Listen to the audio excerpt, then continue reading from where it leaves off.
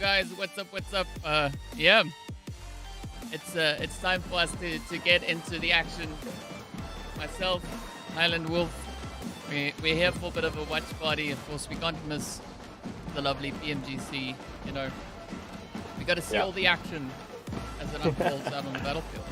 I know. Good morning or good afternoon to you, because it's a little bit of an afternoon in Africa already. But I'm still enjoying what is 1 hour of the morning, and still what I think will be a very exciting PMGC. I mean, DK, it was really exciting actually yesterday, what we got to see in PMGC, well, not on the stream, but what we got to see ourselves. Definitely, I think, an interesting dominance from some of the South African teams from that first few games, no? South African teams? Oh, not South African teams, South American. What do you know that I don't know? I was about to say. It secretly got in. Yeah, you had me concerned there for a quick brief moment. I was wondering, like, did you know something about? Yeah, actually, it's all the South African teams at the top, DK. You just haven't been informed yet. We didn't want to get you too hype, you know. Okay. No, makes sense. Yeah. No, well, I mean, yeah, as we saw on the overall leaderboards, and as of course we can see on the screen right there, 3 Brazilian teams holding on to that pole position. You know, they've been doing some really good work over that first day of action. So I'm curious to see, you know, what that's going to kind of translate to moving into the remaining days. I mean, it's today and tomorrow, right? That's it. Yeah, right. It's a short form. That's pretty much it. Yeah. Yeah, dude. I think 3 days, it's a lot of games, a lot of pressure for these teams. Of course, it is the penultimate event of the entire year, quite frankly, for all of these players. And to only have these small series of games, DK, it is really going to everyone it counts for all of these players and all of these teams competing. I think a little bit of subdued expectations coming out from particularly the Chinese teams from that first day, right? Because I think we expected maybe the obviously reigning world champions Nova to maybe come out a little bit stronger. I thought actually 4 Angry Men might have performed a little bit stronger than what they would have, considering they were slightly higher up on that leaderboard earlier on in that first day, but have fallen down coming towards the end of those few games yesterday overall. So actually, it's a little bit of a surprise.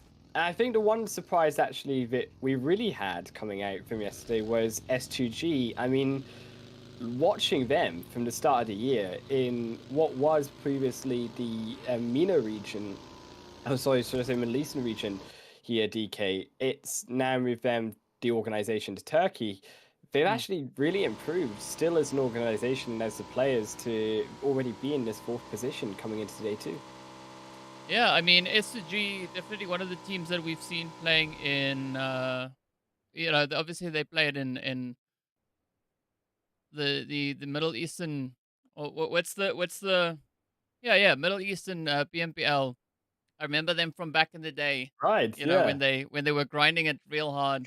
So it's great to see the teams still performing very similarly to what we've had before. I'm just trying to figure out where the game sound has gone now. Can you hear the game sound? No, it's gone silent, right? So, as you know, I do hear it a little bit. I do hear it. I hear it now. Now that you mention it, it is there for me. Is it there for you? Yeah, I don't know. It's odd because I'm watching on the stream. Let's run away. Yeah, it's definitely there for me. It does disappear a little bit as we take those aerial shots. So beautiful aerial shots of these teams still obviously establishing themselves. I think actually, interestingly, a lot of these teams already have done their homework in terms of job locations as well. We've not really seen too much of the aggression of teams conflicting against each other early on. However, saying that, could be our first fight of the day. Could be. For the guys in chat. Okay, so there we've got. Okay, you know what happened, right? I just realized why I was confused.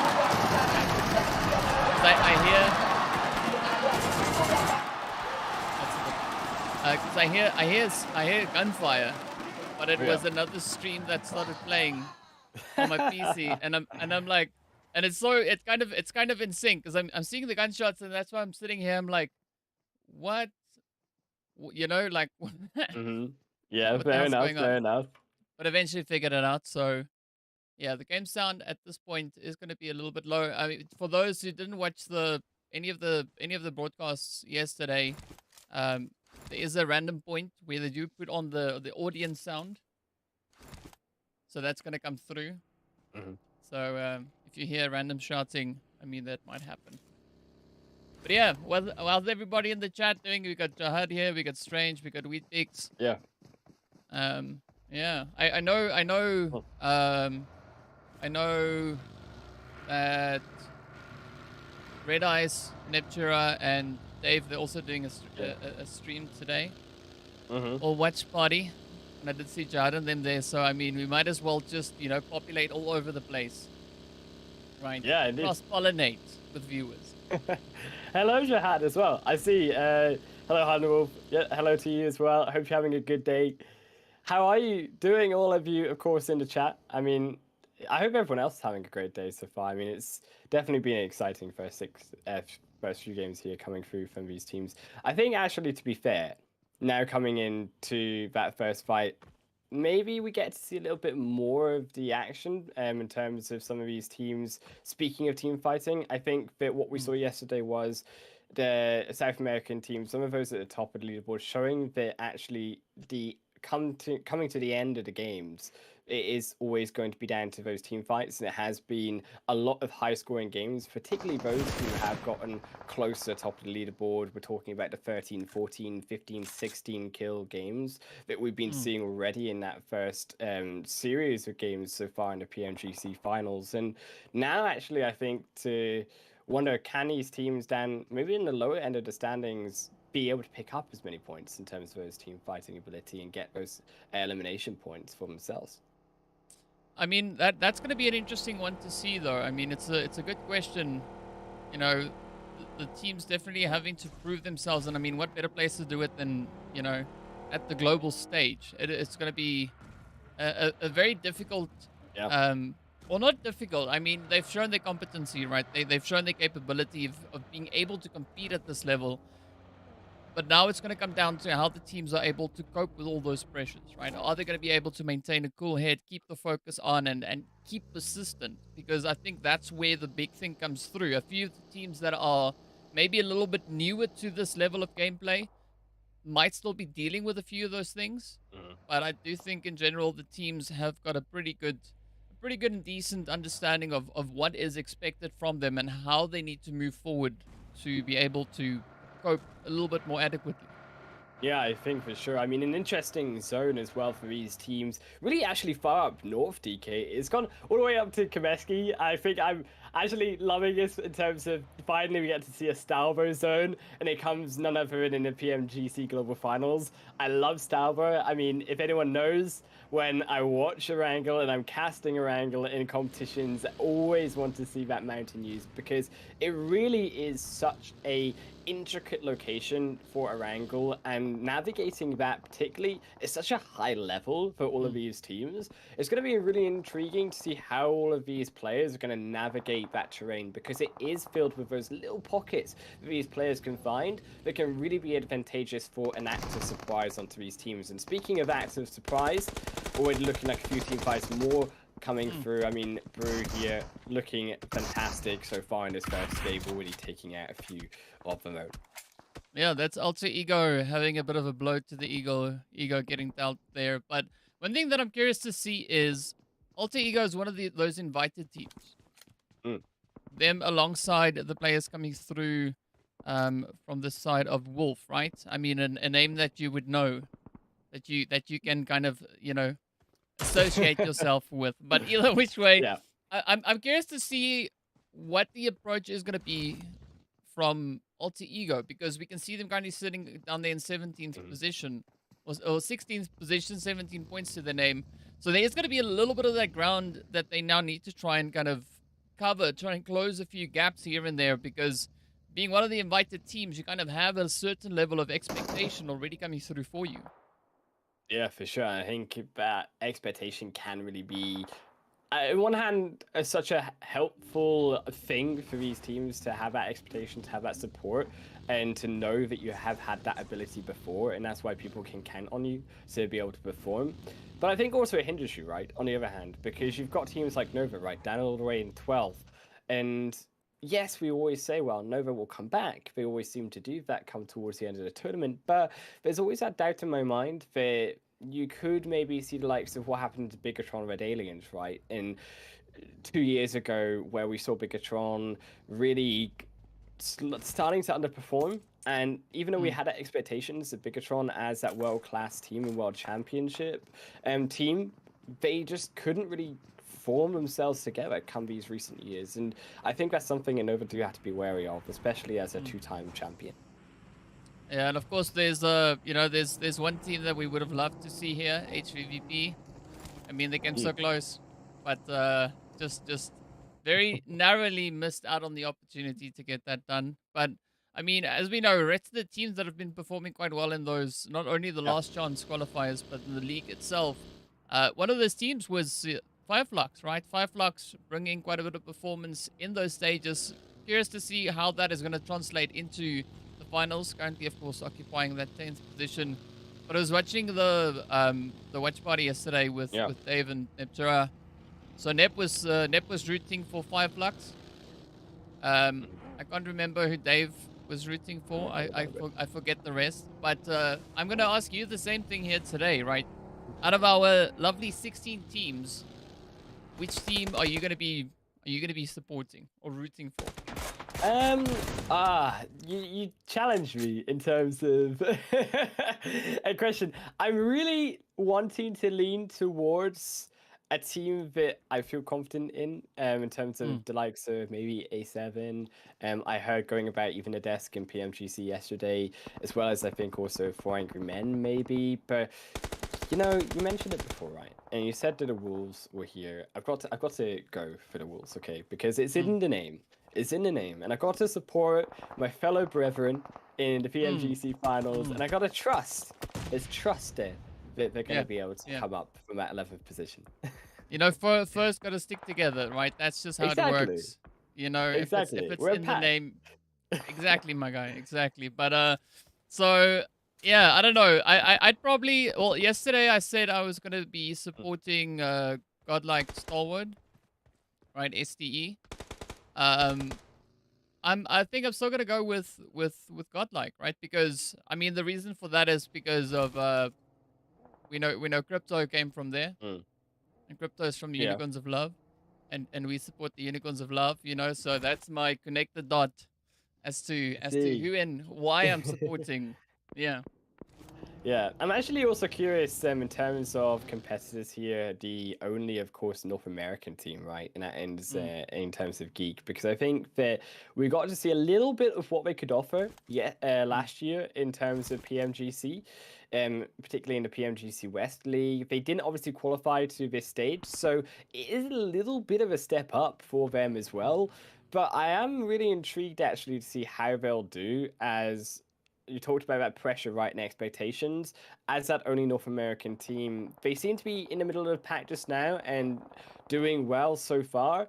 But that consistency definitely has to be there, particularly through today and continuing, of course, that momentum into day 3 if they can muster these next series of games. Well, we'll find out how far they can push with the consistency. I mean, this is a pretty big stage to try and accomplish that. Someone said it's a weird position for Nova to be in. Yeah, I mean, Nova down to 13th, that does look interesting, but I mean, in all honesty, I think S2G is also going to be a team to watch, right? Because not only are we going into PMGC next year that it's going to be hosted in Turkey, you know, so there's already kind of that little bit of pressure on them, trying to kind of defend and see what they can do. But they've been really holding up so exceptionally. I mean, sitting on 52 points, up in the top 4. Now just trying to defend even more of a position, going up against the Malaysia from Godlike. So I'm curious to see just how far S2G is going to be looking to push it. And you have to think as well, looking back right into last year, even they got that 4th position at the end of the PMGC Global Championship Finals. So definitely wanting to try boost themselves into that top 3 again, already in 4th. So we are in that same position currently, but anything could change. I mean, they're only 2 points right now behind Infinity, and you can see also Dan Nova as well trying to catch themselves up with potentially a couple of knocks here, pinning down the opponents down on the opposite end of the hill. But nothing going to be bearing fruit for now for Nova. Still only going to be knocks, and they should be brought back up. And fortunately, won't be brought back up, though, for the likes here of Infinity, is they will just lose 2 members very, very quickly indeed. Here we go. Right, so we've got the game sound. Beep, beep. Yeah, there's Mr. Airhorn.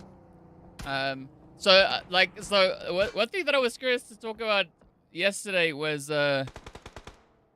yesterday we did see that Dave was asking Nip and Red Eyes what their favorite moment of the day was, right? And they were talking about different situations that happened in the games and that last nade that came through, etc., etc. For me, I have to say it's the air horn guy, right? For me, that's the highlight. Yeah, that's fair to be fair. Just a random air horn coming through. Still, unfortunately, for SCG, they might be having the air horn sounded for them. This is unfortunately T2K swimming away for now. I think for SCG, an interesting spot themselves here. They have kind of pinned themselves on the edge of this mountainside. They did obviously try to fight those above, so you're talking like some Infinity on the other end here. Also, a Geek moving in for that position right now, but they are going to be struggling potentially a little bit as they are fighting down one, but can they find a second? Yeah, will be able to find a couple of these eliminations so far. Sorry, just riding on the crowd noise that we've got going on in the background, and I'll maybe just lower that a slight smidge. But I mean, I gotta say this northern position is looking actually quite interesting. I mean, Influence finding themselves in a bit of a predicament, but I think also just on the edge, Alpha 7 that's now also trying to fight, or rather find a bit of a position to kind of get that engagement coming from. They're going to have a pretty tough play here. But Geek Fam, though, I like this move that they've got, utilizing the slight bit of a ridge line. I mean, yes, they are on towards the northern edge of zone, but they still have a bit of a potential angle to try and utilize from there, moving on forward. And now as that zone is going to be moving in, I think this is where things are going to be taking quite a bit of a turn in favor of the 4 Angry Men and potentially even S2G. Yeah, I think for Geek as well, looking like they might struggle to come up to the top of this hill. I mean, they are slightly late as well coming into this zone. I think I value the approach, obviously, of avoiding the zone for as long as possible. They have found a few bits of help from opposing teams around this area. It is also a slightly more trickier zone, as we said. It was always going to be a little bit of a harder move in for a few of these later rotating teams because it is so open. And I mean, as you did move that zone south away from south style by hillside, you're left with this kind of really open ridge. I mean, 4 a.m. quick to obviously realize this and taking up the Wizard Tower as well, going to be a great location for them to shoot down on top of the houses, but also, as we said, around that more open space below. So I'm actually really loving 4 Angry Men's position in this game currently, but they still need to hold off all of these teams coming in. Yeah, I mean, but that is definitely going to challenge the side of 4 Angry Men because, I mean, as you said, the compound, the position looks absolutely phenomenal. They are actually blessed in such a way that they can cause quite a bit of carnage, and that is exactly what Chen is doing here. Stepped up, picks up 2 of the Geeks on that one. What a great play that is. But now, 4 Angry Men still have quite a bit of work left to do, right? Because we've got Godlike position just behind them, so they can't get too bold. I'm pretty sure that they're well aware of that position behind them. But down on the southern end, things are completely different. For instance, we got Nova, we got Vampire, all still trying to get themselves into some good standing, some good positioning, moving through. And Vampire especially being one of those teams that can't afford to make any mistakes at this point in time. Yeah, I think for sure it's definitely going to be really difficult for all of these teams as well, generally, to be able to maneuver in this later zone. And you can see VPE Vampire looking to try and make that move. I don't think Vampire really have too much to go on note. They can obviously come a little bit around that hillside. Nova as well, going to try to reposition their vehicles a little bit further up on front of that hill. So they're the most late rotating teams. Unfortunately, Alter Ego succumbing to the edge of that blue zone. Well, that is what it is, right? You're gonna play with the hand that you're dealt. But speaking about hands being dealt, I mean, Fireflux also, I like this kind of setup that they've got. Sure, they're only down to 2 players. They got a bit of a ridge line. Fortunately for them, the opposing teams aren't applying all too much pressure on them. So they actually have a bit of that breathing room available. But now, of course, we got the Wolves just up behind them. And this could be quite a favorable angle to play. As you can see, they've got that beautiful line of sight now coming down onto a team like Nova, even onto Fireflux, and even potentially the Vampires. Yeah, right. And I think for Wolves, there's definitely the onus for them as well. They've got a similar position to Four Angry Men where they have all of these teams around them. It's all about their defense, right? And they do like the split coming through. I like that Pickfeet is actually come from the other side of that mountain because you're always looking towards those teams like DRS, Vampire, coming in from that south and that more easterly side of the zone. Particularly because you see this zone now moving across. I expect that potentially you maybe see still this kind of 2-1 split to stay out. I was going to say 2-2, but unfortunately they did lose memory, which means it's going to be a lot harder for them to actually secure this hillside because they're not going to have that backup player in case Pickfeet does go down on all of these teams coming over. So they do have to kind of pick a side, no pun intended, and which side they're going to defend. Well, I mean, they're going to probably try and defend the best possible zone, or the best side, right, that they can try and play for. But again, I mean, the North still quite a bit of a contention happening here. S2G. Ooh, actually, that was a great nade getting sent in. Kelsey and Hamsey now. Maybe trying to find a bit of an approach to play at here. But as we can see, there's, especially moving towards the southern edge, I mean, towards that southeastern edge, I think that could maybe be a little bit more of an easier rotation as there's quite a bit of danger coming through on this western side. And now Kelsey, yeah, their time's a little bit lumbered. I mean, Nova as well, they're still going to come up this hill. I mean, this is a problem, though, that Wolves really are going to have to struggle with DRS coming up on the bottom end of that hillside as well. And I don't think Wolves really understand the way that they want to control it. I think they're all really set on top of Nova. This is the way they want to defend this side of the mountain. But by doing that, they've left DRS completely open to coming into this zone. And that full squad really is going to hamper Wolves.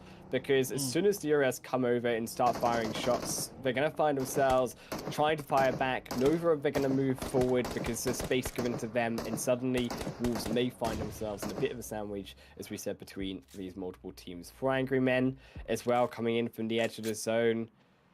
It looks like they have found a few enemies on the long side, but definitely still T2K. Sand's not quite out of it yet. Well, let's see whether or not Sandesh is going to be able to make this push. I mean, we did see in that in the pre-show that Sandesh was playing a bit of a 1v1. Oh, and now it's action, finding the hit in. Sandesh now actually being blessed quite a bit here, but they need to be careful. A great opportunity to quickly sneak in that finisher. Oh, up comes the hits, up comes the plays. Oh, but essentially, it is going to be Sandesh that goes right on down. Look at the damage that's been done now. Look at here, Star.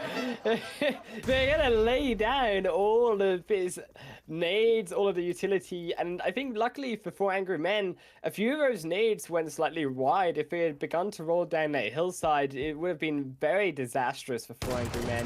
We can see they're still struggling in terms of the health bars, and now that zone coming in as well. It is an absolute dire situation for them, and as soon as they move past that Jeep, surely they're going to have nowhere left to run. Still, Scurry looking for another nade. You can see it locked in, looking to throw it over. Will this one land on all four of them? It could be a juicy quadra for any team that lands successful throwable. Yeah, I mean, if you're ever looking for an easy clutch, right? One nade right there on the spot. That would be on the money. You know, it's signed, sealed, delivered. It's yours. You can take it. And maybe add a little bit of a, you know, a little bit of a freebie onto that. But speaking about freebies, look at what we've got happening over on the southeastern side. I mean, talk about contentious, right? It's Wolf, it is Nova, it is Fireflux, all of them just lying in the grass. And of course, you know, big feet, goes for the knees, and that's how you get it. Indeed, he does. He takes all of the toes off of one of the teammates. Only now Kef left, and DRS still moving up as well. Still, this 4-man squad that is really the big concern here. And I think actually even more of a danger now for Wolves, because Big Feet actually has given a little bit of a sound cue away for DRS. So it will allow DRS a little bit of an easier time now to kind of maneuver around. Albeit Wolves still on the move, and they've still got these smokes around to help protect them in the event that DRS do make that push. 4 Angry Men as well, now coming up this hillside. Wondering how much they've really got left, because you can see it's such a difficult move for them to come further up into this hillside and to be able to find that fight favourable for themselves. And the likes of Stalwart, it just seems so easy to really stop 4 Angry Men in their tracks. They're trying their best, find one, reach out. Trying to return some fire. DRS and Wolves, as suspected, have found each other. Kef will fall to the wayside as well as that third party. But DRS are losing members. They're losing even more, and now only down to 1. Yeah, I mean it's a pretty challenging play, but let's see whether or not Remember will remember to get those reses in as the pressure is on. But it is going to be a pretty tough play. Rules. Oh, wow, nicely played. I thought that was going to be Remember getting taken on down, but instead it goes the opposite way. But they're not out of the woods just yet. Order, they've put in their stakes. They want to try and close it up. And they've got control of that entire southern edge of zone. I'm curious to see what Nova's going to do with that. Yeah, Nova actually have been really patient with this game and actually have completely avoided that conflict to their positivity. Actually, it's been a full squad for them. And now Star Wars coming in, finishing off 4 Angry Men. They're going to lose out to also Remember as well. And it just feels like, yes, Wolves have got these extra eliminations, but Nova, they've still got the numbers. And they are definitely looking like the contenders now to move in and really steal this game away, potentially. Yeah, I mean, Remember, I think they need to change their name from Remember to Reminder, because, you know, they come in just reminding everyone that you need to watch all those angles. But Nova, they've got a beautiful setup coming through with 4 players. Inko also looking absolutely phenomenal. But if Nova's looking to gain any ground, they need to take out Inko, because I think Inko is going to be quite a bit of a troubling team at this particular point in time. And that is 4 Angry Men getting back on up as Buriram. No, that was who? Wait, whoa, we just lost 2 teams. Yeah, Nova coming in now. They're looking to finish up this game, looking to take it themselves. I mean, really, Incon, they could also come in here. They could try to potentially steal this game away as well. They still have 4 players themselves, but they need to get into the zone. Nova have already managed that, and Nova as well do have that high ground above their opponents, which will create that little bit of an extra informational advantage. Now, you can always argue that there is a bit more spread here coming from the opponent's side, so they can actually find a bit more angle, a bit more opportunity in terms of Nova not really understanding maybe where all of those enemy players are, and always got to remember Wolf there on the back, who could be that extra third party. Well, let's see if this is going to be playing out favorably for anyone at this point. I mean, Nova sitting on 3. I think Remember could be quite a bit of a problematic play at this point, right? Because especially if Nova and Inko start going at each other, that could be, oh well, never mind me. That is Remember getting taken on down. Nova losing 1 as Frozen gets picked up the Paraguay Order, and Jimmy now trying to push on through. But I'm loving this position coming through here from Inko. They're keeping themselves steady. Squash. Of course, they're getting found out as Order sends it in. It is Becca, Vitaly, and then Becca Now trying to push up onto that very edge. But Nova, they've got the position. They've got that center ground angle. And all they got to do is just hold on. But the rush is going to come through. They spot yet another Inco player back. They're also getting shaded. And this is Nova absolutely on fire. And eventually up behind the rock, trying to survive. And down it goes. It is the end of the run. Inco clutches it out. Look, Inco, they managed to steal that game away, DK. I mean, Brazil still on top as that region coming into day number 2. And Nova, it's got to be said, though, they really stepped up in this first game. And I think that they're going to really be looking to climb that leaderboard now and wake up after their result from day number 1. But you cannot deny Brazil and South America as a region as a whole, they are looking like the kings so far of this tournament. I mean, talk about a king, right? That was an insane clutch. I mean, I did see in the chat they were saying that Nova's trying to come in with that late game swipe, right? But Inco was just like, you know what? Maybe not today. Maybe not today. And they stepped up, they stuck it to Nova, and they said, you know what? Have you some of that? Look, I mean, it was really close. It's down to thinnest of wires for these teams. Still, though, I think Inco, that's going to be momentum in their pockets coming into game number 2 the rest of this day. I mean, look, they've still got another 5 games to go, DK. It's going to be a long haul, but this is definitely going to motivate them into coming into the next match. Oh, yes. I mean, what more motivation do you need, right? These teams, I mean, they've shown just how insanely capable they are. And now Inco comes in with a clutch. I mean, it's not all too surprising seeing something like that come through from Inco. I mean, we did see a very similar kind of performance coming through from what they brought in those league stages. But that's definitely going to bode exceptionally well. I mean, we know they got the chicken yesterday on the second match. Today, they stepped up. They picked it up on the first one. Just looking to improve on how they're doing everything. But, I mean, still, I think there's some scope for, I think, good opportunity for a few of these teams. I quite like the way that actually 4 Angry Men tried to play that towards the end. They ran into a bit of a problem with that solo, of course, coming in from T2K. Really did hinder them coming into then the final stages of that game to get a good result at the end. But I think the 4 Angry Men showed a good position, showed good map awareness towards that zone, which wasn't the easiest, by the way, of a zone for that first game for all of those teams. And then you've also got to look at Wolves, right? Because Wolves also had such a great position in that game. They really held it to that 3rd position, and that clutch through to DRS from Remember really actually allowed them to climb from what would have been a lot lower of a standing position to that 3rd place and get all of those placement points. I mean, it's absolutely insane. But this is where I want to teach you something from South Africa, right? You were talking about, map awareness, right? So we take that and we just change it up a little bit. We say aware, right? So that was their map awareness, right? So aware is like, they just legit, they like the goats, right? So that was not only map awareness, but it was also, awareness coming through on that one. Yeah. I missed you that joke, DK. I missed you so much. Do you know what actually I've really enjoyed is, besides note, the way that the stage is designed. I really enjoy just from an architectural point of view. I'm just going to nerd out and say that actually, quite frankly, it's really interesting in how they've designed the stage, because we've always seen, I think, teams side by side, straight in a line. We've seen teams in terms of more the Chinese leagues, kind of all in a big circle, whereas actually they got them kind of in this interesting formation around the stage, and also it actually allows more of, I think, the audience, right, from a practical perspective, to be able to see all the players at this highest level in front of them.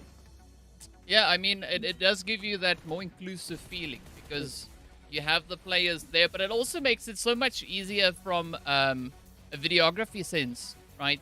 I mean, the cameramen, they can move in and around all the players so much more effortlessly, So, big ups to them for really taking that the production. I mean, just look at how amazing that looks. It's absolutely phenomenal. But of course, right, we wanna see just how the fans are going to be freaking out. We know that air horn guy was sad over there somewhere Yeah, yesterday. guy. I want to know where he is in terms of the camera, because that guy, every single time there's a pop-up fight, the air horn guy is there. Yeah, see, so he's doing the air horn, right? Here we use vuvuzelas, right? Which gives a similar kind of sound, but not exactly. So the air that you use comes from inside, right? It's like blowing on a very annoying trumpet.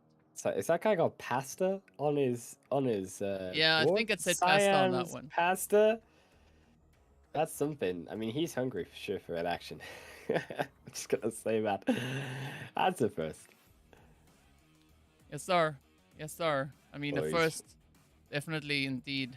I mean, we got a champion in the stage, in the like, I know, the he's front row. Looks like he's front row. I mean, they're excited. They've got themselves on the camera.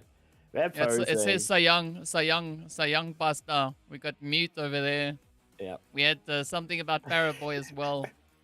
I love these signs. I want to see more of the paper signs that these people have got. Where are the other signs? There's one there. As well. They got their hands over it. Yeah. Ham. It says ham. Oh, they got all the foods. 4 a.m. Oh, 4 okay. a.m. That's what it says, yeah. I mean, ham is just as good, right? Why not? Like they're making their meat in terms of the deliciousness of their action that they're putting onto the field. Yeah, well, you know, you gotta stack it up. Making me some more signs. What the puns. They are making me hungry though. Pasta. 4 a.m. ham. Oh, there's a boss in the background.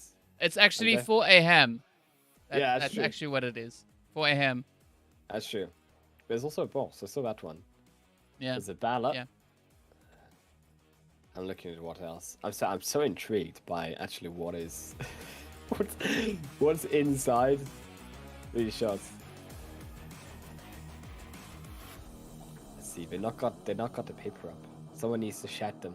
You know that guy that goes in between the games? Yes, the hype guy. The hype guy. They need the hype guy, and they need the music. Yeah. To get these signs up and waving. Yeah, like one of my friends, I join him sometimes when he goes to do events or whatever. And I actually wanted to tell him, like, I want to be your hype guy, right? Be the guy that comes out on the mic and it's like, you know, what's up this place? Hope you guys are ready. We gotta go absolutely ham today. Well, I dropped in the ham in that one. You know, you gotta get a slice of the action on this, right? You gotta try and see where you can go. And of course, now speaking about slices, Inko with a lovely 21 points to their name right there. 4 angry men. I mean, I'm pretty sure that they are pretty okay with it. I mean, they got that 4th place. Wolves making it all the way into that 3rd, walking away with 15 points in total. But Nova, dude, having that chicken just ripped from underneath them, right? Yeah, it's pretty tough. Hey, what's up, Heinrich? Yeah, chat as well. Someone was pre-aiming, pre-firing through.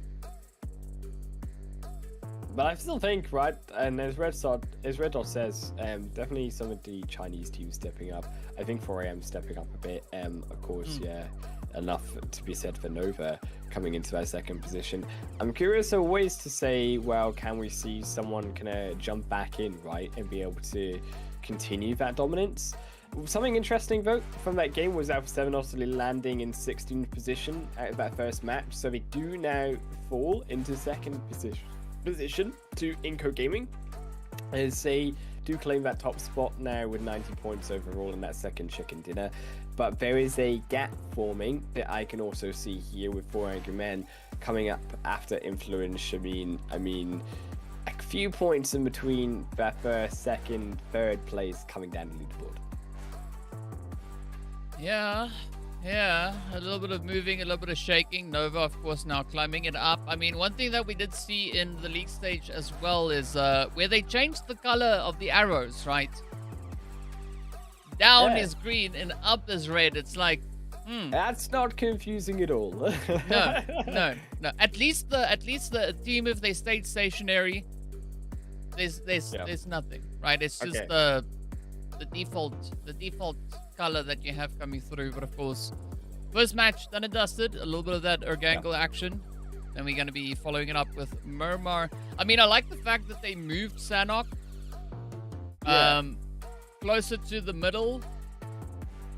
Yeah, I mean, it's of course the exact same rotation that we had all the way over in the league stage. But yeah, I think getting Sanhok out of the way early on, it's a good one. It's a good one. Might as well just get the ball rolling. I see they're talking in the chat about the new player for the Unicorns of Love. I already know who that is. I've known for a bit. Of course, it's not my place to say anything, but well, Ellen said it, but either which way. Yeah, I think that's going to be a good addition for the team. I mean, I think it will be. I can see who Ellen said is the fourth player, the new one. Yeah, I think it will be intriguing to see how Unicorns of Love will do coming into next season.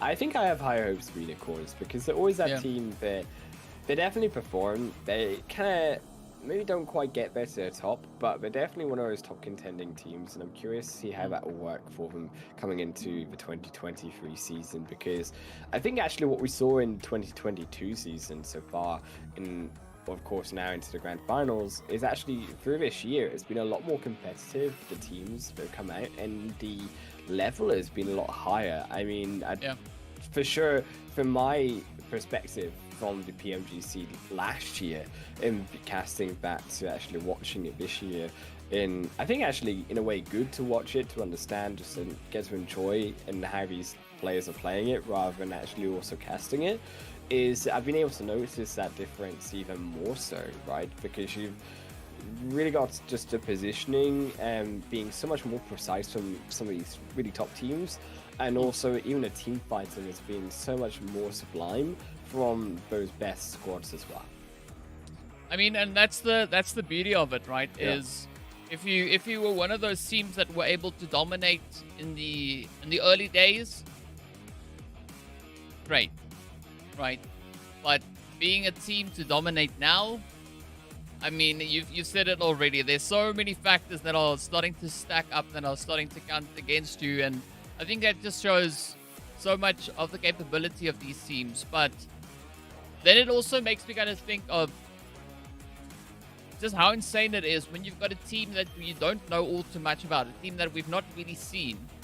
Right? Don't ask me for an example. But one of those teams, stepping up and starting to show that dominance just kind of out of nowhere. Right? But that do it legit. Right? No funny business. No third-party nonsense. What? Just full on. That's pretty dang impressive. But it's also good to see a lot more of that shared experience coming through between the respective teams. Yeah, I think as well, Miramar as well going to really be an interesting sight for me, because I'm really looking forward to actually how his teams have played so far. Miramar, I think, has been kind of an interesting change, particularly Sanhok, of course. Another one of those changes that is a bit more chaotic, is in this way unique. Whereas Miramar is less about the team fighting, maybe as Sanhok is, and more about the positioning, really, even more so than Erangel. And I think the positioning going to be really important, considering how important we saw it be in that first game alone, where Inco were able to clutch it, of course, coming in from that lower ground. But the good parts of that high ground use of the terrain by Nova and then 4 Angry Men right from the Wizard's Tower earlier on, being able to really pincer down the likes of the North American squads, and then also some of those coming out from the back end, I mean T2K as well, despite the fact that they did struggle to, of course, finish off that last member. Yeah, well, we'll see how that translates right into our remaining 5 matches. Yes, Jahad, I did flip it back to where it's supposed to be. For some other reason, I flipped it the wrong way around, and then I was trying to get it the right way, and then OBS was just like, nope. And then OBS decided, okay, do it, and then I did, and that's why I flipped. But yeah, we've added a little bit of a I don't know. I was just trying to play with the stuff, right? Trying to see what we can have happen here.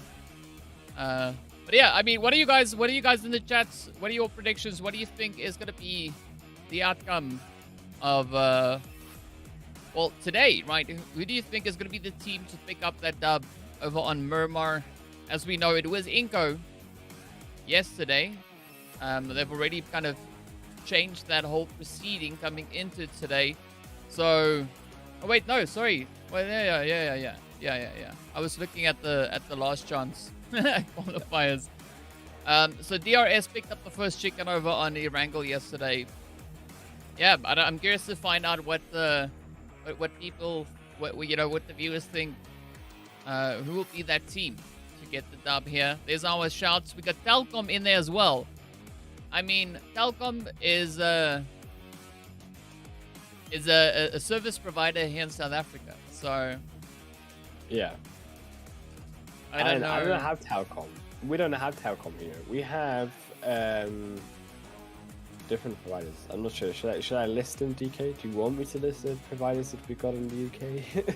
I mean, it was just weird seeing that one.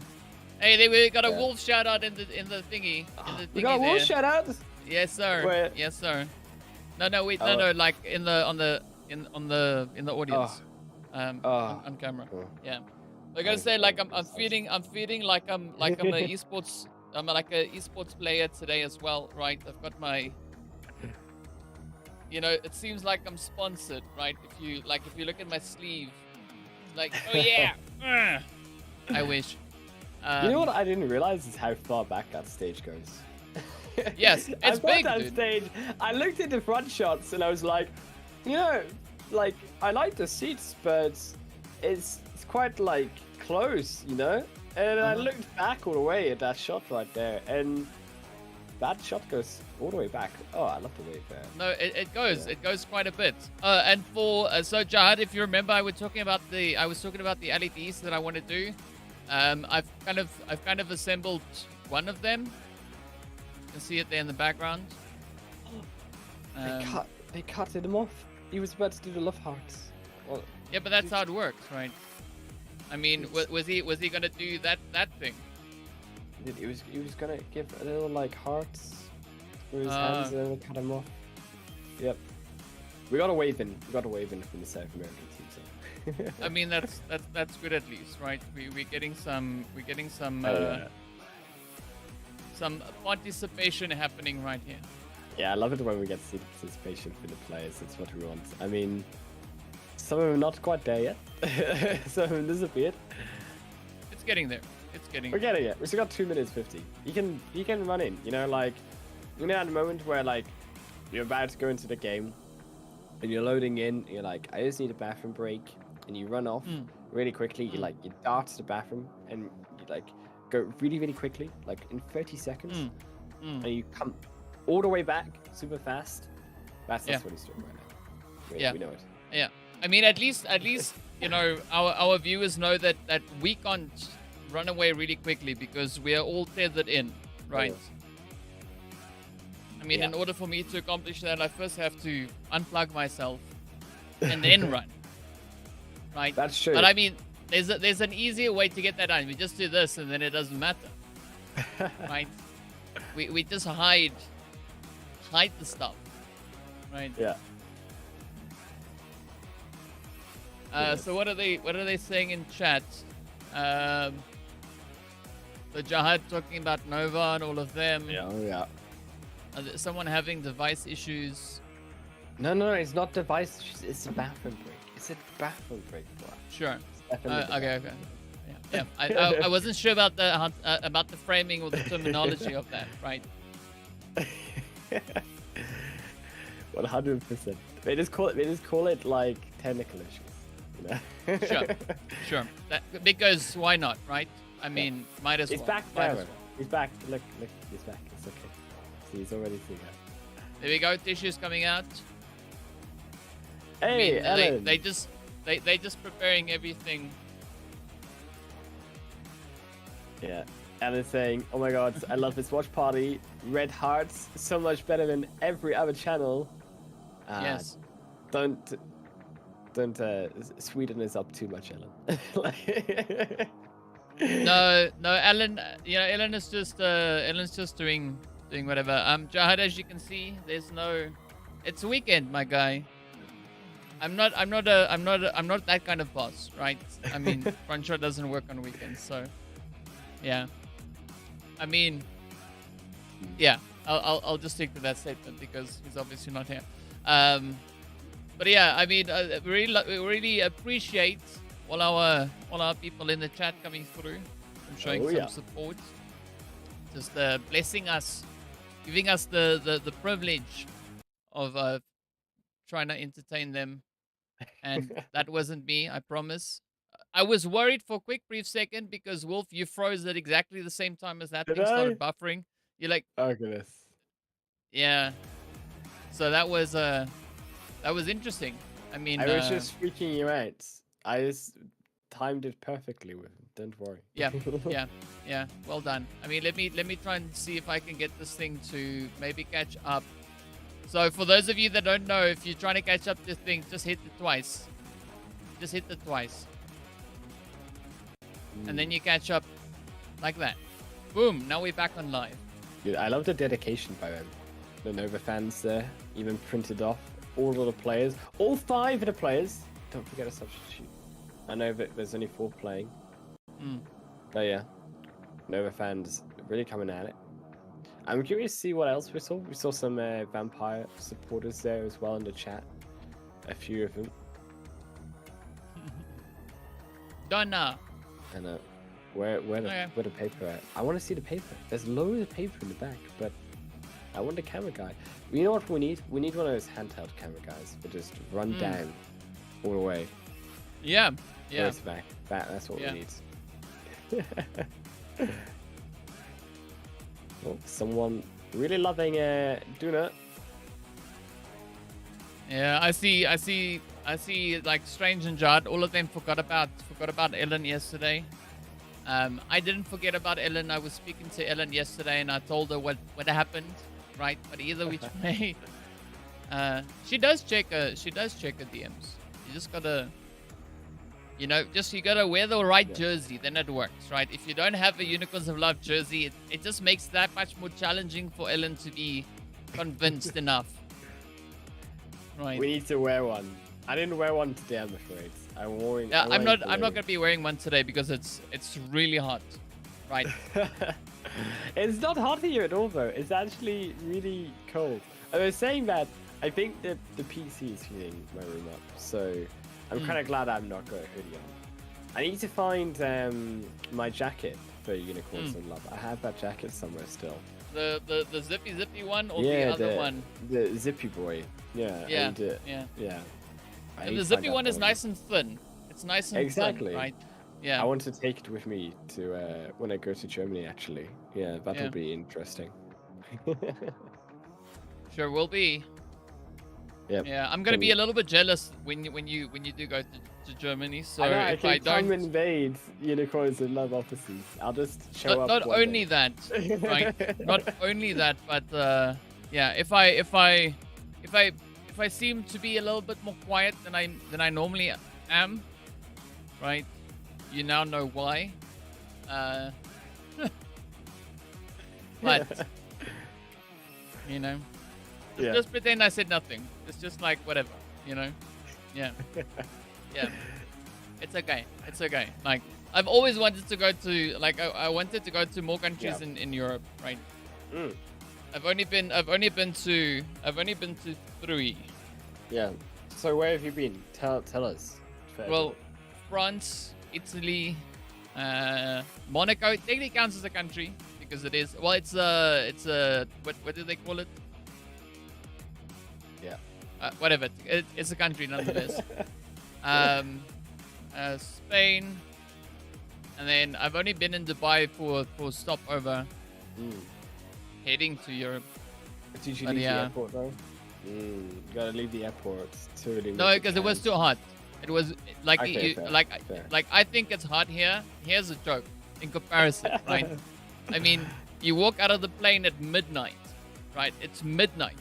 You walk out of the plane. They've got this like spray something happening there as you move out, and then it's like you walk through a curtain, and then it's from nice cool air in the plane, and then it's like insanely hot.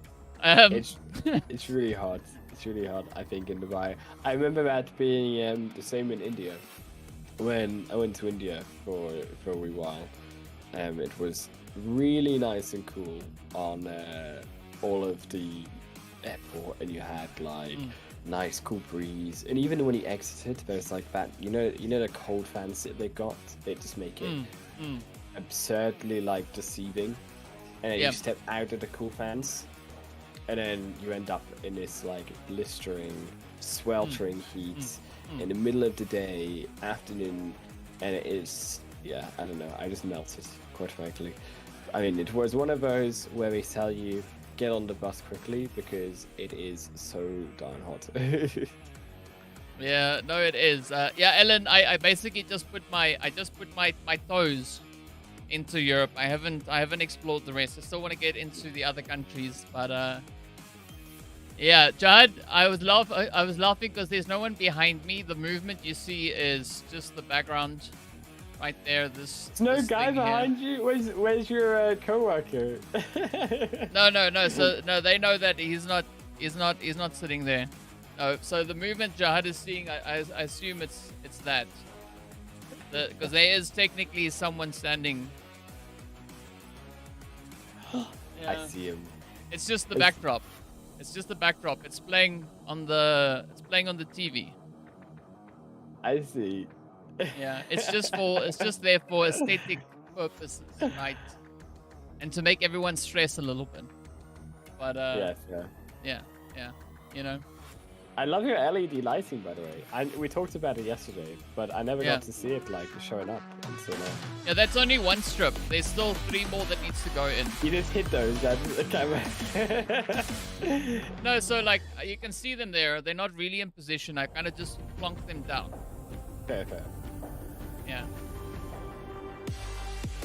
Yeah, Ellen. I mean, like if you take a trip to South Africa, I mean, South Africa is a beautiful place. But yeah, Mushroom. We're not casting. We're having a watch party, right?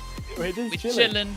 Yeah, we're chilling, right? That's pretty much it. I mean, this is our version of casting on the PMGC, right? Exactly. We just chilling. But yeah, it's a little bit of Miramar action now. What do you think of this flight path? I think it's not too bad. I actually think, to be fair, it's a really comfortable playing path for all of these teams. I think the only real issue that you could have is some of these teams, maybe they want to drop down towards Impala, right? Maybe down towards Puerto Frizio. That is the only real location that you're really going to struggle with. But I think, to be fair, it's going to be very comfortable for everyone. I mean, even these locations, they're only going to be a short drive away. I am curious, though, to see how the south end of Miramar has really changed, because I think from the short amount of watch parties that we did together, and that I got to watch as well, it was the south kind of side that really kind of picked itself up in terms of moving up into the middle of the map, which was where the conflict was, at least for the early stages anyways. So I am intrigued to see if that's going to be the case. Fortunately, Wolves trying to do some target practice here onto T2K. Won't be able to find him though, unfortunately, just now. That would have been sad. That was like one of those moments. Oh goodness, maybe not. Did they get away, Legend? That's half HP. I think they're safe. That was beautiful. Oh days. Alright, so it is some start for them. Well, okay, so Jad, not only Pretoria, there are many places in South Africa that are beautiful and great to see, and I mean, it's not as how did you put it? You said Africa's ghetto. I mean, yeah, there are a lot of places here that aren't ghetto. Yeah. I mean, especially Cape Town. A lot of like celebrities, like movie people, actually have houses there. They come to visit South Africa often. So Cape Town is the closest thing that you have to Europe, seeing that the vibe there feels very, very much like Europe. But the other places, it's way more fast paced. I mean, like where I stay, it's hustle bustle all the way through. But yeah. Um, Ellen, if you want to come to South Africa, like what's his I forgot his name now. Man. Uh Mr. Wagwan, what's his name? I forgot his Mr. name. Wagwan? I don't know. You gotta Yeah, tell me. 0 like Ellen, just drop the name. I forgot the name. Please just tell me. Like I have it on the tip of my tongue. I can't get the name out. But but bring your +1 with, and then I'll show you some good places in South Africa. But let me know when you're coming if you decide to come. Just don't bring your jerseys because it's not that cold. It's much warmer. But speaking about Even, warm, yeah. yeah. Even in No, winter, even is it cold? I Not mean cold? it gets cold, but like if someone like Ellen comes here who is accustomed to who calls 0 degrees Celsius a warm day, Yeah, fair. I mean That's they're gonna still be warm for her. yeah. They're gonna be walking around, like in shorts because it's like a nice summer breeze day, and the rest of us like in our jackets. It's like, oh my god, I'm dying. There we go. Event 201. There we go. See, I knew it was. I knew it was like I had it. I was close to it. Something. No, I wasn't. But either which way. You know what Um. freaks me out is when they say like people in Norway are that, and they say, "Oh, it's like -13 today. I like it's snowing. It's really like beautiful and it's really amazing." And then to me, I turn around and I say, "Look, I love the snow, mm. but -13 WTF?" Like, I mean, no. Like that whole sentence. That whole sentence just was like, nope. Right. That entire thing. I mean, looking at snow, sure. That looks it looks amazing, right? From what I've seen, I've not really seen a lot of snow myself.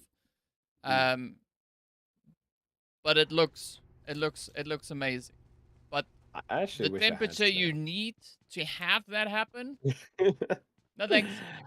No Yeah, thanks. I can we like have fake we could have like fake snow, just like sprinkle it down. Put like Yeah, yeah, I'm fine with that. just put some You fake know? snow down in the front of your garden and pretend like it's cold. Because I mean I've had enough of the cold. I think I'm looking forward to a bit of the warm. It'll be interesting, of course, like a warm, like German summer. That maybe that'll be too warm. I mean, maybe I'm just undecided because I feel like I can definitely see myself in a few months' time saying, "DK, it's really warm in Germany." I'm not really like sweating here. Yeah, I mean, I think it all depends on kind of when you go. Right. I mean, it's all the way through summer, right? So it's all the way through Yeah, like June, July, like yeah. May as well. So, I mean, I leave on March and then I'm away all the way to the end of August, right? So it's quite all the Okay, spring, so all the summer. you're going in the Yeah, spring summertime. Okay, so that's exactly. not that bad. I mean, like, Yeah. so the reason why for me the cold, like, I don't like the cold is because we don't have Mm. insulation here, right? Our structures are built for the heat, right? To dissipate heat, not Fair. lock in heat. Okay, Mm. so when it gets cold, it gets cold because there's nothing dividing you and the outside temperature, right? If it's -2, it is -2 everywhere. Yeah. It gets Oof. it gets frighteningly cold, So that's why I don't like it. But if it's in a place that's accommodated for it, like Europe, they've got the Mm. insulation. It's like -2 outside. It's like 27 inside. Fantastic. Any time of the day, let's do it, right? And also in chat, these people are talking about Nova 7 points away that they lost there in that second place. Could have put them in third position. Mm-hmm. 59 points so far for them. I think also the worry, right? I mean, we're all talking about Nova in the chat coming into third position, but actually, if you look at the scoreboard below them, DK, there's a big group of teams all in around that 50 mark from that kind of third, fourth position, or Mm. fourth position down towards the eighth position at least, and they're all in that same tens worth of points. So really, this game could start to shake it up, and I think it's going to be intriguing to see how the rest of this day really shapes that Mm. up, or whether we are going to see a lot of these teams still stay together. You can see all the way down to around that 10th, 11th mark. I mean, where Nova are currently, it's such a close race between so many of these teams, and I think really going to impact, I think, through the rest of the course of the day, who really comes out on top, whether they can really show that aggression to be able to fight through the rest of the pack. Well, let's see how it goes. I mean, there is still a bit of playing to make, but I was just sitting here watching it. I mean, well, even all the way down to 14th, right? Right, 3rd yeah. to 14th, it's not secured. That can easily change in one single game. One Right. single game, One and chicken dinner. that just not even a chicken. I mean, just a Yeah, fair. normal, right? A good run. And looking at how congested the zone is, I think there's going to be ample opportunity for these teams to bring in those changes. And I love how consistent and how contentious this is, right? Because that level of uncertainty, it's amazing for us as viewers, but I think for the teams, I sincerely hope that they're not keeping a close eye on the leaderboard all the time. Yeah, I think definitely can get to people's heads, right? I think coming into this tournament, we need to get these points, we need to take these risks. I think we won't really see people take those risks as much as DRS also up against here.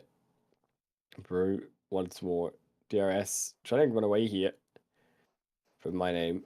Will try to strike him down. Won't be able to just yet. And I think both of them should be able to get away. I don't think really my name wants to go up against us. We'll just kind of retreat, I would believe, back. Skyline as well, getting one knock against them. So it's a bit of skirmishing between each other. A7 as well. I'm curious to see how this is going to affect these teams. I mean, Mythic struggling maybe to find a position here as my name. Will try to get away barely in time as well. Close encounters for all of these teams. As your name. That is. Are we talking about the wolf? Oh, wolves. We could No, talk about wolves. no, because you said my name, and I was like, huh? Oh yeah, It's yeah. Wolf. So I thought you were pulling a DK on me on this one, right? Oh no. Well, technically it's my name P. Sorry, I should say his name is No, P. that's fine. No, because like Yeah. I was watching, but I wasn't paying all too much attention as to what I'm seeing, and then I just heard my name, and I'm like, hang on, what? Yeah, actually I'm playing. I'm actually already in PMGC. You just didn't notice me yet. Well, you are. You're sitting in 6th place, Wolf. Exactly, that's true.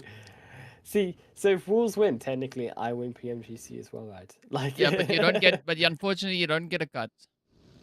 Right? Okay, fair. There's no royalties. Yeah. There's no nothing. It's just bam. I get the joy with the Wolves have won. Yes, of seeing your namesake, you know, Exactly. accomplishing great things. See? Yeah. Like Buriram. There we go. Yeah. Still very close, so in the leaderboard. Very tied, really, to 5th DRS there. Still, though, 2 eliminations for DRS, which has put them into that kind of 5th position so far. But still going to struggle, though.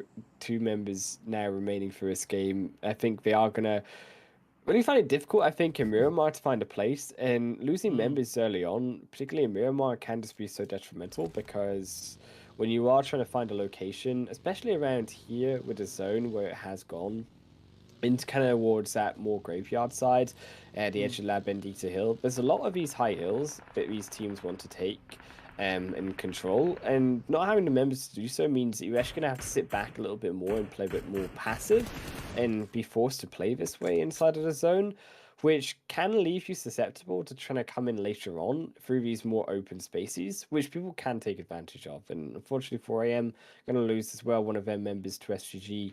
Carl Sate will be able to strike one away. But one thing that I think, one team that has a good setup in the zone, of course, is the players there from Geek Fam, right? They've got a nice bit of control, as we saw on the map, up in those northern territories. Yeah. And a lot of the congestion is going to start boiling up from the southern edge, and this is going to be a great opportunity for a team like Alpha 7, for instance, to try and capitalize, because Buriram, they all now come just flying on through, almost putting themselves in a bit of a vulnerable position. But they can't move too far because Train to Kill right there next to them. And this could be even more of a challenging play as Buriram just keeps on finding team after team. Yeah, I mean, Buram really going to struggle. They should have known it, really. Alpha 7 are here. Alpha 7 always, I think, in Miramar, I've seen them so far go for this kind of location in between the middle of the map. And now Buram trying to find graveyards. They're going to crash a car. It looks like quite frankly, a disaster for Buram. Now, my name Pete really has found himself in the firing line, and it is all kind of solo members to try fend for themselves. I mean, there really is no getting out of this one, I'm afraid. Well, let's see. Maybe my name P, so I don't confuse anybody else. Could maybe be able to fend off the wolves, as they now look pretty hungry and eager. Oh, to find a few elims, and that is, yeah.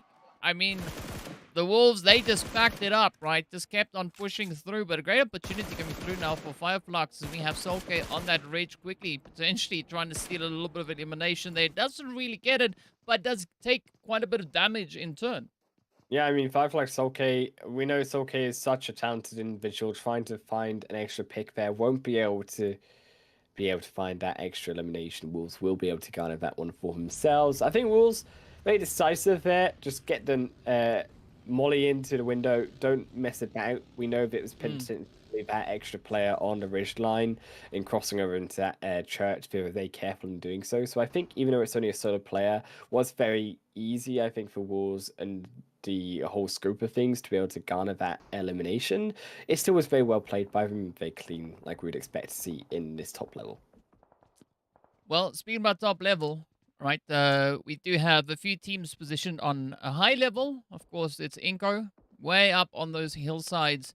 But again, Geek still holding strong, and I think that compound is going to be quite an advantageous angle to hold into. I mean, it's not the easiest position to defend, as there's, you know, many vantage points to be had onto that position, but still it does allow them quite a bit of flexibility with regards to their movements. And now, if you look onto towards the players here from IHC, they're also going to have a pretty tough time solidifying their rotation up in towards the north. I mean, it's not too heavily contested or congested in that area, but we can't say the same for the southern edge, right? Things still looking pretty challenging. And then I just looked back at the chat, and Ellen was like, when it has been minus 25 for a month, minus 3 is lovely. Minus 25? Ellen, we need to talk about this. This is not okay. That is frostbite. In fact, it's not even frostbite. That is hypothermia temp. Yeah, Jahad, I mean, like, if you send myself or Jahad there, I mean, we'd probably perish on the plane. Right? That's true. On the way there. Right? We won't even make it to that point. It's just like, we're going to perish on the way there. It's just like, no, no, no, no, no, no, no. It's pretty crazy. And then said, hot weather is harder. Can't rip the skin off if it gets hot. If it's cold, you just dress up in double layers. I mean, both sides of the scale has its advantages and disadvantages, right? If it's cold, you can stack on layers. As you said, if it's warm, you can only remove so much. Then you kind of have a problem. But you can always go take a nice cold shower. You can go jump in the pool. You can switch the AC on. I mean, there's so many ways to get around it. Do you have AC in South Africa? Yes, because we don't use gas. Ah, we've got physical ACs. Let me show you. At all? No, so you can't really see it, but there's a little. Let me move my mic. You see that white thing there? Let me have a look here. I'm gonna investigate. That white thing there? That's my AC. Okay. You see that bulge in the curtain that sometimes looks like it's someone? That's the exhaust pipe. Oh, I know exactly the one you're talking about. Yeah. Yeah. So we use electricity for AC. We don't use gas. I remember but I mean, this time. well, the gas you use for heating more than you do for AC. But I mean, whichever. Man, we don't have AC in the UK actually. No, we don't. We don't have any AC at all in our homes, which is Just buy one. lovely in one hand. I mean, just buy one. So I use that for the summer Yeah. because it gets hot, No, and this yeah. PC spews like 80 degrees of heat. No, people just don't buy it. Like, and when it gets warm now in the UK, I mean, because when UK homes were made, right, they were made to kind of be like cool temperatures, like, it's like some of the older homes, But now, because it's really warm in the UK, it's actually really warm, and there's no AC, so we just boil. We just boil slowly in our homes during the summer. I mean, quite frankly, just like 4 a.m. are doing, because they are quite frankly boiling out of this game. In 16th position for them, off they go. Well, I mean, I like your let's dance, see by what the way. I 4. saw it. Yeah, I saw yeah, your because I dance heard the noise. as the horn Uh, comes on. the Well, crowd was do like, that whoop, next whoop, time. whoop, whoop. Yeah. You just gotta vibe with it. LNC 20 at night. That is a Yeah. very comfortable sleep, right? That's not hot at all. That's actually a little bit cold. Um, Mm. yeah. It when it goes beyond that, when you get closer to the 40s and beyond 40, it's Oh, not so actually. nice. So strange. I need to ask DK this. Do you actually have lions in your backyards, or is it just Sure, sure. yeah, in I've got Africa? 7 in the backyard. I mean, Seven that's what people specifically. think. That's what people think when they hear Africa, because they think, you know, Yeah. like the wild creatures just roam around. I mean, sure, I can drive 10 minutes to get to a place to go walk amongst the lions, like legit walk amongst the lions. Um, It's but I scary. mean, they don't roam around freely. They're all in designated areas, to ensure that they Mm. don't End up in reduce your the backyard. population. Yeah, I mean, it would be cool though. Just like but once you see the lion, it's too late for me. True. It could be too late for you once you see the line. I mean, it's looking a little bit like it's too late here for some, as Geek Fam have found a few eliminations so far. IHC trying to navigate here their location in this fight.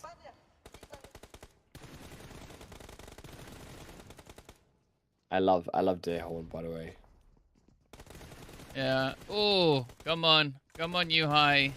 You can get it. You can get it. Oh, down they go. Now it's all down to damn Rude, who needs to be a little bit more rude if they want to succeed at this point in time.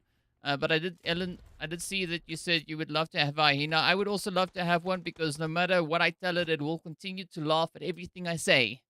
So, that's definitely something if you just want to feel good about whatever comes out your mouth. But speaking about that, it's going to be damn rude now, inching their way on forward. And actually, wow, it's the end of the road as IHC gets sent away.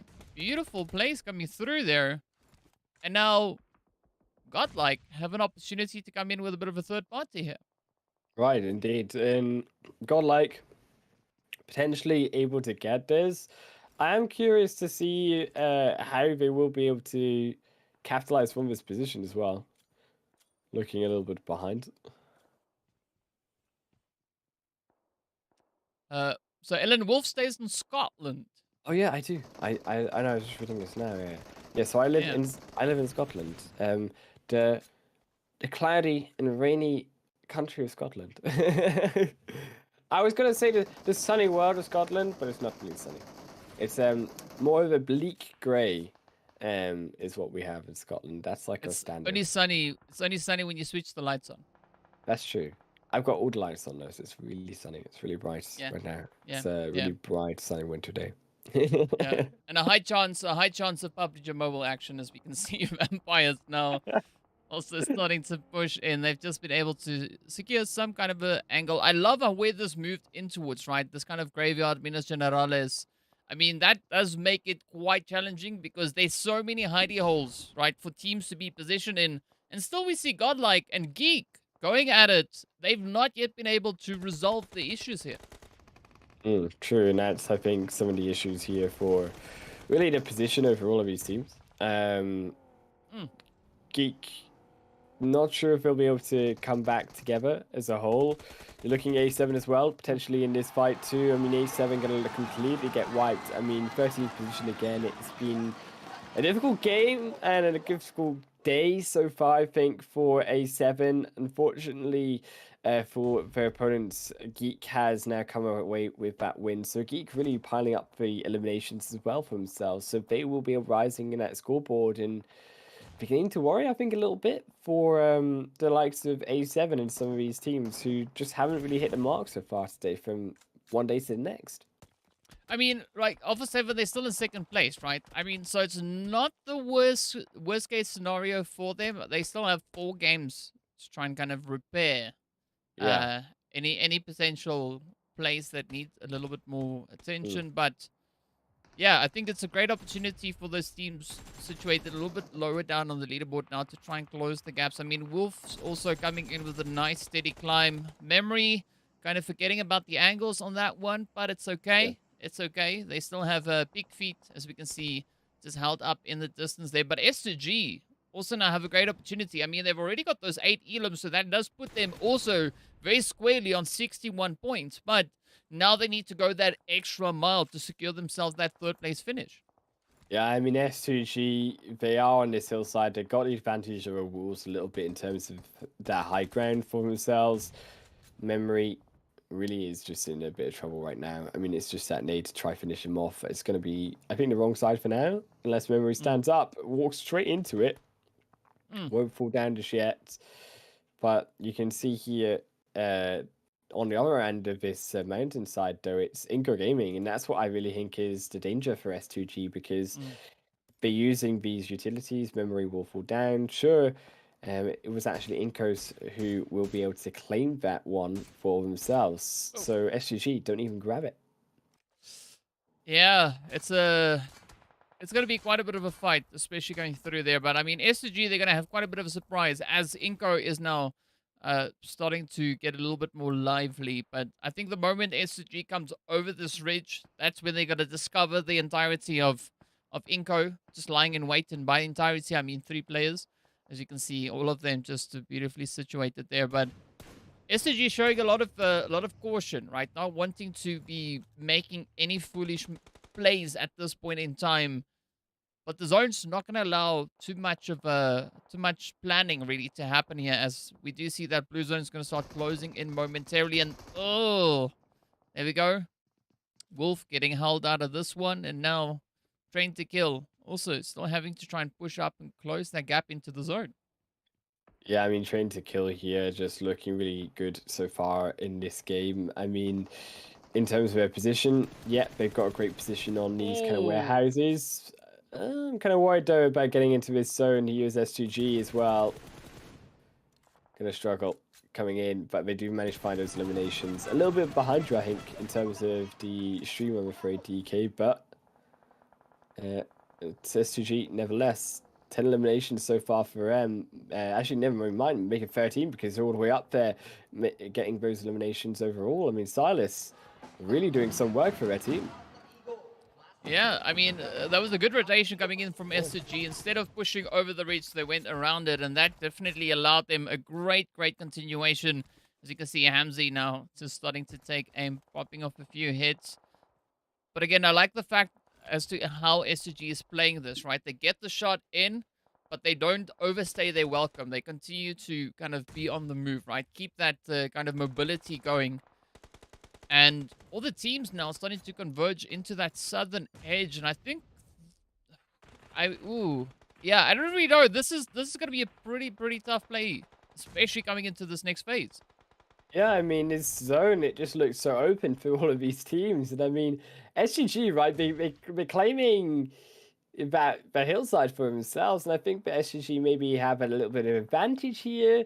But then they've also not got the full squad, right? And you've also got Ben, Influence Shamin, who potentially jump in with that full squad. Also, their Nova still, you know what they've done in that previous game, and they've still got their compound for themselves. So, I mean, yeah, you see Paraboy go down, but still Nova looking very strong in terms of their overall ground. Well, I mean, let's see. Maybe they can make up a little bit of that ground along the way. But I I mean, Nova, again, bad second game that they move into these late stages with still a full squad up. But we are 10 seconds away, I mean less now, from hitting that 9th phase. And as we know, phase number 9 technically doesn't count as a circle or a zone. It's just going to be absolute carnage, as it now is going to be forcing all these teams further forward. And this is where I think SG actually has a decent setup, because they are very centered up. And the teams on the outlying areas here, like Train to Kill, like Nova, like Buriram, they still have to try and push their way on forward. And that presents an amazing opportunity now for SG to solidify even more eliminations. Yeah, I mean, Nova got a lot right here to kind of control in this zone. They aren't realistically in the center. I mean, Buriram as well, unfortunately, going to fall down to Nova. Doing so far a decent job of controlling those rogue players moving in closer to the compound. T2K closest, but Alder does spy out Sandesh, so it will be, unfortunately, one down for them and only one remaining. Well, and then we get the buffer, right? We're just trying to build the suspense a little bit.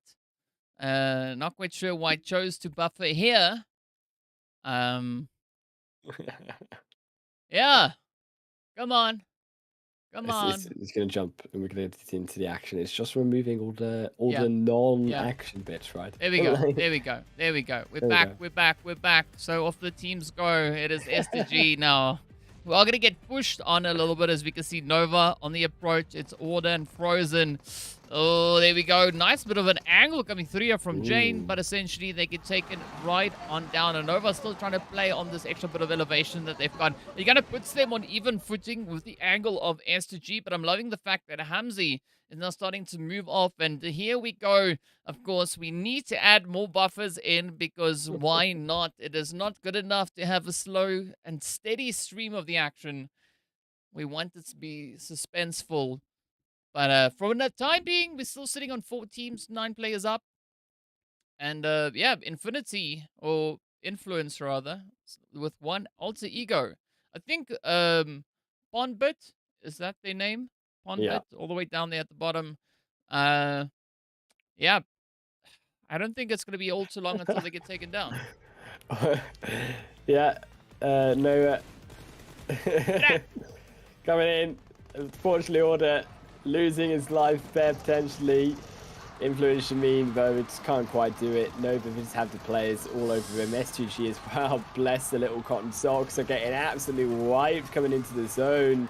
I mean, there's just nothing really they can do coming over that hillside. Nova, no surprise that I think had such a brilliant position, DK, over that zone. I mean, to get that compound, to then also, I think, have the bravery, though, to come out of it and actually be proactive to get all of those extra eliminations.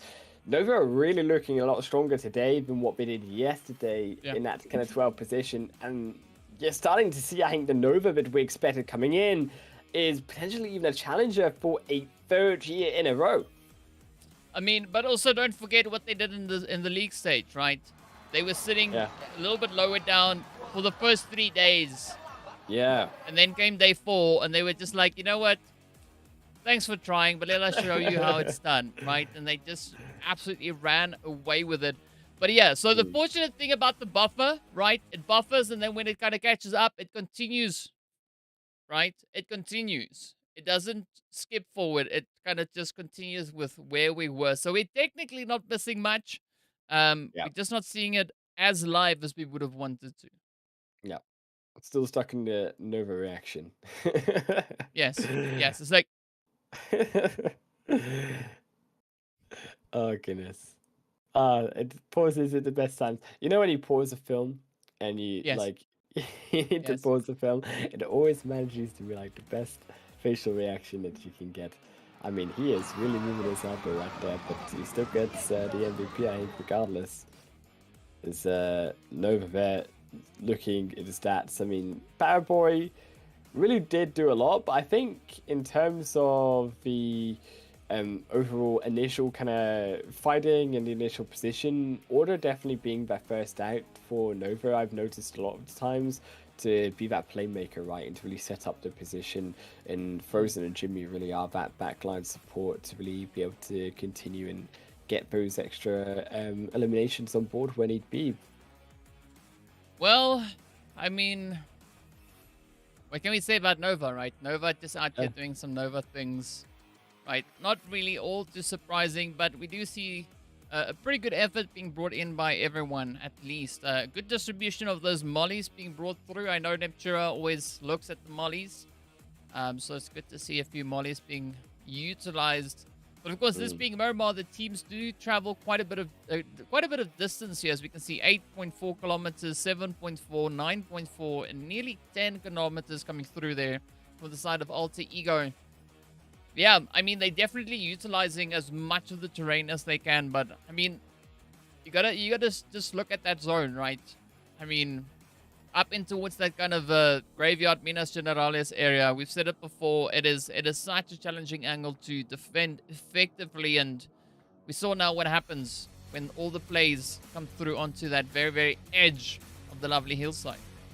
But I mean, it was just, I think, a really good game again by Nova. I think S2G as well played it really exceptionally to be able to get that second place. I mean, just playing around at hillside, they were able to capitalize on the edge of those positions and really capitalize on teams just kind of come in from the zone, coming in on that hillside as well, because they had that high ground, they had that information on them coming in earlier on. But it was just Nova, it just looked way too much with that zone at the end just coming in on them. They really had nowhere to move, they had nowhere to really take cover, and Nova just completely ran them down with the numbers that they had and the advantage that they had rolling from the earlier cleanup that they did on those solo members around them. And Nova, with those 24 points, I expect to really be high up overall on this leaderboard. The only thing I think you have to kind of be wary of is also the fact that there are some other these contenders also getting the points, so like some influence Shamin also grabbing those 14 points for themselves as well. And even some teams maybe who are lower down in the standings, such as Alter Ego, right, being able to pick up those 12 points, a good game for them too overall. Well, I have to point out that S2G just locked in the highest elims so far in the finals. I mean, the second highest, of course, came through yesterday from Chain to Kill, who picked up 16 eliminations. So we had 16, we had 13 come through yesterday. We had another 14 points from Alpha 7 as well. So definitely quite a few teams to try and contend against. But I gotta say, S2G, I mean, just look at this, right? 4 elims going out to Raze and Lil Boy.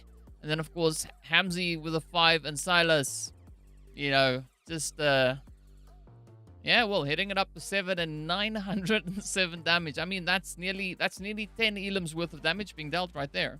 Yeah, and I think what's also interesting is that their contribution, right, from all of the team it's very evenly split. So you can see that all of the team members are really kind of taking their turns at finding the shots and finding a good team fight. And what really interests me there is that they are playing as a team when it comes to those team fights as well, understanding that the way that they want to play is that every single one of those players will take their turn at trying to find those knockdowns and those opportunities. It isn't just that one player jumping in. Well, yeah, it is a shared effort coming through, you know. Teamwork makes the dream work, as the saying goes. And I mean, it couldn't be more evident other than right here. In the PMGC Grand Finals, day number 2. Yeah, I mean, it's good to see that representation coming through. I mean, to think SG started off the day in 8th place, right, with only 53 points. Now in one match, they make up half their points from yesterday. Yeah. I mean, that's pretty scary, but it just shows the capabilities that these teams have. I mean, it's like, well, you know, oh, we need some points. Okay, let's maybe bring in a little bit more action, just for a quick moment here. You know, why not? Yeah. I think as well, right? In terms of the standings. I wonder now how teams who haven't been doing as well so far today. So I do want to go back to kind of the likes of A7. Even some of those other squads down below.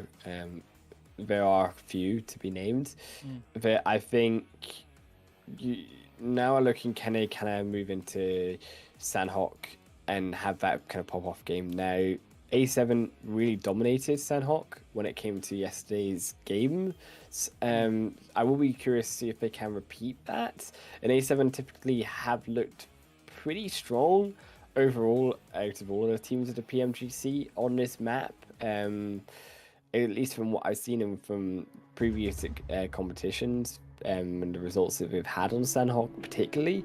So I am expecting if any map is going to really bring them back up to the top of that leaderboard, which they are, as we say, slipping out of, Sanhok would be the one to do it. Well, let's see what it is that they're going to be bringing through. And yeah, I agree with you. Sanhok is definitely a map in which you can try and bring in a bit of an opportunity, show a little bit more aggression, and potentially even get away with it.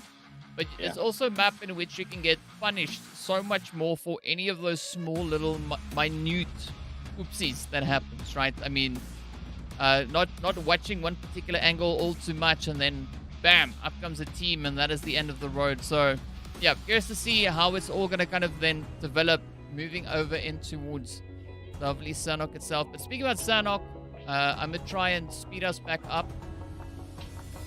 Not that one. Yeah, let me run at double speed. There we go. And we're back. That's all it took. Nice. There we go. I mean, also, there is an interest to, I think, Erangel, right, being still the majority of the map. And I'm curious to see your point, right, DK, because is there a team that you think looks really strong, particularly maybe on Erangel, that we've been looking or maybe missing out on looking? Looking at? Yeah, looking at, yeah. Well, not in particular. I mean, so I think a team that is yet to surprise us quite significantly is going to be STG on Erangel. Yeah. Right. That's kind of the performance I'm curious to see, because I mean, just looking at their performances from yesterday, they had a 3rd place and a 2nd place over on Erangel. So I want to see where that kind of goes to. Moving into the last match of the day, that's where things were a little bit more on the shaky side, potentially.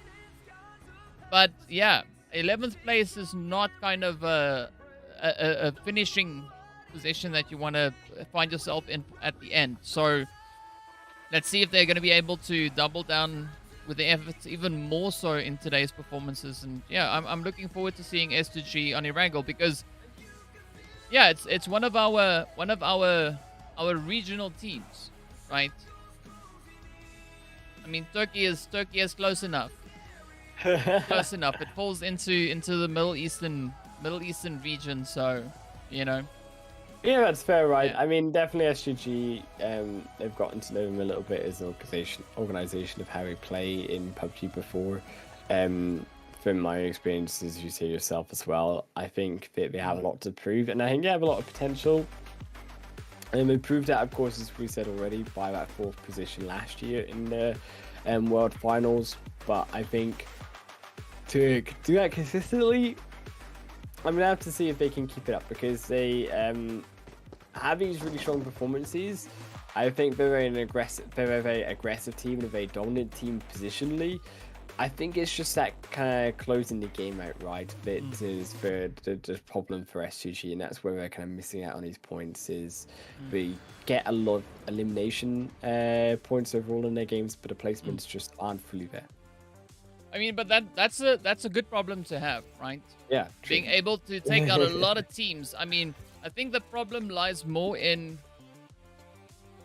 not finding eliminations, but being able to get placement, right? Because I think you're not always guaranteed on your positioning within the game, whereas you have that ability to be aggressive right out of the gate.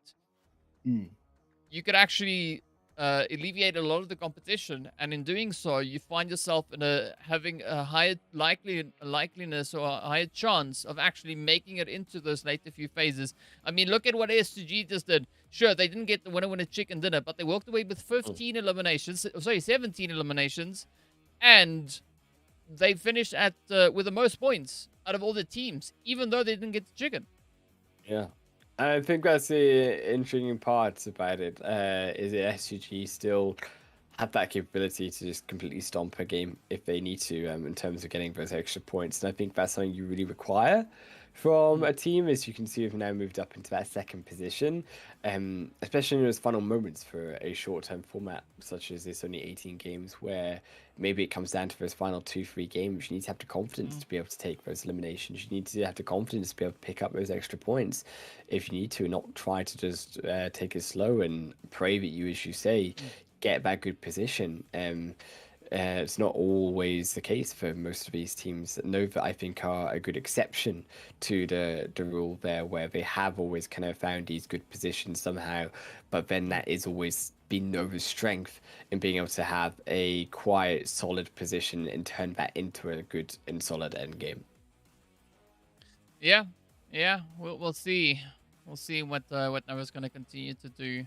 But one thing that I want to see for SG potentially is 3 back-to-back chickens, right? Because that's a turkey, and they're from Turkey, So oh days. I think it would just work out absolutely phenomenally. But yeah, a little bit more work having to be done by Vampires and Alter Ego, especially seeing that they have fallen behind it a little bit points-wise, but of course, as we know, they still have the remaining 4 matches for today to try and close up those gaps.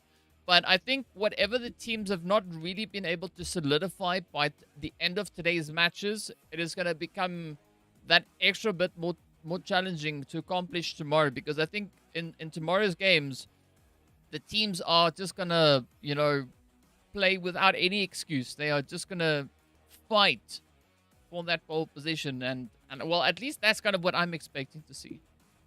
Yeah, I think particularly here, and I mean you can see it in the expected drop locations as well. Maybe not so much fighting, but I think definitely in where the fighting lies is the control in the positions later on. So you have this kind of quiet first little bit of a phase, and then afterwards you end up in this problem where teams, we notice, kind of want to go towards maybe Painan, so you're really looking towards maybe Geek Fam, Wolves, potentially trying to cross that bridge depending on where the zone goes, or opposite, of course, you've got likes of Fireflux, and Influence Shamin as well, coming from Bootcamp into Nova. So I'm really looking at how Nova are going to control their position here.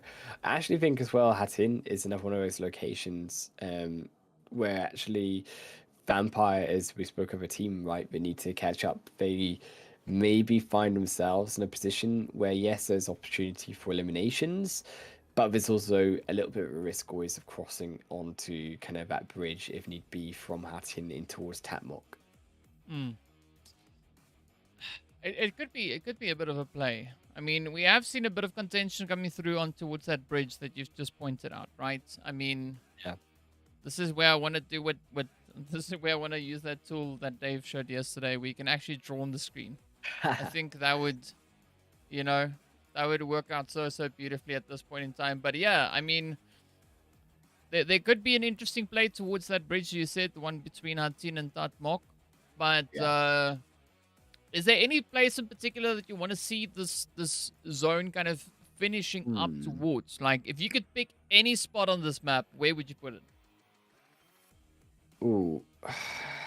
For conflicts, I would probably say you're looking towards the center of the map, and I think particularly towards Bootcamp Hill. I think if we just ignore that Painan is already taken up by Nova and we just move it to a place where teams aren't, I think that Bootcamp Hill could be a location that we really see a lot of contention from, just purely, of course, for its informational advantage and also its control of that kind of more L compound coming in through from Bootcamp in towards the hillside itself, and then also the ability, I think, to cross over that bridge and the control to stop teams doing that. In terms of if you do have then a northern zone, teams often kind of want to rotate along the coastline and to the western side of boot camp. So being able to stop that is really powerful in itself. And then also you've got the potential of even teams coming in from Painan as well, as we always said before. So that being again an opportunity to stop teams making that rotation or having an earlier heads up in information of how many teams or how many potential players are around that area. Well, you were talking about the beach, and the beach is always an interesting place. I mean, if you are capable of really utilizing the area, moving through, especially seeing Sanhok has so many kind of coastal areas, there is definitely a bit of an opportunity there for a team to try and capitalize on it. But I think it's all going to come down to what that zone is predominantly going to be doing, and whether or not we're going to have some of those lovely botations come through. I still want to see a blubber duck, right? I know that they don't have skins in PMGC for fairness reasons and so on, but man, it would have been so cool to see it back-to-back PMGC champion. Okay, well that's she a might prediction. have to. She's dropping her thing. She's getting excited. But she might have to write back-to-back PMGC champion. I don't know if she's got space enough on that side note. No, I think she wrote it on the other side, so she can just keep on turning it around. Flip it. Because then it is back to back. That's fair. Yeah. To be fair, I'm wondering if there is space in that. Yeah, she's got another one in that bag actually. I saw that. She might have to back PMGC champion. That's a lot of backs. There's also wolves on the phone there. There we go. That's the one I pointed out. That's the one I pointed out before. There's a paraboy. Whoop whoop whoop whoop whoop whoop whoop. There we go. There's you high. Yeah. Goodness. They're all getting at you. Yeah. Now we just need to see a HighlandWolf one in the audience. I would go all the way to Indonesia just to give someone a paper and like, there, put this poster up. Just put it up, pay them.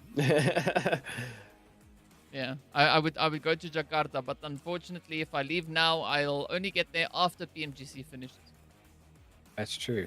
Unfortunately, I'm afraid. Yeah, you'd miss out a little bit.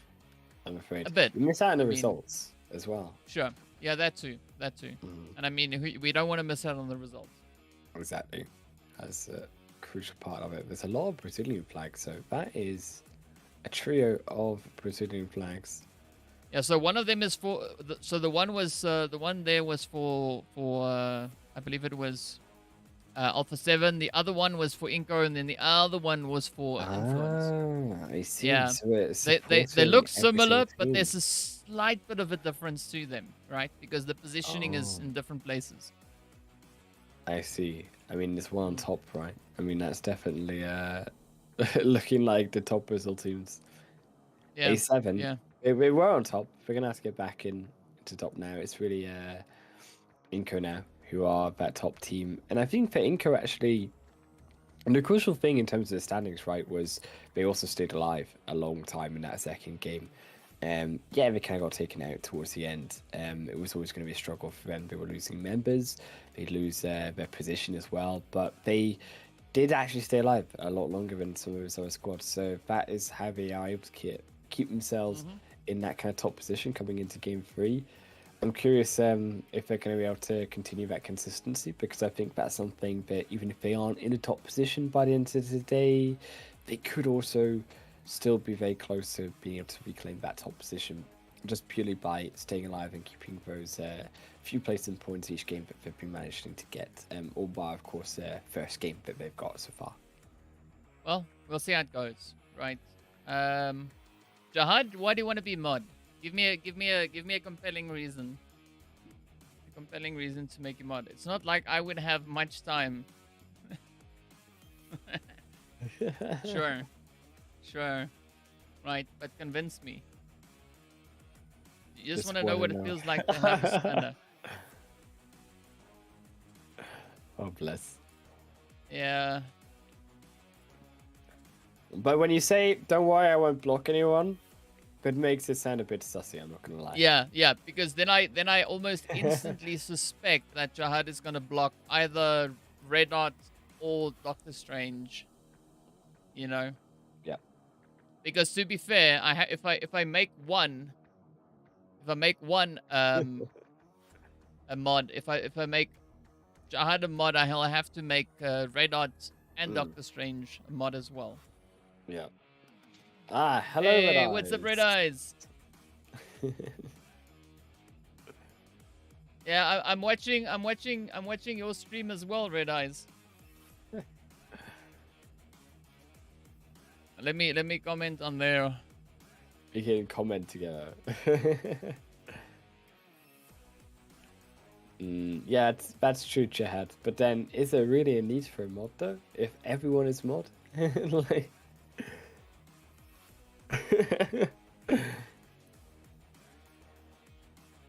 Yeah, I like it. It doesn't hurt to have more than one mod. But when the mods start going toe to toe, that's true.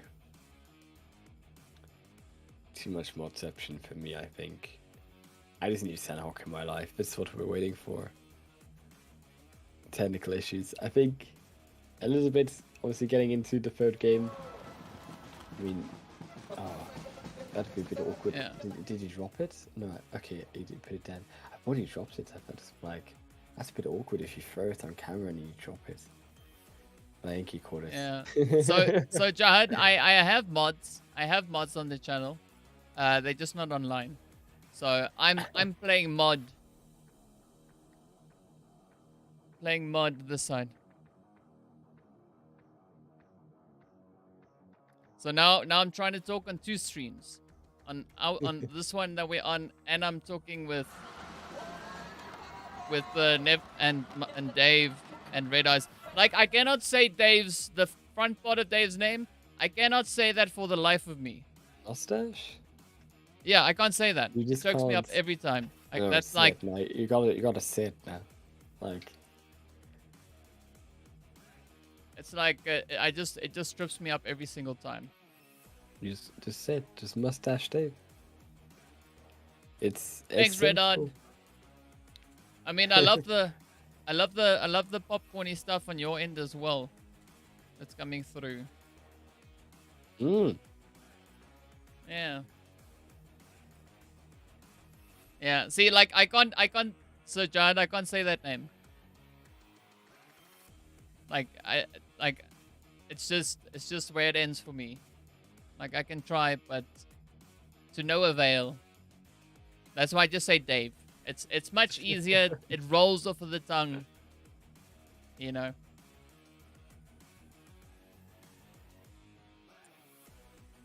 But yeah. Just waiting, I think, for this NL game. Tell you what, right? Yes. Run. DK. Run. Run. Where? I mean, it's chill, dude. It's chill. If you wanna go, top up or whatever. No. I was gonna say, where do you drop if you go to Sanhok? Okay. Ooh.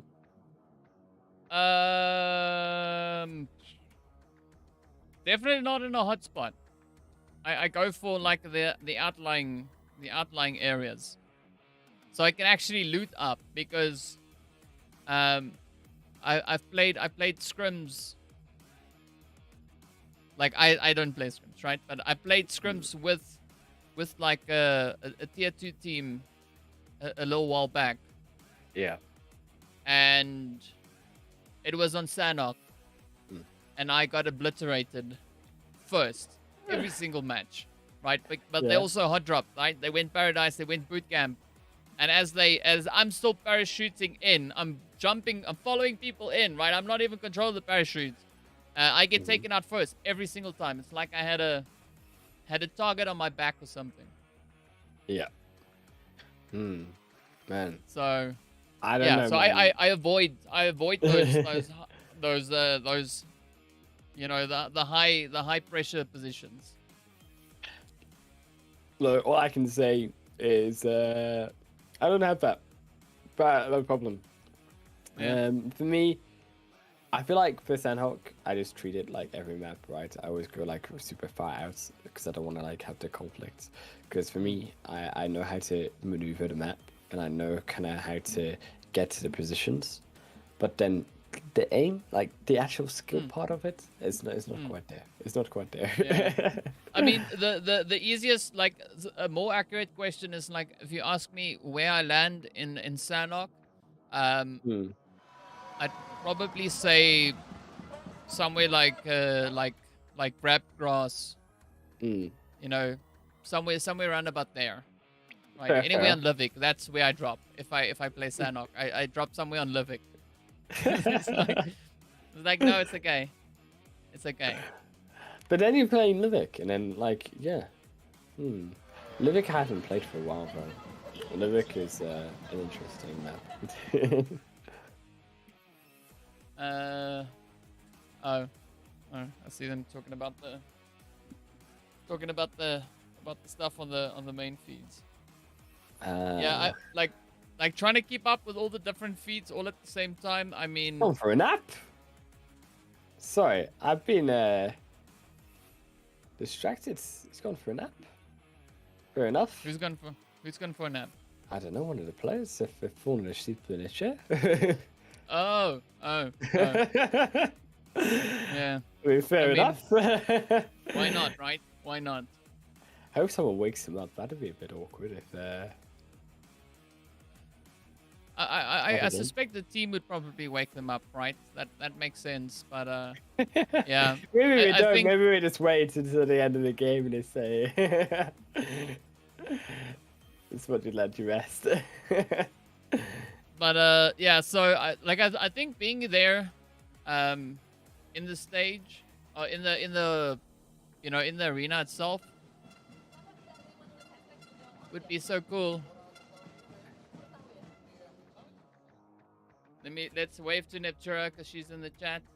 Because we're just cross-pollinating all over the place.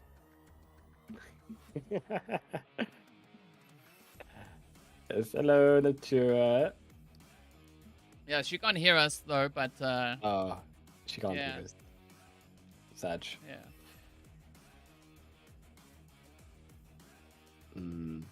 Still waiting on Sanhok. I want Sanhok to come. Do you know what? I'm gonna guess. I'm gonna bet it's gonna come in like 2 minutes. Okay. Exactly 120 seconds. You count down 120 seconds from now. DK. Let me. Where's my clock? No, you laugh. I'm gonna add it in. No. We're going down now. It's only like 112 or something right now. Like. Where's my countdown? There's countdown. Add it in. Let's go here. Countdown. You said what? 2 minutes. Well, give me a time. Say like 90 seconds now. Okay, so that's 1 minute 30. Yeah. Okay, so I've started that. Let me copy this. Go here. Add this. No, not teleport. Add text. Sure. And then read from file, and you can read it from come on. Why is this thing giving me such a hard time now?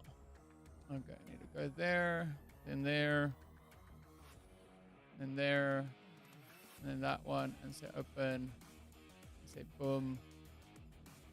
Okay, so there's that's what's left of your minute 30. Okay. I'll catch it.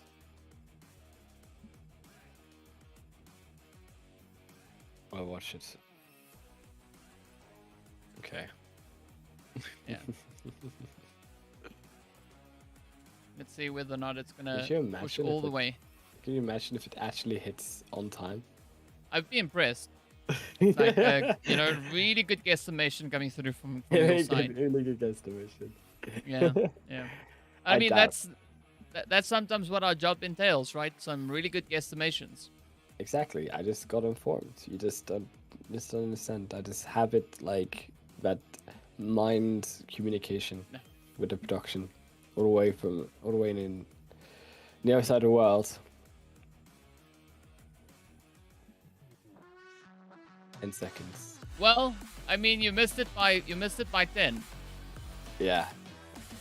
Not bad. That was. Should have said like a little bit sooner.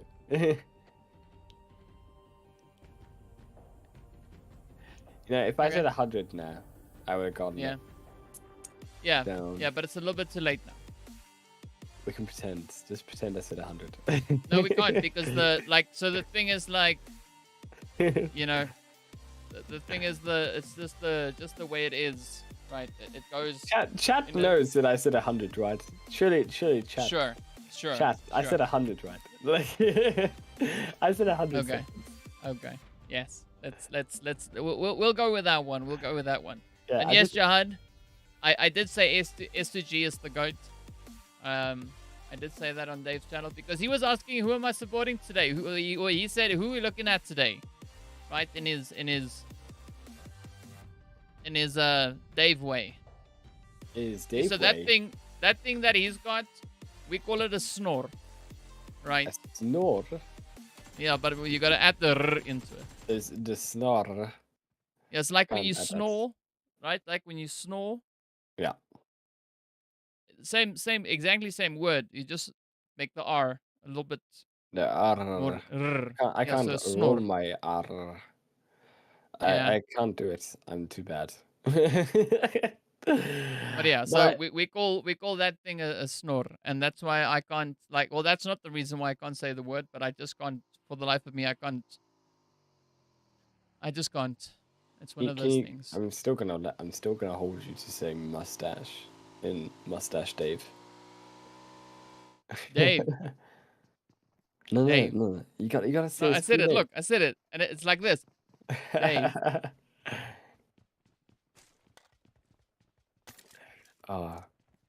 One day. Either today or tomorrow. You're gonna get there. I promise you, DK. We're gonna make you say it. I actually couldn't say. Speaking of in the R's, my accent, because when I say the R's, and I can say snore. Like no, I can't even do it. Never mind. I can't even do it now. I said it earlier. I rolled my R's there at the beginning. I can't do it now.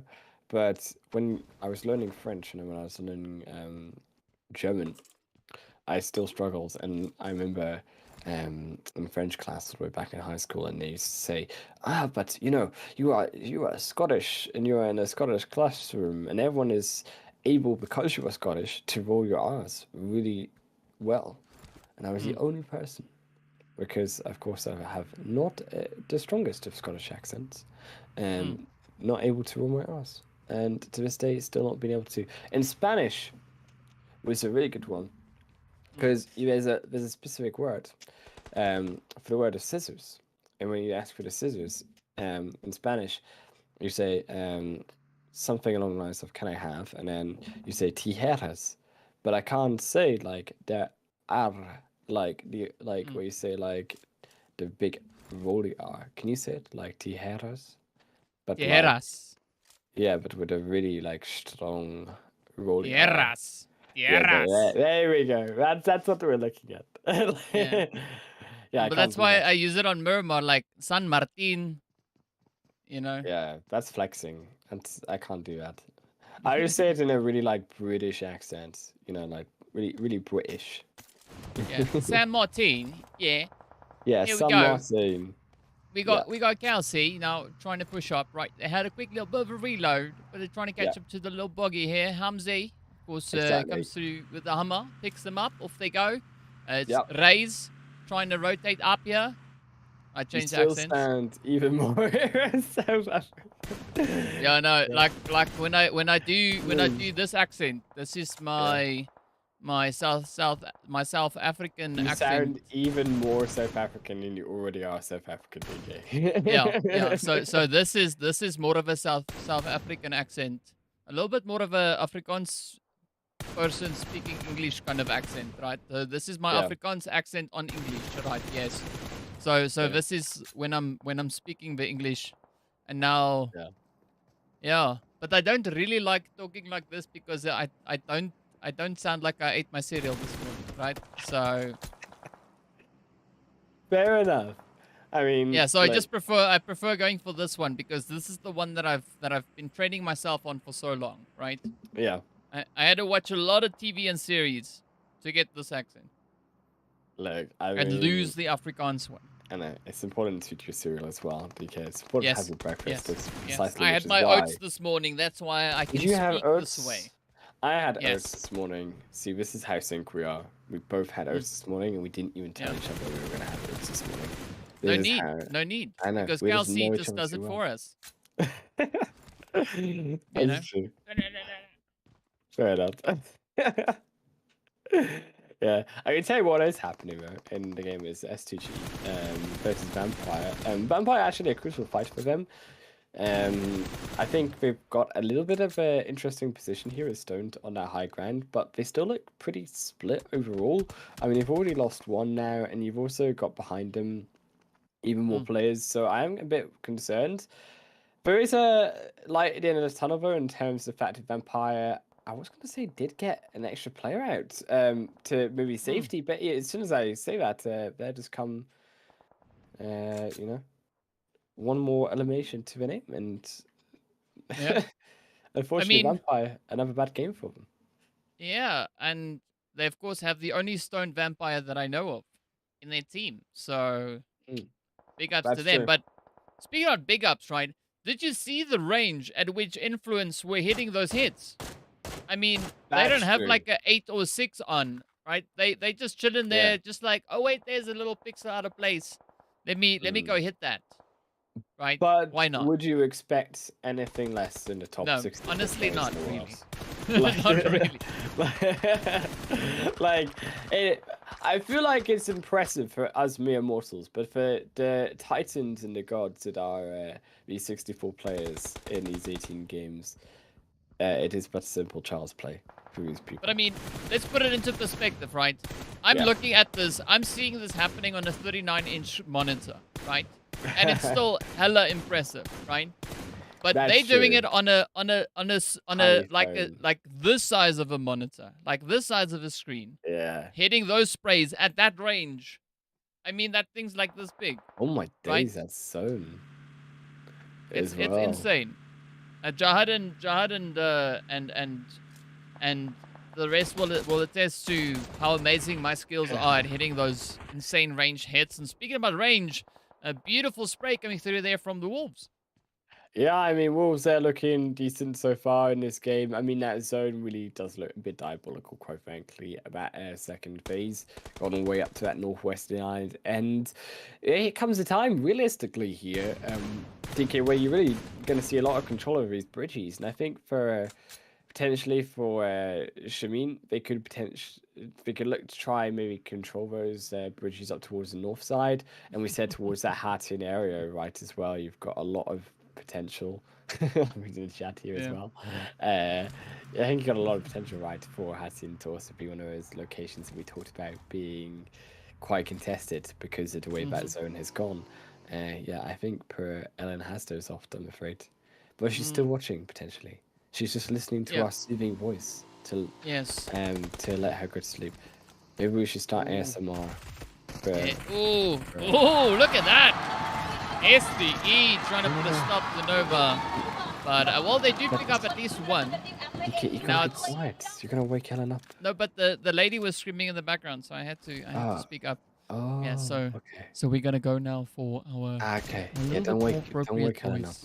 Exactly. Right, so we're just going to sit here and speak and see whether or not Scry is going to be able to make it up ahead. Paraguay, however, coming through with the hits, and as we doze off into a nice, comfortable position with our feet up and not a worry in the world, Paraboy does get on his bike and tries to go for a bit of a swim. And we will continue and start with a little bit more of a relaxing, deep breath, DK, as Paraboy continues the shots through the bridge. Jimmy on the other side, a wave hello, and then Paraboy loses his bike in the water. but in fashionable style, no less, is the rest of Nova. Wonder now what they will do without one more bike to be able to cross this bridge with Geek Fam looking over them. Is that okay? Well, I don't know. I don't We're know. I gonna have don't to want. find. I hope Ellen doesn't wake up. Goodness bless. We got to We're gonna keep have it to. nice and quiet. The whole Yes. rest of the 4 hours. Mm. ASMR session. Why the bedroom voice? It's not a bedroom voice. Ellen is sleeping. We're trying to not wake her up. Exactly. But either way, of course, we jump straight back on in as Nova come through with a bit of a bit of a play here. I was gonna say voice, and I realized that's not what it is. And we've got Inko and Alpha 7 also just on the very edge. But that's the one thing about Sanhok, is this blue zone moves at quite a bit of a pace. Or it seems that way, seeing that there's far less space for teams really to move in and about. But now it is gonna come Jimmy as they spray down 2, but essentially get picked right on up. Now down to Paraboy and Frozen. Yeah, Powerboy and Frozen now only 2. And a slightly different game here for Nova. Alpha 7 looking a bit strong here overall in Sanhok. But oh my days, that was a huge one by Frozen to be able to land that one. Looking for another one. Alpha 7, I don't think they're ready for it. They might get another double knock, and that will be Powerboy completely carrying the rest of his team on his back. He's going to fall at the end. But they'll take each other out as both of them will fall in quite fashionable fashion. I mean, gotta say though, right? That was pretty impressive. The only team that can take out Nova is Nova. Yeah. Right? They've established that kind of dominance, and well, I mean, we can't say the same here for Inko, as they are facing off against the players here from Fireflux, but Solke, a great opportunity, great vantage point that they are holding here, but they need to try and patch up that health bar. Vitaly and Nenebete, right? Those are going to be quite a bit of a problem, especially now for Solke. You know, I actually really wanted to go back and just listen to that in the caster. Listening to Nova just murder themselves in this game, actually. I'm actually curious to see what they make of it. It wouldn't be a PMGC in the highest level. We praised them all about how we wouldn't expect anything less without self-made elimination. I mean, you know, they are self-made legends, and they are also self-made players here as well. So, you know, get the job done regardless. And of course, oh yeah, Geek trying to reach in with a few of those sprays. Surprisingly, we do have the players there from Buriram. I don't know why I said surprisingly, but I mean, either which way, I was trying to make a segue, and that didn't really go the way I was hoping for it. But either of that is going to result in a little bit of action here between the teams regardless, as Vitaly now also gets picked up, and that is the end of the road for Inko. I mean, they've got a 10-point lead at this point, but I do think that S2G are going to try and close that gap.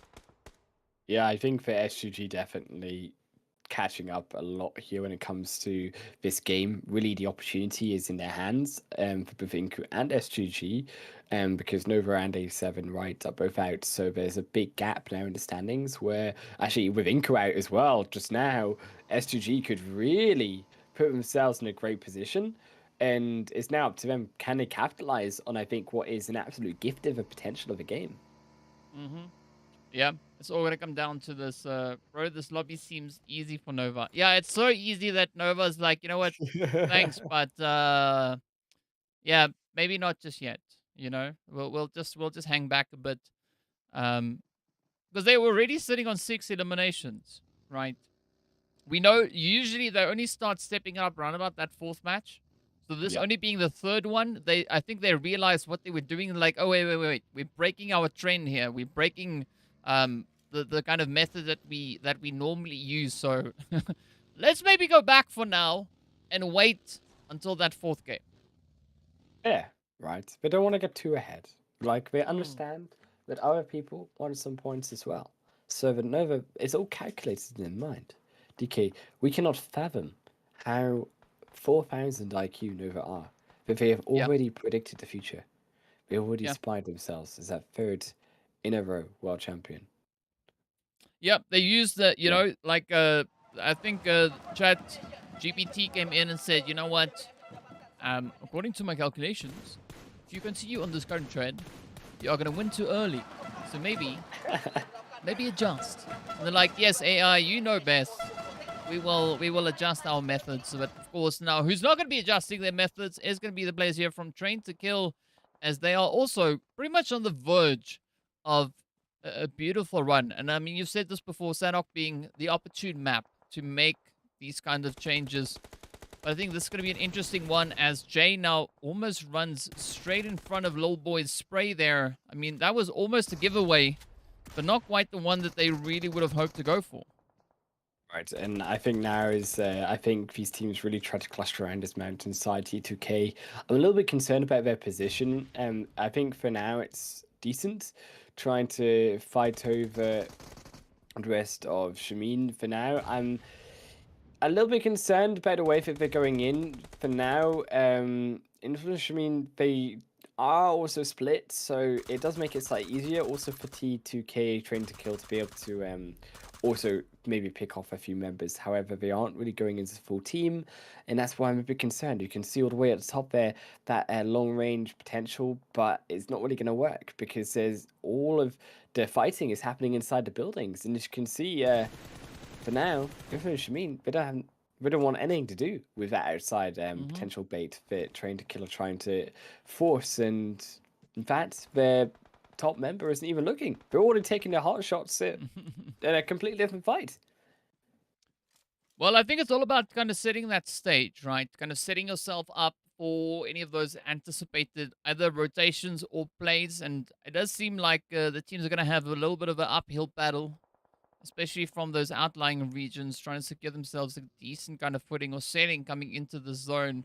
But of course, we are hopping into a very quick replay just to show you the power flex that Nova can send on out as they move up, as we saw quite aggressively into Alpha 7. Yep, that's it. And that's the ticket. That's Punch an right ace. there. That was the one that ended the play. Oh, days. That's when you forget. Oh, high five. There we go. They realized. Yeah. I mean, at least they're good sports, right? They're like, you know what? Yeah. Cool. You got 3 eliminations all in that one nade. Maybe more than you would have gotten, but of course. Oh, my name, P. Stepping up, making a bit of noise, getting spotted, and getting cancelled right then and there. Oh, yeah.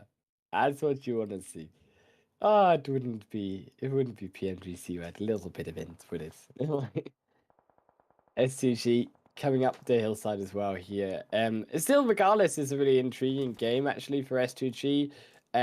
We said that obviously they need to get these points in the bag. Now is a real challenge, I think, for them because they've got this zone coming behind them. They've got this massive spread where they're trying to completely surround Geekfam, but Geekfam, they have these houses, they have that cover for themselves, and you can see that although they're down to one player, they tried their best. It looked like they could have maybe controlled SGG a bit more, but they weren't able to do it. SGG did find those eliminations, but unfortunately, they are going to pay the price.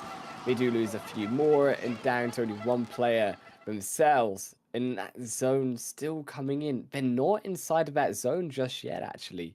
So they are going to have to continue to move in. And unfortunately for them, it doesn't look like there's really a great way, quite frankly, for him to be able to continue. It's possibly down just for them and Carlos to be able to heal it out and pray that they can get a good position in this game otherwise.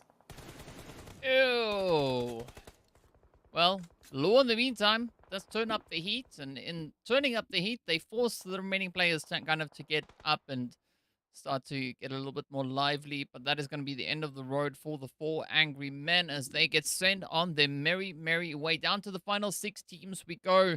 Alter Ego, however, they've hit 5 elims now, moving themselves out of 16th up into 15th. So we are seeing some movers and shakers now stepping up with their performances right here. But of course, Fireflux sitting on 5, IHC sitting on a 1 elimination, so that puts them on 50 points in total. I know PUBG Dude's face is in the way, Yeah. but it's okay. Something that we just have to live with for the time being. Look, I mean, it is how it is. Couldn't forget it. Couldn't be without it. Alter ego. 15 vote for them. I think an interesting position for them too. I'm a bit curious on the split that they've got going on their more northern members outside the zone. I think they're just really trying to control influence Shamin here and try to keep the members outside of the zone as early as possible. I do think that on their split, the 2-2 split is the most beneficial for them. However, yeah, never mind. Well, they do have a high ground position, and I think actually for the side of influence, maybe a bit too hasty on the move forward to, across to that shack and getting caught, unfortunately, by Ortega there as they fire those near perfect shots down onto them. Yeah, well, it's all going to come down to what these last few plays will have as Alter Ego. I mean, Jihad saying in the chat that Alter Ego could actually win this one. I mean, yeah, they do have a really good chance of doing exactly that. Yeah. But first, they need to take care of all the dangers that are lurking, especially up in this northern edge. But look at Potato come through with a beautiful spray with that Vector. Now it is the next one in, and down goes Potato. At least the knock comes through. But Fnatic also then picks up a very quick trade right there. And I'm loving the fact that they are just dialing up the pace here. And with that, they do send Influence backing. And now Alter Ego having a great opportunity to really, honestly, secure themselves a potential chicken.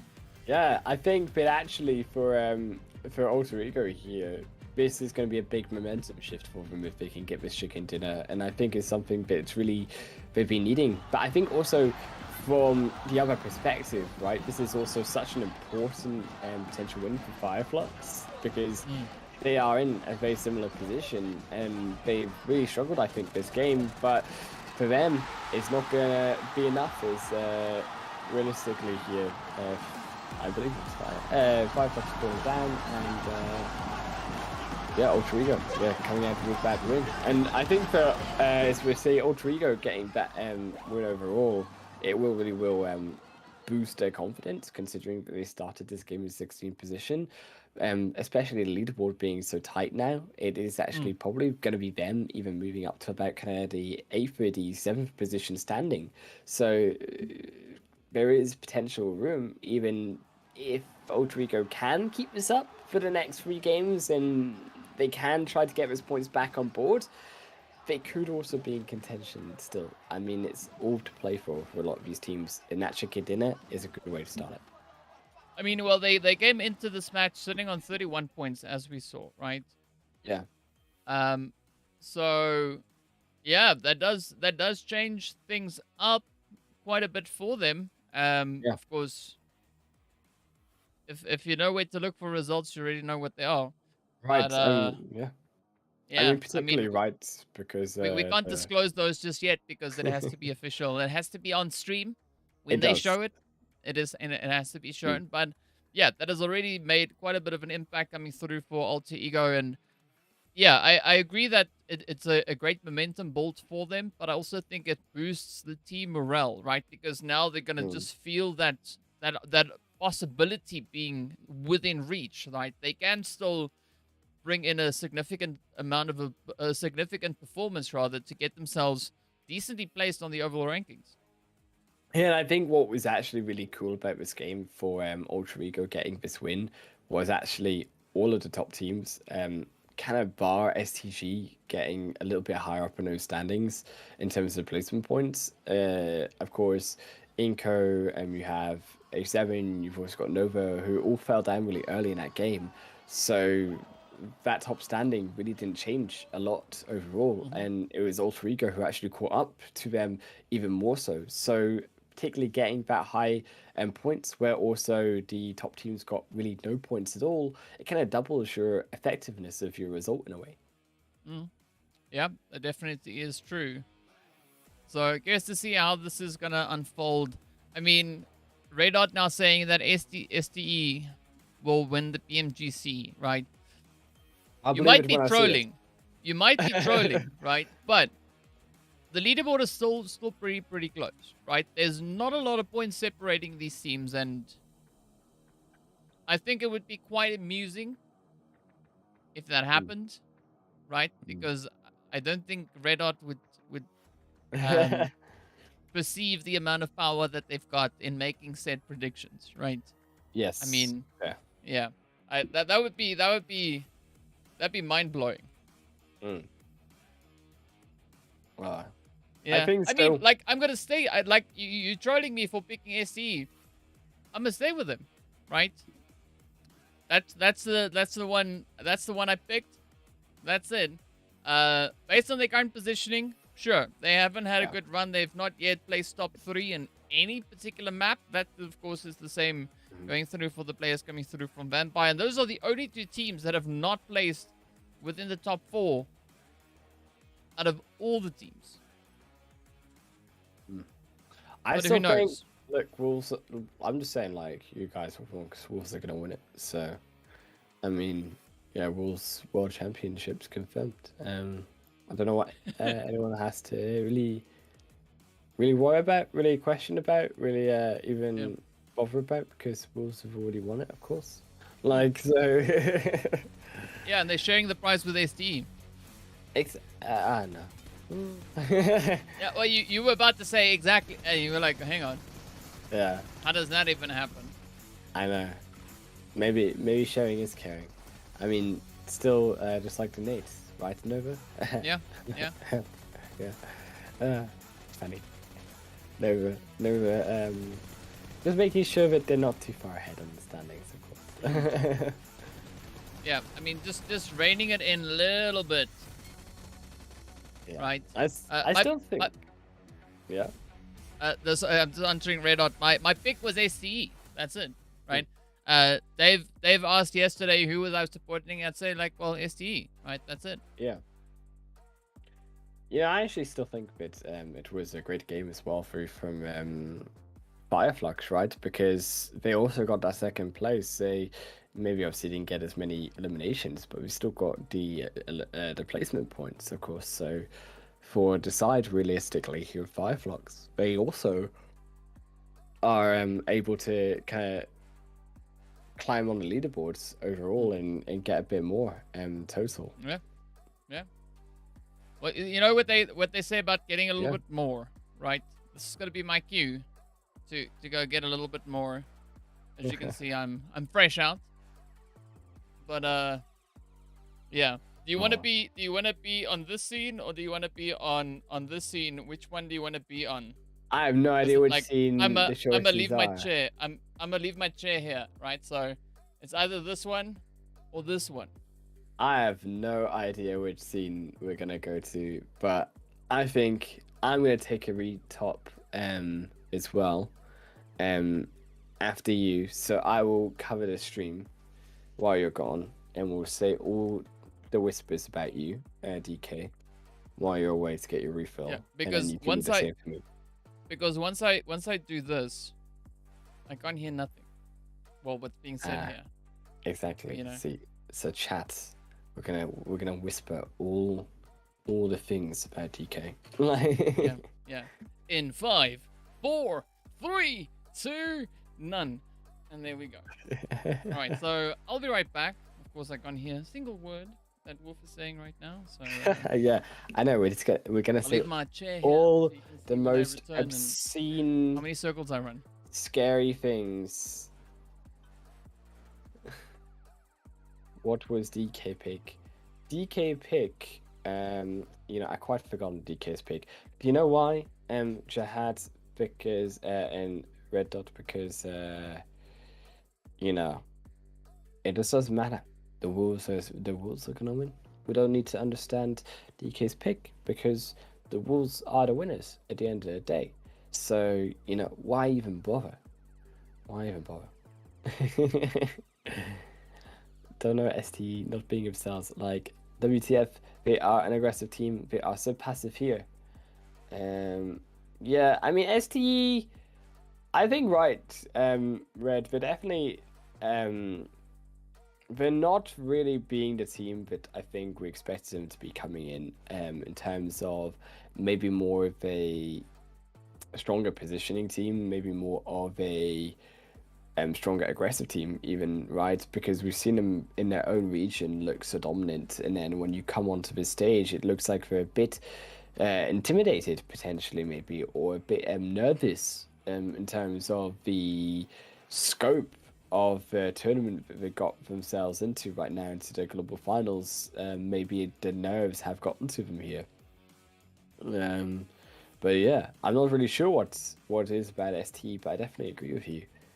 They definitely are not in the form that we expected maybe ST to be in. Looking at all of course, drop locations as well. I'm actually curious about the interesting part about these multiple drop locations, right? Are we gonna get maybe a farm triple hotspot? Are we gonna get a Gatka fight? We're gonna get a Gasnaya fight, Roshok fight? Because we don't really get to see these. I mean, it's also passive early on. I mean, they tend to obviously go towards these locations, right? We saw that in the first game.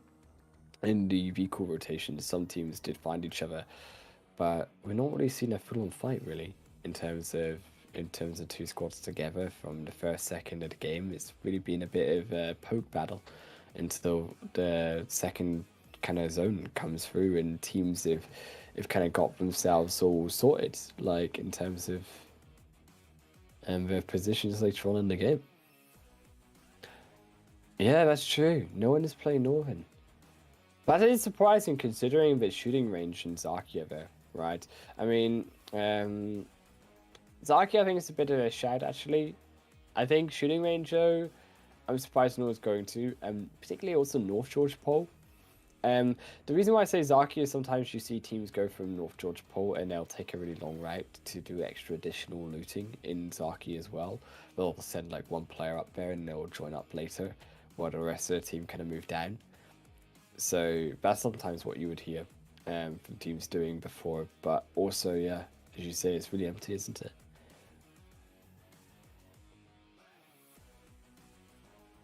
Right, nobody is playing Northern, yeah. Military zones. Do you know what we need actually? You know what we need in the PMGC Global? We need the red zones. Yeah, like we need we need red zones back. Like, can you imagine red zones in the global finals? I mean, right, I know that no one like our own red zone last game, but could you imagine the red zones in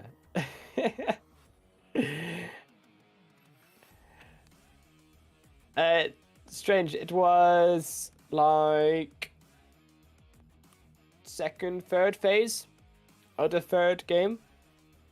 Yeah. They were their own red zone, but we need to add more in so that everyone can feel the experience of Nova in that last game.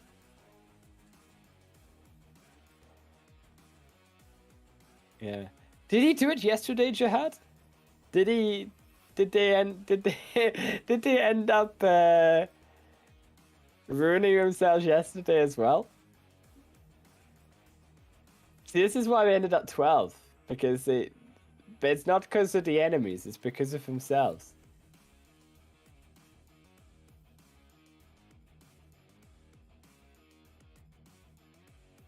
Like this, there's a DK, I see him.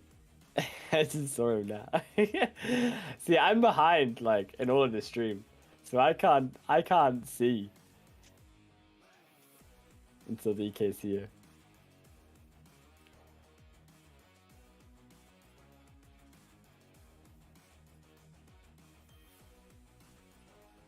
But it's wavy hands on.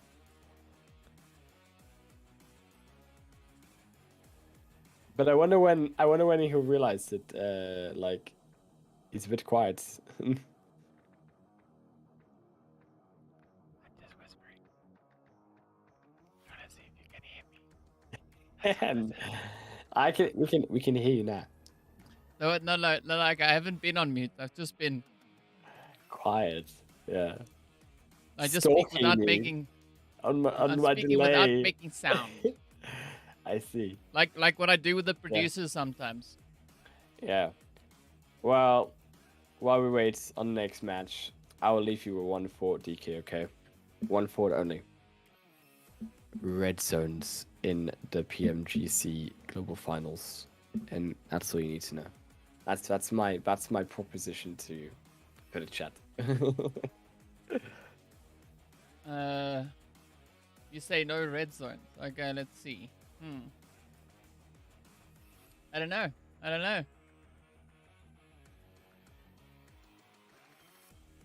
Yeah. So so when we're doing some of the official events, I like to troll the producer.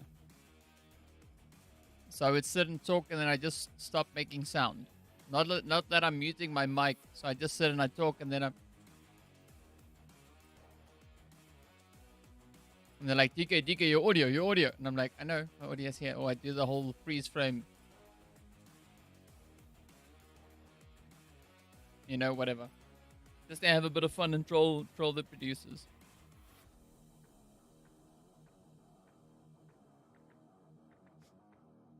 Red zones. Imagine a whole team getting wiped for red zones. Yeah, that's quite scary. That is.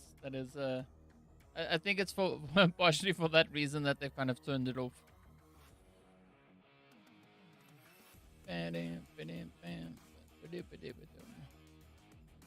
What are you guys' thoughts on the proceedings so far on the PMGC? Right, day 2 being up here. What do y'all think about everything that has transpired about these teams? Give me your honest opinion.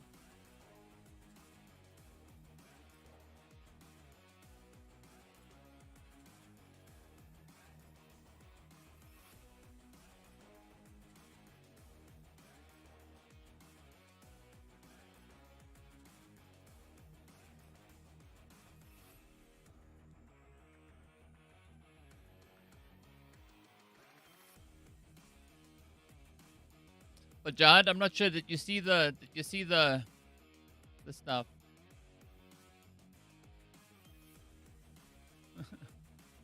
What do you think of it? It's still building it up. Hasn't been fun. No worthy contestants for who? Right? No worthy contestants for who? Who is it that you are referring to? But of course, in the meantime, we are going to be jumping straight over into our very lovely plane over on the one and only Erangel. Is going to be starting up north, all the way up in Savoni, heading down towards the one and only Primorsk. So again, a little bit of a western flight path. It's just the other way around from what we had in our very first game, I believe. Just to see how the teams are going to be looking to kind of get themselves situated, positioned, and moved all about. Like a team like Nova would be so far ahead. So if you're looking for the updated table, it's going to be showing anytime now. The PMGC Nova is having it easy. I think they win this PMGC. Alright, so you think they're winning but with less points than last year. Okay. Alright, Red Dot said what? What is Red Dot's feeling about this PMGC? So we only know what Jahad's point is. Strange, what's your opinion? We got the zone though. Zone situated all the way up towards that lovely northern edge as well. So it's going to be especially favorable for the teams that have already got themselves secured up there. I forgot who that pink team was. Let me see. Oh, Train to Kill. Yeah, they've already taken that angle up in towards that far northern territory. So, yeah, it could be quite a bit of an exciting play for them. Let's see. INF had a massive head start. Yeah, SG should win. Honestly, I think S2G is definitely gonna be looking to step it up. I mean, I don't know if they're gonna win it, but they're definitely gonna be looking to step it up, and especially taking into consideration that next year's PMGC is gonna be had over in Turkey as well. I think that already put them in some pretty good standing, so they might potentially be playing for that.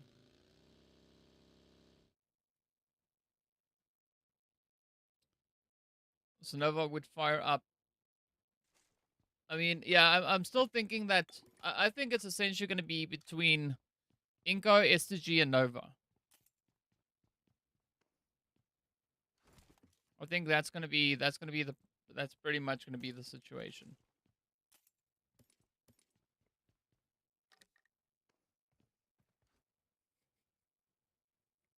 Yeah, the crowd definitely doing some things. That's why the audio is a little bit lower. I can push it back up. But I know every now and then that the the background people go crazy. It's almost like it's almost like having, you know, those buttons that you press for the audience, right? Like that pre-recorded laughter. It almost sounds like that.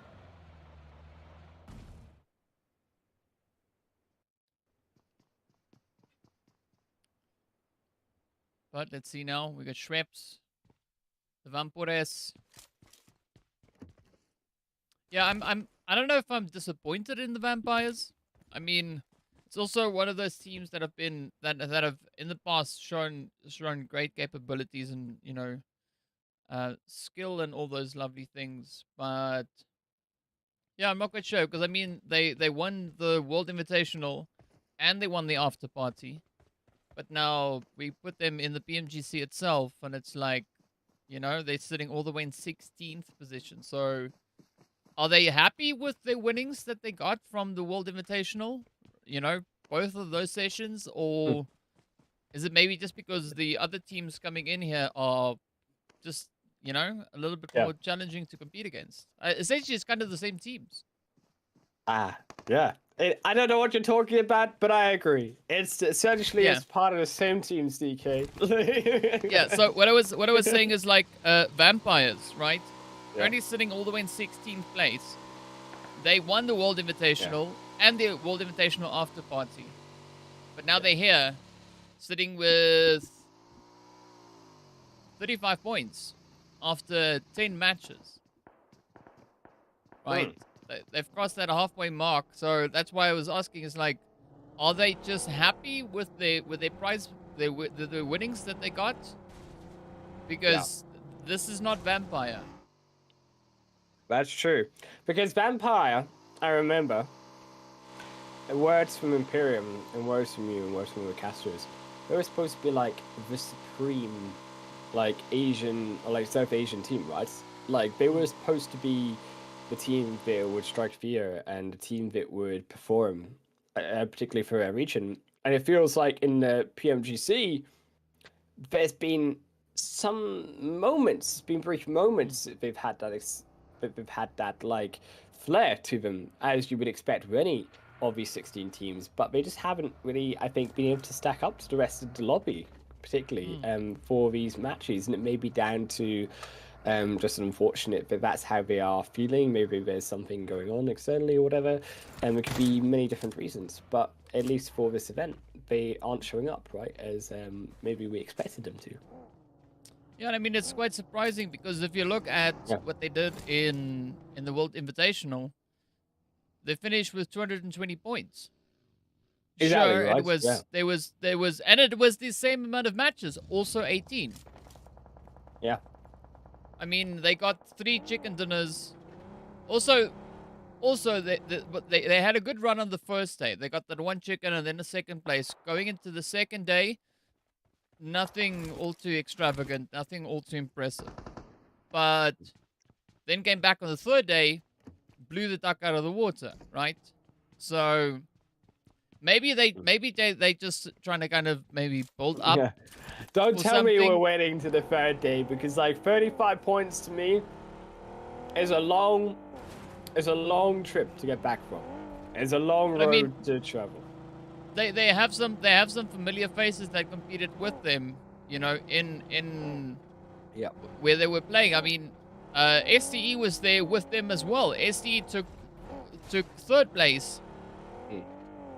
and being a few points behind them, right? So even SCE, they're sitting on the opposite end of the scale. I mean, it's like, are they going to surprise us with some magic, right?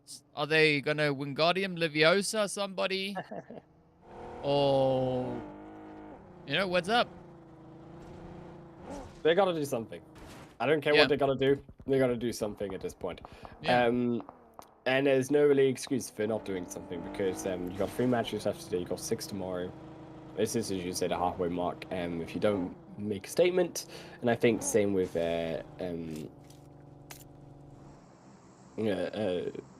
C, I think as well. And even Buriam. It's all the same for them. They need to make sure they get those points. Even Alter Ego, you could argue, right? They've got their chicken dinner, sure, but they didn't move up actually as much as I thought they would. I thought they would move up a lot more considering they got a 26-point game, and even the top teams didn't perform so well. I thought that would have been a big jump for them, but actually they're still only in 13th position. I mean, arguably, of course, that position is about only 10 points from 7th. So another big game for them. That would then put them up into that top spot that we expected them to be there at. But the point is they need to show that consistency now, because if they don't show it, they will still remain in that 13th position far down in that leaderboard.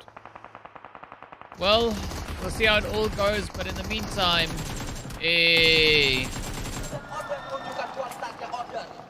Nova stepping up with the aggression, finding a few points. Up comes the rest of S2G. Oh, they do fling one out. Amzi finds a nice angle, but you gotta recover that health, buddy, because Alpha 7, they're gonna come knocking on the door, and I don't think they're gonna like who they find on the opposite end. But yeah, this is now Mythic pushing straight on in, and Nova could also be in quite a bit of trouble at this point. Yeah, I mean, Mythic's trying to find the last member SGG with that Molotov. They just can't quite find him through the smoke. Finally, the bullets will show them. They fade through the smoke and into death. And for Nova as well, I think a really bad position for them currently, because really Alpha 7, they have such a dominant space on them that now Nova are going to have to maybe think about how they move. I'm honestly not even sure if this area does even have an alternate exit. This may be the only exit for Nova inside of shooting range in that bunker, so they may have actually buried themselves a little bit into a tomb, where as long as Alpha 7 can continue what they're doing here, even onto IHC and controlling this space around them, particularly with Mafioso on the long range and Mythic able to defend from that point for them, for their Mafioso to move in, Nova could really struggle here. Yeah, they could, but fortunately there is still a little bit of a passage, or a slight little bit of a gap here for Nova to squeeze on through. But I love the fact that Alpha 7 now trying to send it on down, and this is where this whole situation kind of counts against the side of Nova. Yeah, this position definitely does not have an exit.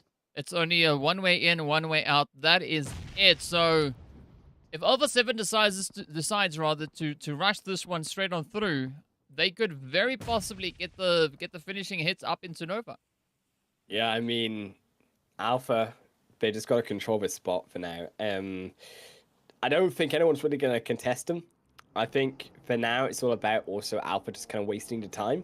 Realistically, if Nova here, you know that potentially there's a world where the zone could help Alpha, but also on the other hand, you also do have to be wary of the time that Alpha is spending here and the lack of information they may have by spending a lot of time here around Nova. I mean, both of these teams are at the top, so it is particularly crucial that Alpha 7 do take them out, considering that Nova are just slightly above them in the leaderboard standings. But nevertheless, it is potentially a big false friend or a detriment to Alpha 7 if they do maybe stay here a bit too long. Well, we'll find out soon enough where exactly it is that they're going to be moving towards. Meanwhile, the players here from Geek Fam, just on the very, very edge, you can see U-High going about their business. But meanwhile, yeah, The Wolves went knocking on the wrong door. 4 Angry Men had a really good answer to that, of course, sending them packing. Unfortunately, for the Wolves, they were only able to find that one elimination. They got 2 knocks into the 4 Angry Men. But of course, that rush came through, and that was the end of the road. Yeah, and here for Angry Men, it was just a clean up for themselves. Yeah, sure, they'll have to revive 2 members, but they'll have 3 remaining. And for Wolves, it's a big blow, I think, for them, because they are part of that leaderboard, which is so tight. And to lose out on these points right now, Wolves, they're going to find themselves even lower now, unfortunately, in that leaderboard by the end of this game. Geek Fam also moving in around Alter Ego here. Alter Ego settling down inside a compound beside the road. Should have a bit of safety on the edge of this southern part of the zone, whereas Geek potentially opting here for a big and wide flank around to try get a deeper position. But behind him, you can see even potentially even more fighting going on if ST come in behind. There's definitely a potential for a bit of a play.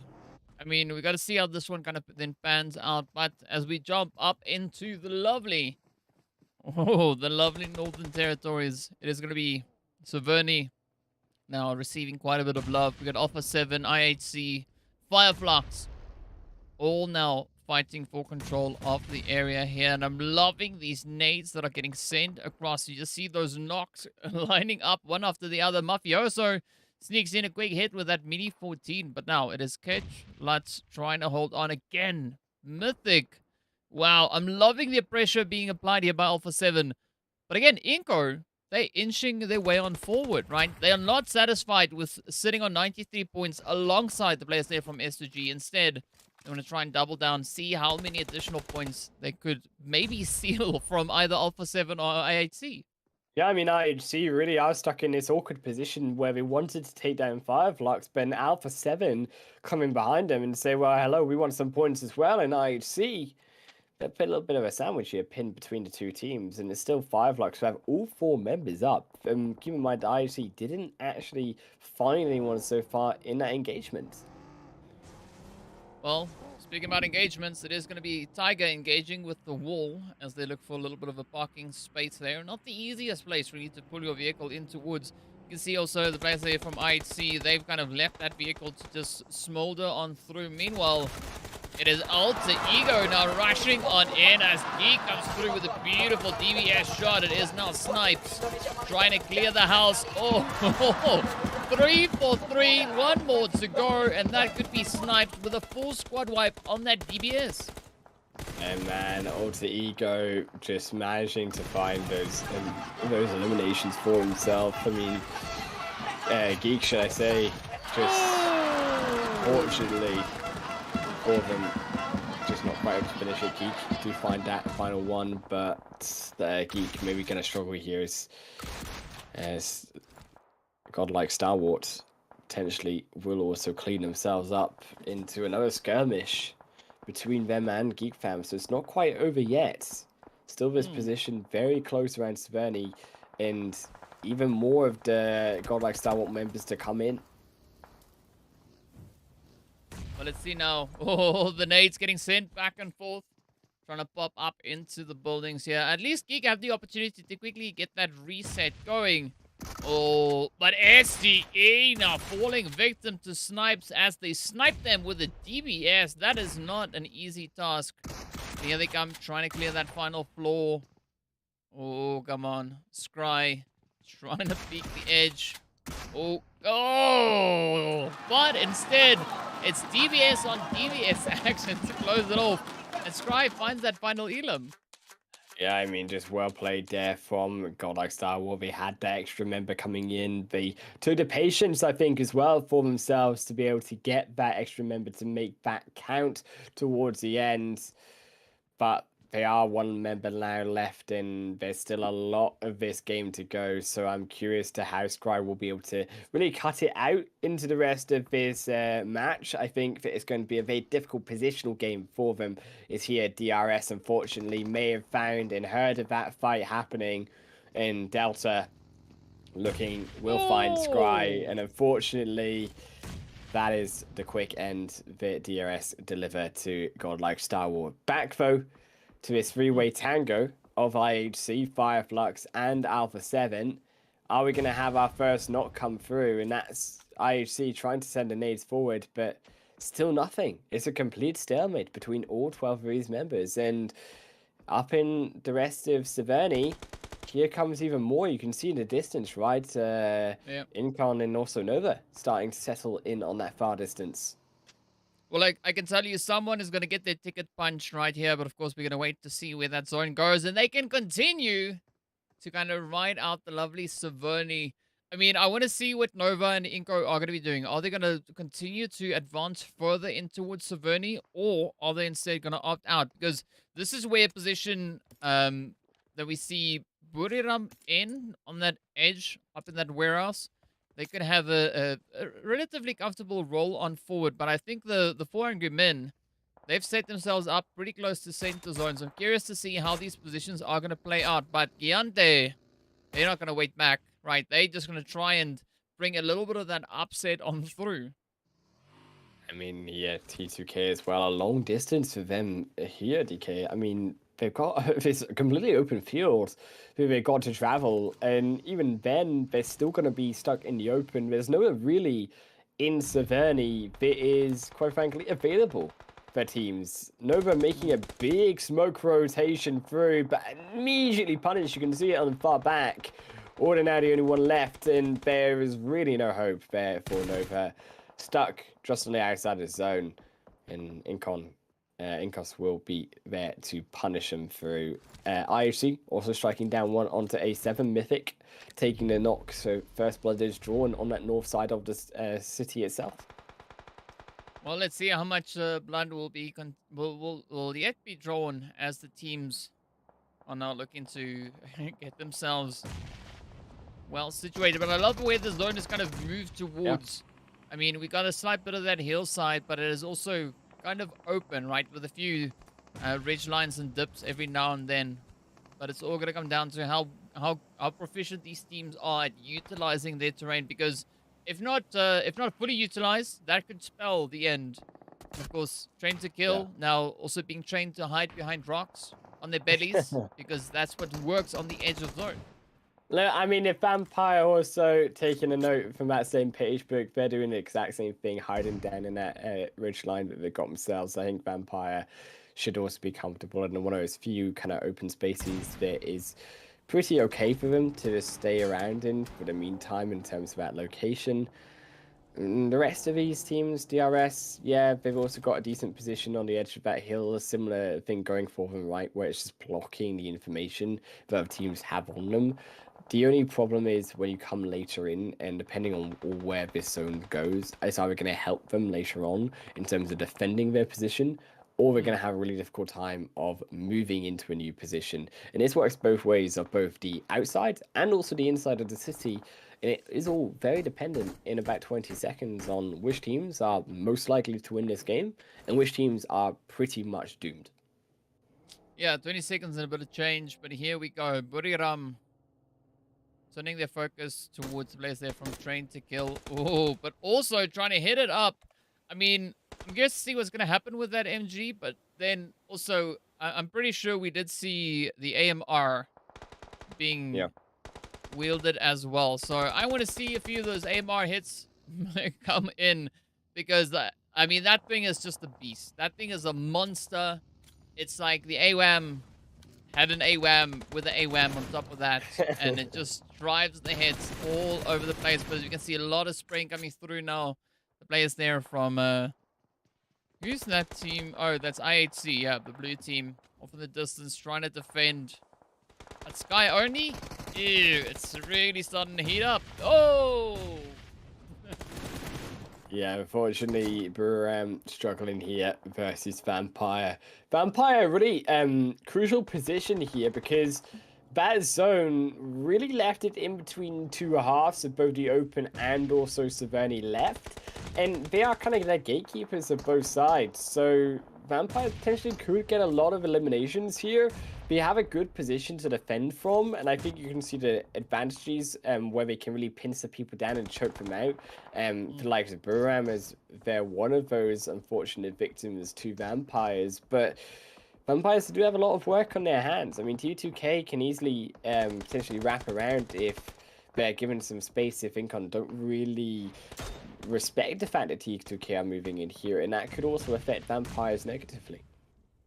Well, it definitely could, but I mean, vampires have the opportunity to either wing it or suck a try, right? Either one of those two attempts could maybe work out in their favor. But now they just got to keep their heads on a swivel, keep their focus in here, and it's going to be Federal now pulling up alongside the place here from DRS Delta. They were trying to get that to the Riz in, but instead now up comes the rest of the INF squad. There's a little bit of a dance around the smoke, and what a great opportunity that is being presented to DRS as Delta quickly and swiftly deals with the opposition. Yeah, and it's really, I think DRS's good fortune here now with all that space as well inside the zone for himself. T2K still on the edge, unfortunately. They're still not alone. There's still one there beside them. Not sure they've noticed him, though. They don't seem to have realized. DRS moving in as well. Slowly approaching the smoke road. Got the vehicles, a bold rotation in. Won't be quiet. It will be bold, but DRS, they make it work for themselves and looking to use those vehicles as their blockade, as their wall. Closer in on the center of this zone. Really no team here, DK, willing to make that move right now. They want to wait for the next zone shift to see precisely where they have to go. Because every team just has an awkward rotation. Yeah. It's going to be a very, very tough one. But I think what the teams, especially looking at Severny, are going to be looking to do is just hang on to these compounds as long as they possibly can, because it does allow them some pretty great coverage and, of course, those vantage points. But IHC, they're going to wait around. Instead, they are going to come rushing straight on forward. They want to get this party underway because they want to pave their way towards that winner chicken dinner. Now, the zone just takes a bit of a shift into that no man's land between all the teams, and yeah, that awkward rotation now continues. Solus, however, getting found out. Oh, catch with a quick response. That is Alex right on down. The rest of IHC now trying to advance a little bit further forward. Godless does get picked on up. And now it turns to Demo. Demo and Zydol, or Zyol, now having to try and kind of pick up the last few pieces. And they do exactly that. As Fireflux gets snuffed on out and down to 8 or 7 teams, rather, we go. And look at vampires as well. They've been completely checked through by T2K. There goes another onto the knock in the list that T2K are racking up. But they need one more to secure all of those eliminations and their hard work. Ravenclaw far back behind that burning vehicle. And it will be Sandesh who will be the first to drop for T2K. There, though, comes the final one. And it is them nonetheless to finish off Schwepp, and there goes Vampire as a whole. Yeah, they got tripped under the rug on that one, but now it is going to be Demo to get ahead as they do play in a very exposed position. The rest of DRS still trying to get themselves secured up on towards this northeastern side of the zone, but I'm still liking the position that we have with 4 angry men, and of course they are going to be challenged till the very, very end to see just how well they can defend these angles. But look at this though, right? Quinchen just hitting up those sprays, trained to kill, having themselves in a very difficult position. But now, DRS looking to advance a little bit further forward, not too satisfied with the 4 angry men holding on to their final 2 players here. Ooh, but they could still maybe make a bit of a gain here. Yeah, I mean, DRS, right? DRS are moving up, they're making that slow progress. Almost there. They're getting another one with the help of Inko behind them. We'll be able to find now only one remaining member of 4M on this map. It is the rest of this squad of Inko Gaming to really actually control this game from that tall building. Really one of the only ones remaining inside of that Severny city itself. Yeah, I mean, it's not 100% secured within that zone, as we can see a slight little bit of it being just on the edge. I mean, Squash is going to be holding on to one of the few potential angles to play from. But I think the pressure's going to be on Inco in this one, because if they are able to kind of maintain their current positioning, they could leverage that and just absolutely obliterate the opposing teams that are yet to make a bit of a play here. But DRS, they're looking nice and steady, still holding on to that full squad. But IHC going to be looking to bring in a bit of an upset here. But Inco not done, spots out a bit of an opportunity. Now they're going to come driving on through. And look at DRS go. They find their beautiful finish through onto IHC. IHC are done for DK. And now it's all over to Incon. Can they defend this from DRS? They have pushed, despite all odds, in this game to this final 3 position. It's only Jane, the solo for T2K, still alive. And Incon, they have full eyes over them. Squash keeping them pinned. Jane is spotted, taking fire, down to 75%. The zone coming down. This is an absolute disaster for Train to Kill and DRS.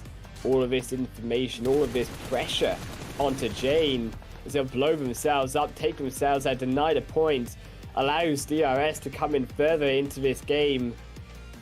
But they still need more room, and I don't think the side of Inco Gaming will give it to them. DRS, this may be as far as they come, unless they can find some beautiful shots onto Inco to stop them, find the knocks, stop the fire, stop the pressure coming in. They're going to find themselves at Fallen Arms. That zone, though, will find Squash. That maybe does it. That maybe helps them out. Vitali, now the only one remaining on that side. And it's only Vitali left so low. The hill protecting Inco from the other end of that zone. It's the zone crushing Inco Gaming and DRS. They might be able to do it. They might be able to get this game. DK, they're one away. They're coming in for the kill. They will find it. They will take the elimination. They will take the game. They will take everything on this 4th match of Erangel. Well, the real soldiers being the real legends, the real goats in this match as they step up victorious. But I mean, that was quite a bit of a fight trying to secure that positioning. I mean, Inco, you know, they definitely weren't making it easy for anybody, keeping the pressure up and just trying to play off of those compounds. But I think where it kind of crumbled for Inco was when they moved to that southern edge and they got hit in the transition. If they were able to securely get themselves situated onto that ridge, things could maybe have turned out a little bit more favorable for them. But either which way, you know, still a good performance, good play coming through, and, you know, the real soldiers being deserving of that chicken dinner. Yeah, I mean, DRS, right? DRS have just absolutely smashed that game open for themselves. I mean, what a performance for them to rotate all the way through on that western side, eastern side, should I say, and then come to that western end all the way at the end of that match. To obviously take out 4 angry men, to take out this side of T2K, then to take out also with T2K taking out vampires, opening that space up. Then they were able to move in onto that hillside as a result and punish Inco Gaming. And unfortunately for Inco, they just really, I think, fell apart in that final few moments. The zone just put too much pressure on them. By the looks of it, they lost a player before their fight versus DRS even began. Well, you know, that's a kind of just... It's part of the hustle, right? You got to try and make the best with the numbers you've got. Whether you lose a player, whether you gain a player, not that that's possible, but sure, right? Whatever hand it is that you are dealt, you still need to try and make the best out of it. And yeah, DRS just being the team with the more favorable reactions in that situation, and it resulted in a beautiful winner chicken dinner. So well done to DRS. But of course, you got to give it to Inco, keeping that consistency strong. They weren't happy sitting tied with S2G, and well, they did the work to ensure that that is not the situation, at least not for now.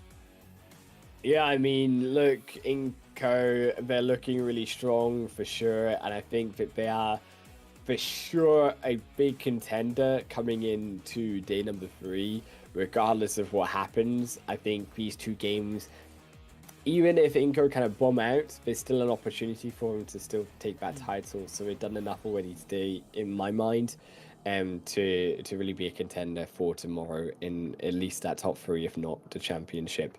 Is the teams to watch out from this game. DRS, a lot used by them. You can see the sheer amount, right, for IHC and DRS versus the likes of Inco, who I think for Inco in a Brazil team here, they kind of were a bit quiet. They were a bit passive. They allowed that zone to aid them into that second place. IHC, they did a lot, obviously, to take out Alpha 7, which is why you see a lot of the utility used there. And same with T2K towards Vampires. And then to survive the rest of the fighting coming in towards the end. DRS, so, yeah, by hands, all means an account, they definitely needed that looting phase that they put up for themselves early on, because 43 smokes and 23 nades is quite a lot to be using throughout the whole game. And that's putting it lightly. Yeah. I mean, that's pretty crazy. I mean, 43. Where do you even find that many? I didn't even know that they spawned that much in PUBG. Yeah, I mean, to carry that many, right, as well, I mean, you've got to sacrifice a lot of bullets, and they still were able to find those fights, and accurately those fights too. So yeah, the equipment maybe not even there as much for team fights, more utility focused there for DRS, and it works well for them still, never mind. But maybe what they do is each of them rocks up with 5, right? And then they take out a team, and then they pick up 5 more. And then they take out another team while using a few. And then instead of them collecting all of it, they actually capitalize on the amount that all the other teams have collected. Yeah, I mean, usually I think it doesn't work in terms of the snipe and T2K, but usually it doesn't work, right? Because you usually end up having the enemy team use their smokes by the time they end their team fight. But it could work in this sense because DRS were very swift, and you can see on how they dealt with the enemies and how they were able to eliminate them before they could really do all that much. Well, gotta give it to them. I mean, they looked DRS. They just had it. Oh yes, I was waiting for that AMR. I mean, you gotta clip it, and of course a very well-deserved celebration coming through. But of course, it is then 25 points being awarded to them with their 10 eliminations. Inco not doing a bad job, 17, and that's going to put them well ahead, as they've now been able to secure themselves 15 points more than S2G had. So, you know, they were sitting on even ground, and then they just opened that gap even more so. But more importantly, we got to look to see how the teams a little bit further down on the standings are looking points-wise. I mean, we see Godlike picking up those 7 points, which is good. Of course, Wolves, Alter Ego, I mean, okay, Wolves are higher up on the standings, but Alter Ego also only managing that 1 elimination. I don't know if it's the pressure of being the home team, you know, just all that pressure riding on their soldiers, on their shoulders. So, soldiers, sure. No, I think that, right, it's definitely a lot of pressure. I'll be interested to see how the Turkish teams perform next year as well. I think Alter Ego, maybe it's pressure. I think also it is just also the fact that they are maybe a little bit outclassed in terms of this lobby of players. There is definitely an extremely high level of talent, right? And if Alter Ego are great, maybe they're not the fantastic that they need to be able to really stick with the best. And I think it was still a brilliant show from Alter Ego, despite that, to be able to get that chicken dinner. I think there's still room for them to climb on the leaderboard. Do I think they're going to be a championship team? I don't think so. But Alter Ego, they could definitely be probably within that top 8 if they can show themselves up in these final few games. Yep, it is going to take a little bit of a grind to ensure that as far as they can. But yeah, I got to say the team's still doing some pretty impressive performances here. I mean, some of our heavy hitters, Nova, getting sent out with only 2 points, right? 1 elimination, 1 placement. That's tough, but it just shows to kind of the performance coming through from the rest of the teams, right? They trying to suppress Nova, but if they're trying to suppress Nova, they're gonna have to do that all the way to the end of tomorrow, because the moment Nova gets a gap, that's it. Yeah, right. I mean, Nova, I think it came down to a big mistake that Nova made in terms of going down into that bunker. They got really pincered into that corner, right? And they just thought they might be able to finish off that fight quick enough and then be able to get out again. But I mean, as soon as Alpha 7 came in, it was all over for Nova. And I think they knew it from there. You can try and fight as long as you can. You can try maybe get an extra elimination, but it is a choke point at the end of the day. They are fighting through, and Nova paid that heavy price and do only get those 2 points, as you say. Yeah. But, of course, if you look at Alpha 7, the 4 elims that they've got there, they should actually take the 4 out and just put the Nova badge there. Because that's essentially what happened on that one. But yeah, an exciting turn of events that we've been having so far. I'm curious to see how this then impacts our overall standings. Well, I say that, and I can already probably have a look and see what that is. But yeah, that was which one? That was match number 10 that we just completed, right? Yes. Yeah. So there is a bit of a shifty Rooney coming through here. Nothing all too drastic, but yeah, moves have been made. We'll see that once we get into the overall rankings itself to see how it all then stacks up. But yeah, it's still pretty spicy, especially if we're looking at, I'd say, the top 10. I mean, top 10, it could still easily change still today. Oh yeah, 100%. I don't know by how much though, but it could still change. Yeah, I think for sure. There's definitely a lot to be said about these last 2 games, and I think depending on where we come out of these standings at the end of these 2 games, DK, it's going to be potentially a bit more of an insight into who could be our champion. I don't know, even if that might be the case, because I have a feeling that it has been such a close race, very much in the middle of this pack and leaderboard as well. And I am wondering, are we going to see that close race lead up to maybe even the final few games, maybe even the penultimate match tomorrow, to find out who our champion may be? Because, of course, one big result, one poor result from another team could change everything. It definitely could. And, of course, now they up the music to create a little bit more of intensity here. But, yeah, it is... I'm expecting it to be a push all the way to the finish. I don't think we're going to see one team setting up a exaggerated lead. I think there's going to be the opportunity for anyone to still pretty much claim that prize at the end of the day.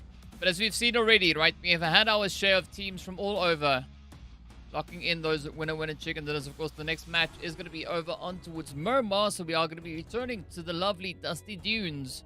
Nova got that chicken. Are they going to get it again? And speaking about chickens and getting it again, I want to quickly try and just troll Red Eyes. I want to claim him to one of his hydrate claims that he's got on his Twitch. And I want to see whether or not he actually hydrates. Okay. That's going to be the thing. So Red Eyes hydrate? Yeah, I'm gonna claim a hydrate. And I want to hear what he says. Yeah, I mean, yeah, we got in the chat as well. Inco kind of approaching at 110 point mark as well. I think SGG potentially struggling by the sounds of it overall at leaderboards. Still though, is obviously the chat is saying right. It's only a single chicken dinner, as we mentioned in terms of the leaderboard. It could change everything, and I think that's the exciting part of it coming into Miramar. I think Miramar, what we saw earlier as well was intriguing in the day, where actually it was a lot about more of these early skirmishes, and I thought that maybe we might not see as much here. The picks, the players being removed out of teams earlier on before we even get to the team fights later. Whereas actually that was the case, at least in Miramar so far today. Well, we'll see what the teams have to bring on through, right? Because I mean, it would be quite satisfying to see Yeah, teams being capable of kind of repeating the efforts that they've brought through. But of course, we exactly. want to see that dynamic shift come through, right? That kind of being Mm, stopped, and having a team like SCE or Vampires yeah, using an opportunity to bring in a bit of a change, yeah. and it's all possible, right? It still definitely can happen. I mean, these teams wouldn't be sitting here if they weren't capable of doing those things. Yeah, that's true, right? And that's I think one of these teams is very capable of making those marks, and that's what we saw. I think, particularly today as well in the diversity of Mm, the chicken dinners, right? There's been a lot of back and forth. There's been a lot of teams getting a good game here, a bad game on there. In terms of the 4 games that we've seen already today, so it is a bit of a roller coaster in what we could expect, and I think anyone's potential to actually pick up a chicken dinner, even as Alter Ego showed those bottom mm. teams, can take an upset game away from the rest of these squads. I mean, so Jad now saying that Nova were placed lower than this in Group Green on the final day, and we saw the insanity that they brought through. But that also only then means, in my opinion, that any of these other teams situated low on the leaderboard can do exactly the same thing. Sure, Nova's Nova's Nova, right? There's no Right. arguing that fact, Yeah. right? But just the kind of move, not necessarily the point jump that they brought through, but that show of focus and determination. Any of Mm. these teams can pull that off, right? Can bring it in and go Yeah. like, you know what? It's been fun, but let's get serious, right? Let's turn the dial. It's already sitting on 11. Let's maybe take it to like 24, because why not, right? Add a few numbers on Yeah. the dial just because that is kind of what's at stake here. So I'm curious to see how that is gonna translate and what these teams will eventually end up doing at the end of the day. Yeah, I mean, we can see the results here as well. Inco, yeah, correctly there on 110 points. DRS moving into that second position, actually, surprisingly, there, with that chicken dinner, DK, now in 98 points. So there is still a little bit of a gap between them and Inco, but regardless of that, they are catching up deeply. And then SGG Alpha 7 there, slightly below, obviously below, then dropping once more. Nova and Influence should be down to that 5th and 6th position. T2K, I think another one of those surprising ones that I think have been Mm. a kind of dark horse. They're in 7th position, not really haven't moved that far around in the leaderboard so far today. But I think for sure they are one of those teams to keep an eye on, because they could create those upsets that we aren't expecting later on in the day and tomorrow. Down on that second half of the page, so IHC climbing up, whereas Geek Fam, Fireflux Wolves all kind of taking a hit. And I think a particularly big hit for some of these teams still to go back down to where they were at the start of the day, such as Wolves Esports or Fireflux, down once more when they were trying to climb earlier on in today. Well, speaking about climbing up for today, this is just a quick reminder of all the happenings that we've had so far. I also want to try and see if I can just update the feed, so you know that we are seeing the most recent stuff here.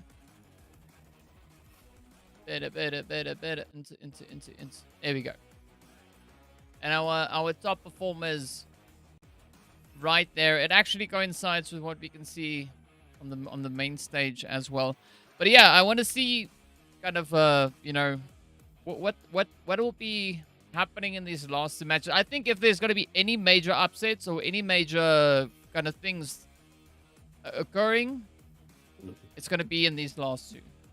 Oh yeah, I think for sure, right? You're looking at, I think, particularly Miramar here. I mean, we saw what Erangel can even do in terms of that last game, but Miramar as well always is going to be a difficult kind of game for these teams to kind of focus on, because it is a lot about that positioning, about that teamwork. And I think, again, always it is something that I found interesting in these last four games that we've seen so far, and even in some of the matches yesterday that I've been able to kind of take snippets at, is that there is a lot of skirmishing going on in the early stages. It's not all about survival. So for Miramar, you don't have that luxury of maybe always having your four players alive, coming to that third, that fourth phase that you would really want to have in terms of controlling these big, open, expansive spaces. In even that of the zone in the second game wasn't so bad, even though it was these hills around Graveyard. It wasn't a super scary zone that we've seen in the past, and we've already seen in PMGC that it can be. For example, you've always got that Death Valley up north. You've got the island that it could go crazily to on that more eastern side. You've even got that big open awkwardness of the high to low ground on that south end of Miramar, where if you go down to that location, there is a big terrain differential, and really the positioning there matters. And then of course naturally the player count matters in terms of being able to control a large area of that space. Well, like I definitely agree that the terrain, you know, on the different areas, you know, up north or down south, there's definitely quite a bit of a vast change coming through with how the terrain is played. I mean, that southern edge reminds me a lot more of a kind of Sanhok position, right? Once the zone moves down there. So I'm curious to see where the zone is going to be going, whether it's going to go to the east, the north, the south, the west. Where regardless of where it goes, the teams that are a little bit more comfortable playing in that particular kind of position could have a very successful run, hopefully, coming into Miramar. Yeah, and there is also a substitute as well through from Vampires if you didn't catch it. Hey. And so Weps is out and Stops is in. So it will be a changeover from Vampires trying something new. I think it doesn't hurt, right? They are in 16th position. It sucks, but it's always got to be one team that's got to be down there. Hopefully we can see something different coming through from them as we do head now into Miramar, and our last Miramar of the day. Yeah, alas, Miramar is here. We're getting into the desert, and what a nice flight path to start them off with, right? I mean, I don't think the teams could have asked for a nicer distribution, because as Red Eyes usually says, along the flight path there's a line of compounds that is definitely going to be quite nice for these teams to get themselves situated in. So I do think that we are going to be seeing a little bit more of a higher concentration of teams dropping relatively close to the flight path. You know, like up in towards La Cobreria, in towards Hacienda del Patron, Water Treatment, Junkyard, Minas Generales, Impala, Chumacera, La Tralera, Montenuevo, Pozo, Ruins. I mean, I'm essentially just reading all the compounds in Miramar. But I think we are going to be seeing a little bit more focus being put closer to the flight path, instead of teams potentially venturing out into a position like Torre Ahumada or even Val del Mar. I mean, Los Higos, that's also a little bit further. Doesn't make all too much sense. So I'm curious to see just how true my statement is. Right, and I think in terms of this playing path, I think that we are again going to see that big spread of players as we kind of expected to see coming in from the second game. An interesting zone though has gone down very central towards Chumacera, so in a way it's very favorable for Fireflux. I think also it's great that actually, because of the spread the players have taken, Fireflux have this zone pretty much to themselves for the first phase for the meantime, and it's going to allow them a little bit of time to not only loot up but also kind of breathe, get a scope of the area, and be able to find a good ending position after their looting phase to begin to control this first phase as teams do kind of come in. Well, we'll have to keep our eyes glued to the screen to see what the teams will have in store for us here. But I mean, so far things seem to be quite respectable. I mean, the team's not really looking to get all too aggressive just yet. That could, of course, change at the drop of a hat. But the teams, I think, taking a really wise decision with regards to their drop locations, right? playing it a little bit more sparingly instead of getting up close and aggressive. Because I think at this point you want to try and maybe play a little bit more towards the long game, unless of course you're a team situated on that lower end of the leaderboard, and you could potentially maybe do with a little bit of that alleviated pressure. Yeah, I think in terms of that bottom end of the leaderboard, right? Vampires, Godlike Star Wars, Buriam, Alter Ego, yeah, the rest of the list. There's really nothing to lose in terms of you're coming into the final games of the second day. You've got one more day tomorrow. Maybe you play it a bit more safe. I wouldn't be surprised if these teams all play it safe for these last 2 games today. But coming into tomorrow, I really expected these teams have to be able to show up and have to show a little bit more aggression, because I'm really kind of nervous actually for if they don't, they're just going to kind of fall flat and they're not going to really have that opportunity. They're not going to really have that flair that we're looking for to be remembered by and to have that opportunity to get a better result by at the end of tomorrow. Well, let's see how it goes, right? That's all we can do at this point. Let's just wait and see how it all goes and how it unfolds. But for the time being, everyone just going about their looting phase, making sure that they've got all the necessary, bits and bobs tied up and in the right places. Bongo men. It's not all too often that we see this nice bit of tranquility up in towards the lovely Los Leones, right? Right. It's a little bit odd. It's a little bit odd. Yeah. But I kind of like it. I mean, Los Leones, I do like Los Leones. Not when the zone goes towards it. Not when the zone goes towards it at all. And I'm quite pleasantly glad that we've not had a Los Leones zone so far while I've been here. Ellen yeah. woke up. Welcome, Ellen. Hey! Good morning. Good morning, Ellen's woke up from a sunshine. nap. Yep. Well, we say good morning and it's afternoon, but sure, right?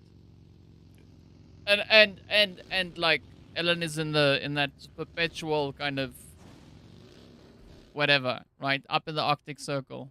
Ellen has been up into Dreamland is where Ellen has been. She is back. Better and more awake than ever. Now onto the fifth match. And I mean, it's surprising because Ellen can go to sleep and wake up and it's still the same day. And then go to sleep again and wake up and it's still the same day. That's true indeed. And right, and then sleep for 8 hours, wake up, and it's still the same day. Right? It's impressive. That's a lot of naps. Yeah. So Ellen, do you just get lots of naps is what DK is saying throughout the day, and that makes up like your 8 hours of sleep? Just a few hours naps here and there in the day? Is this what happens? Who knows? Ooh. We've got a striated wolf on that end. They're coming back. There we go. I don't know if it's my internet seems to be fine. Oh well. Oh, am I losing? No, you're back now. No, you're back now. You look like a zebra there for a quick second. Oh, did I look like such? Or maybe that was the HighlandWolf barcode. I have no idea what happened there. I didn't even notice it on mine. Interesting. Well, sorry, I just revealed my inner self there. Yeah.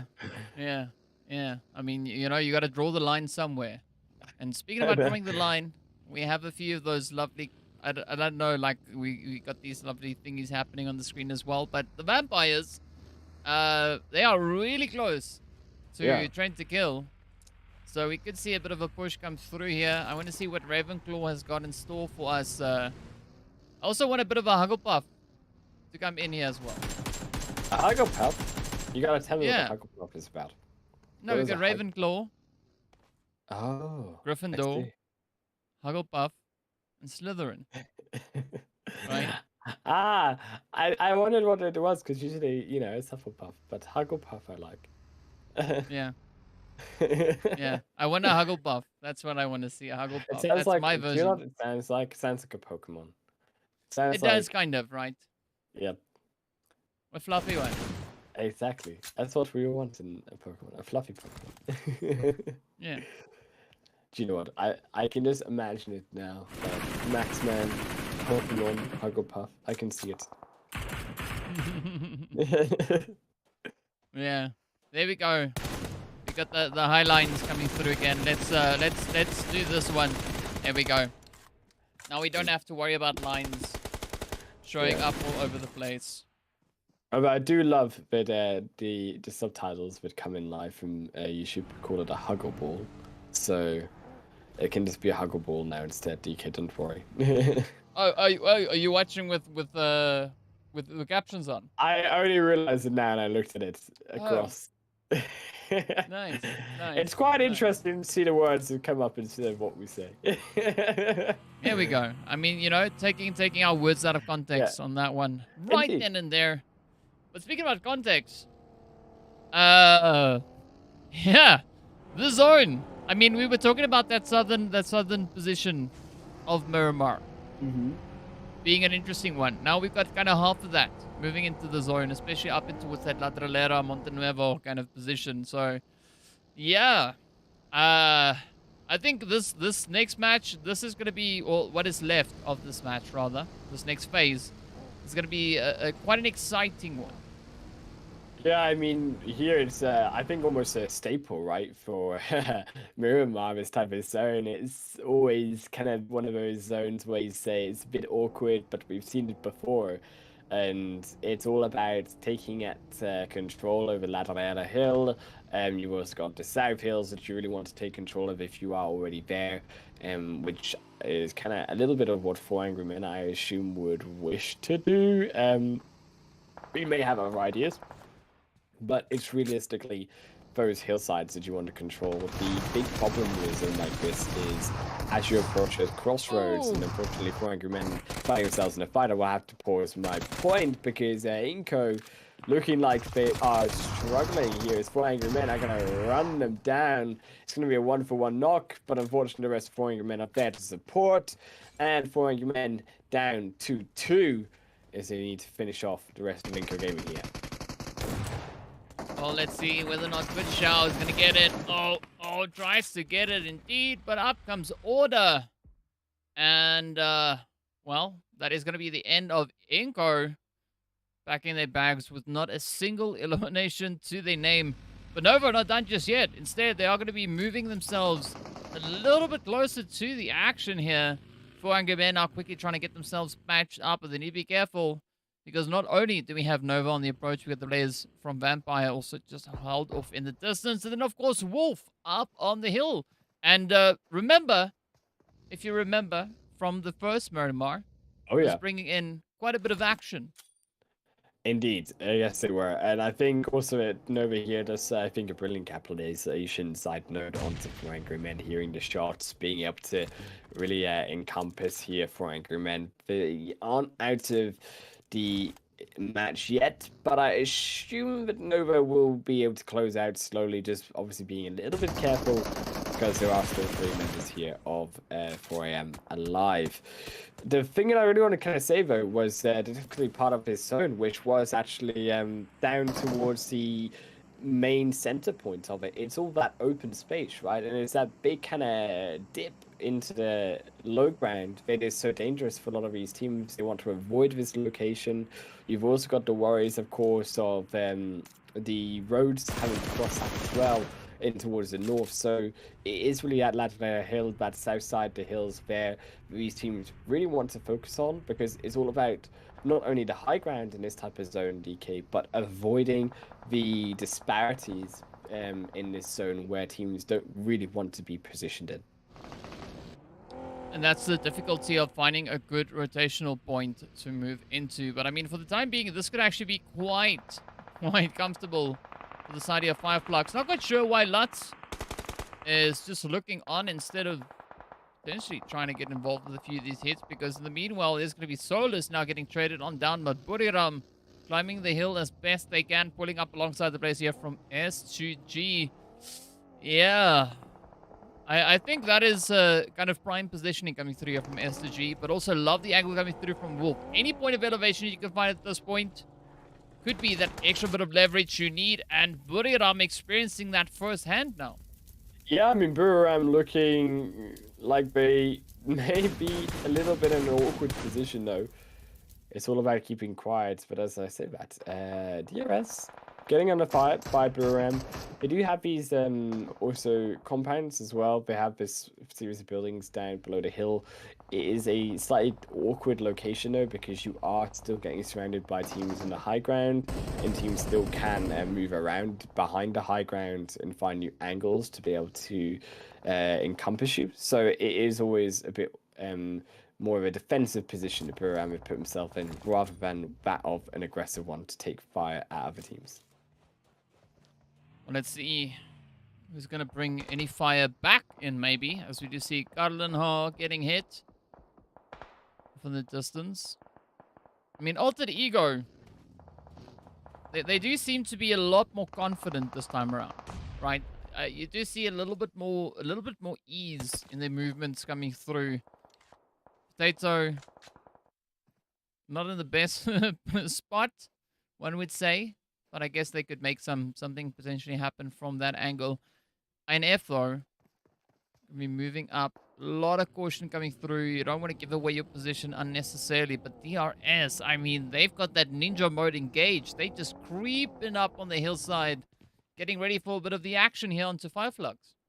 Yeah, I mean, DRS, right? It's a really rejuvenated squad after that last game, it feels like. And DRS, from being really kind of unnoticeable, quite frankly, in the first game of today, to now stepping up and really being a real contender for that pole position. And they are closing in on Fireflux. They will find one knock. They will find one elimination so far, but can they continue to rest? As Killer Solo needs to try heal up. The rest of them searching for Solus, but Solus is already out of there. Gonna go join up the rest of his teammates down below. But victory in terms of DRS securing the high ground away, and this space, most importantly, from Fireflux early on. Well, now we move on. Got about 30 seconds up on the clock until we start moving towards that fifth phase. Alpha 7 trying to play with one foot in the zone, the other foot just on the outskirts. And that could maybe provide them a good bit of opportunity here, but Nova, instead, they're going to be looking to fortify their angles on the edge of zone. They have quite a bit of opposition ahead of them. We got the 4 Angry Men. We got the players there from Influence. Also now trying to still find a bit of a footing. But Vampires, they actually can have a beautiful setup coming through here.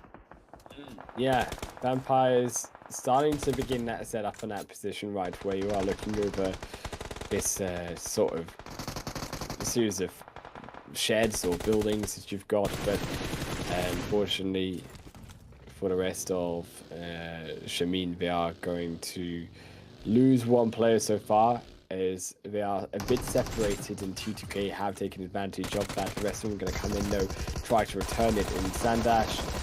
Unfortunately, will also be caught out. There goes Jade as well, and it's brilliant return fire defense from yeah, the rest of Shamin, and quite frankly, this zone as well doing so much for T2K against him.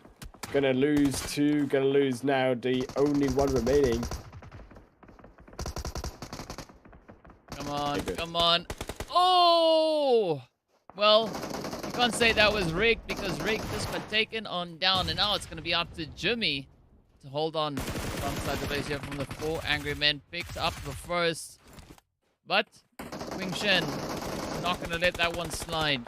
They need to be careful, because they still got that full force of Nova getting ready to push on through. They've only got that knock. The rest of the team still on their toes. The 4 Angry Men definitely trying to bring in a bit of a stronger performance here. I mean, they're so close. Already situated up in that top 8 with 4 elims to their name. If they find a few little bit extra, I'm going to shy away from that. But the tables have turned quite a bit towards the Wolves, though. I mean, against them, rather. Saying it like that, because They were situated much further up on the standings coming into today, but now they've been moved all the way down into that 12th position. But Nova keeping the pressure up as they find the hit. Jimmy getting traded, but there we go. The 4 angry men getting sent on their merry way. Yeah, I mean, 4 angry men, they tried their best, but Nova, a very patient team, just allowed that smoke to be fall down and then find that initial knock as 4 angry men tried to come in and I think just use their man advantage very well there versus 4 AM. And the rest of Fire Flux are now coming in towards that more central point of the zone if they can get to it. They're going to have to move up though even more.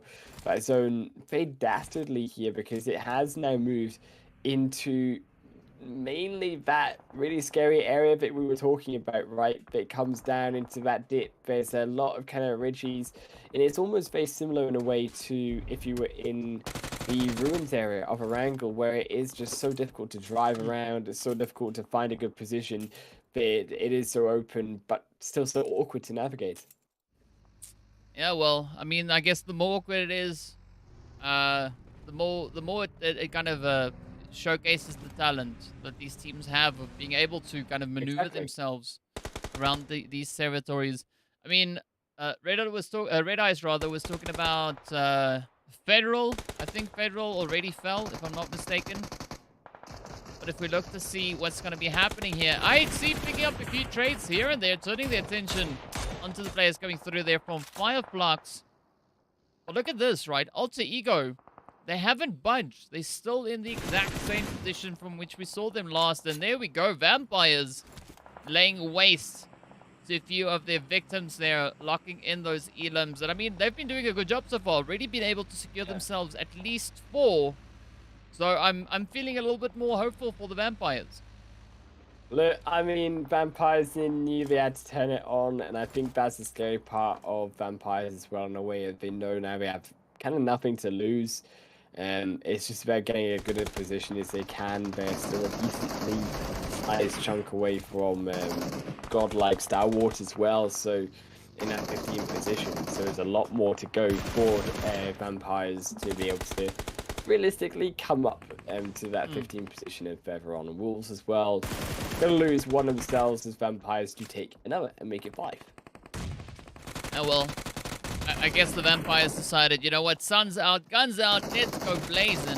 Oh, they're going up against the Wolves, trying to see who's going to be the one to hold on to the hill. But up comes the sprays, the hits, and the Vampires. Well, the sun's out, as I said, right? They can't really manage to fight it all the way through. But they did put in the effort. They did try and secure themselves a decent finish. And I mean, they were at least able to secure themselves those 5 elims.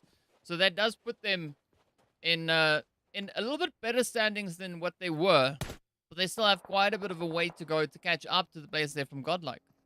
Yeah, I mean, look, Wolves, they definitely importantly cleared themselves some space for them, and IHC unfortunately getting caught there. It may even lose for one player there, as Kalze will be able to finish it off. So really unfortunate there for IHC as they're just about to go into Alter Ego as well. So they really are stuck now with one less player. Crucially, they didn't want to be stuck with. Well, c'est la vie, no? C'est la vie. But Alex, Godless on the edge, trying to make a bit of a push. There we go. They do find a 1 hit, but look at this Mythic now going absolutely crazy. Picking up the shot there as the Godless gets sent away. And this is where IHC now finds themselves in quite a bit of a pressure situation. Down to Alex. Oh, the rush comes in. The shots connect on through. Not sufficiently so to get the knock in, though. But Fnatic sends out a nade. Could this be the one to seal the fate? Ooh, does find quite a bit of damage. But instead, Alex shows them how it should be done. And sends Alter Ego packing. Oh, man. Alex walked back into the nade. It's a 2 there of Alter Ego that end up walking together into, I think, a bit of a mistake there. They were both still in the same position. It made it very easy for Alex to use that 1 nade to eliminate both of those players, and that is not the mistakes you want to be making here as Alter Ego at this point in the tournament. Powerboy as well going to lose their life. They're going to not be able to come into the revive for Jimmy. Jimmy stuck in the shack themselves, and you can see, yes, Jimmy has good position, but there's still so many players alive around him that I think that's the last position Jimmy will be in for the rest of his game. I mean, now looking at where the zone has moved towards, right? Kind of be inclusive of that crater, but still pretty much situated on the hillsides. I mean, it's a very similar kind of play that we had over on Erangel just in the past game. So I'm curious to see how the teams are going to be learning from their past transgressions and potentially looking to double down on the efforts. S2G now, however, will get spotted out. The shots connecting on through, but up comes Buriram. Sky only trying to make the push on towards Stop. Up comes Stop. Oh, are they going to get it? No, we get a little bit of a stutter, a little bit of a fumble. But Top taking damage now from all directions. And here we go. Top having to try and patch up that health bar, but Sky only. Oh my goodness. Gets a self-nade and pickup, blows that vehicle to smithereens to secure the elimination. Oh man, I mean, look, it's a bit unfortunate, but that's how it goes. Also in the chat, Ellen saying about the Wolf team. I'm not sure, Ellen, if they have the Wolverhampton's logo and name. I would have to look that up. I'm not a football fan, but it's nice to think, you know, about. It is their esports division. It is the English Premier League Wolverhampton Wanderers Football Club team. Yeah. That'll explain it. That will be the connection. There you go. Well, there we go. Let's see now. It's going to be Alpha 7 showing up a little bit aggressively, but instead, Top reaches over the edge, gets a beautiful knock in with that nade, and now Mythic Carlinho, or Carilho, whichever, whatever. That's the name, that player over there from Alpha 7. Now, quickly falling back to get the res up on towards Mafioso. But that zone is going to be decided yet again. A few seconds remain. And this could either be a glorious position, or it could be quite a devastating angle to try and play from. Yeah, I mean, look, it's an awkward position for A7 because they are the ones on the outside of the zone. God, like Star Wars, they really only need to defend this position that they've got for themselves. Mythic, they have to be the one to walk in. There is no choice here. And that's the power that they've got instead for themselves here. That's the advantage that Star Wars, God, like Star Wars have for themselves. A couple extras. Solos also roaming about. Nova, of course, we know about. Also IHC and Buram. All moving around for a repositional potential. Well, the Tiger got taken on down, and that is the end of the road for Buriram.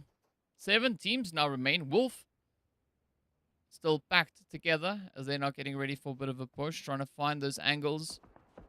And this is again where the terrain could definitely bode them well, right? Just trying to ride out these ridge lines, trying to inch their way a little bit closer to the zone, step by step. But now Mythic not going to have any of that luck with the shots. Now rain on through S2G trying to get the sprays. But somehow Mythic manages to evade a big chunk of the damage. Look, I mean, also Wolves, their nice spread coming through from them, but they're also suffering the same problem here, DK. That zone has moved away from them. They need to make that move in, and they're trying their best up here against their opponents. They're trying, they're shooting, they're trying, but they can't find the bullets in time. Yes, they finally will be able to. It's not going to be Geek Fam who are good enough to be able to take them out. Wolves trying their best now. 10 eliminations all in the back. Memory has now also the under edge of this hillside for themselves. Has the buggy from the dead players of Geek Fam, but does get caught. Won't be able to make it up to the teammate. Beautiful will fall as well, and just like that, Pigfeet left on their own down at the bottom of the hillside, and unfortunately, Wolves from 10 eliminations, this might be as far as they go on the edge of that zone. Well, it's going to take quite a bit of work. I mean, it's again it's the second match, and we see Big Feet being the final remaining hopeful for the side of the Wolf team here. But of course, that doesn't mean anything at this point. They still need to get themselves situated up in towards the zone. S2G riding high on the elevation, riding high on the positioning. But Alpha 7 trying to find it out. Let's see. Are they going to be able to lock this one in? Mythic still alive, even though they got taken down to next to no health just a few mere moments ago. They do get thrown a few bandages and such to get themselves back into the fight. And just in the nick of time, of course, as they can see those heads coming through onto what Silas. Not before Silas took out the good old beautiful on that one. So the confirmation has been secured. Let's see. Final 4 teams. Nova with a 1 piece though. Ooh, that could be interesting. Yeah, Nova trying here to potentially find something. Also, godlike Star Wars on the bottom ends. Still trying to move up onto this hill. They are on that northern side of the zone, moving down into the south of the hillside. S2G though, big bold move. They get punished for it. Alpha 7 immediately stopping that vehicle rotation down into the center of that zone. Crucial for A7 to do so. They also trying to control the center point of this piece.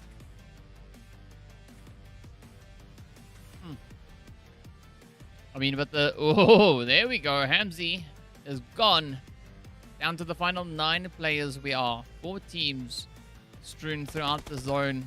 It's the final stage, of course. Stage number 9. There's no more circles appearing. It's all going to come down to first come, first serve. I get to see who's going to be able to survive the carnage. But here we have it. It is a SCE.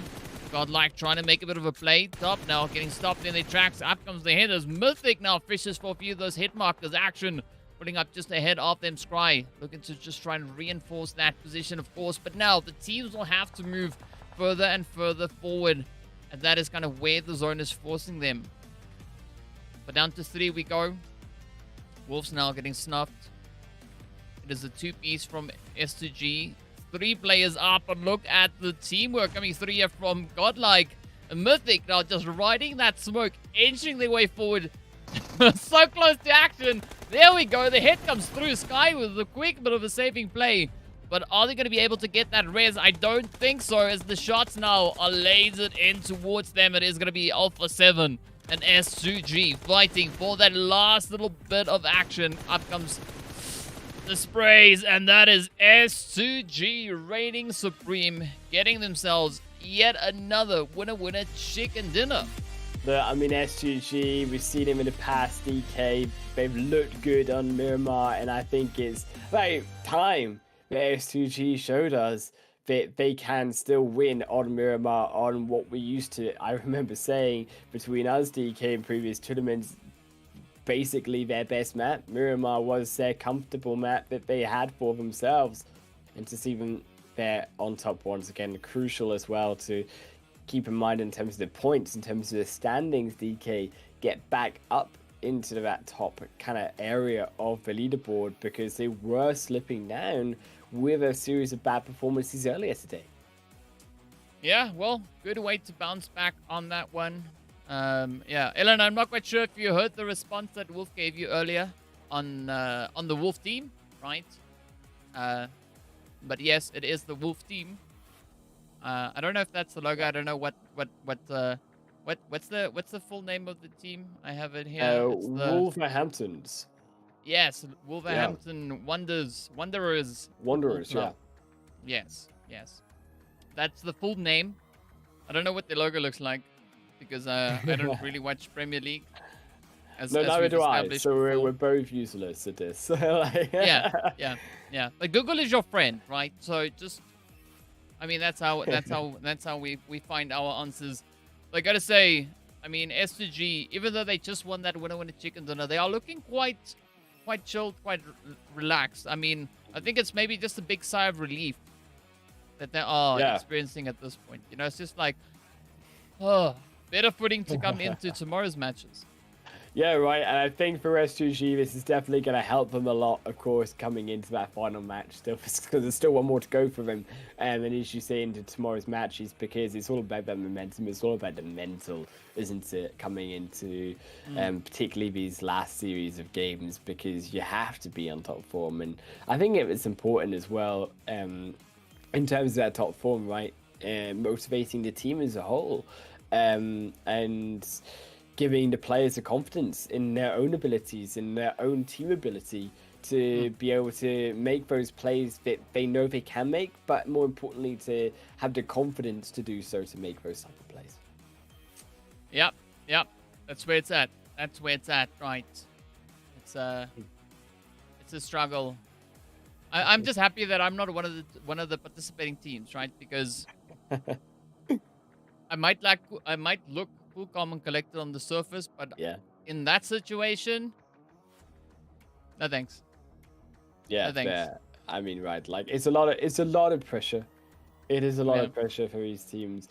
I think, it's another game to go as well. It's, I think, pretty stressful, I think, for all of these teams in terms of obviously coming towards the end of their tournament. I think this final game will be where we maybe start to see a little bit of the nerves show, because of the importance of ending on a high note, going into the final day, especially for also the coaching staff and teams behind these players as well. It will be vital to make sure that the players and the team coming into tomorrow are in good form, regardless of whatever team does do well, whatever team does unfortunately not, by the end of this final Erangel match. Well, we'll see how it goes, right? It's Erangel could be the make or break. Yeah. For tomorrow. And I mean, the points, it's still scary close as to where these teams are situated. I mean, sure, there's quite a bit of a gap between first and last place. Yeah. But that's normal. But the gap coming through from 16th place moving towards 15th, that has started to close up. A little bit late, but regardless, it has closed up. But yeah, it's there's definitely, I'd say, the top 9 teams. Yeah, I think the top 9 teams are still in a very contentious kind of position. Yeah, I think that's the interesting part about it, is going into tomorrow, right? Is that there's so many different teams that could potentially steal that top spot away from each other. And I think the most intriguing part about the games today is that Inco Gaming, who had that lead in alongside them a couple of these other teams that have had a top position in the leaderboard, they've been falling behind in some of these games. They've been going out early. So they've been missing out on a lot of these crucial points, which otherwise maybe would have put them further ahead in the leaderboard, maybe would have more solidified our belief in having maybe more of a quote-unquote champion decided already by the end of the second day. So by losing out on these points, it's kept it very close, which is why I think it's so interesting actually coming into the final day, because we've seen even the best teams stumble, and not just once either so far in these 18 games. Yeah, consistency is key, right? Yep. It's the master key. It can open any door pretty much. I think it all just depends on how frequently you can keep that, how consistent you can keep the consistency, right? Yeah. I think therein lies the challenge, and also the secret to unlocking those players. Because I mean, if we look back at the league stage, Nova, when they stepped into that last day, they were just consistent monsters. Right? Yeah, yeah. Constantly hitting that beast mode. It's just like brah, brah, brah, brah, brah, right? And as I said before, and I know Jahad said, yeah, the other teams aren't Nova, and I know because I said that too. But the main thing that I think it boils down to is the capability of what we have here. I mean, we've seen the teams perform in the World Invitational. We've seen them perform in the World Invitational Showdown. So all the after party part. So if they didn't possess said skills, they wouldn't have been able to make it all the way to where they are right now. So yeah, I think it's gonna come down to that final Erangel tomorrow to see who our winning team is gonna be. I really hope it does, actually, to be fair, because and if it comes down to that final game, that's what you can wish for. That's what you want in a tournament at this level. Maybe not for the players, but for the storyline, for the excitement. That's what we're looking for. In terms of that action right up until the very last fight, to decide who kind of goes and takes that championship and who will be the best in the world. It's me. Yes, it's you. It's us, clearly. Just full ego mode. yes. It's not my alter ego, I swear. But yeah, I mean, you got to give it up to these teams, though. They are absolute insane performers. I mean, S2G locking in 9 eliminations for a total of 24 points.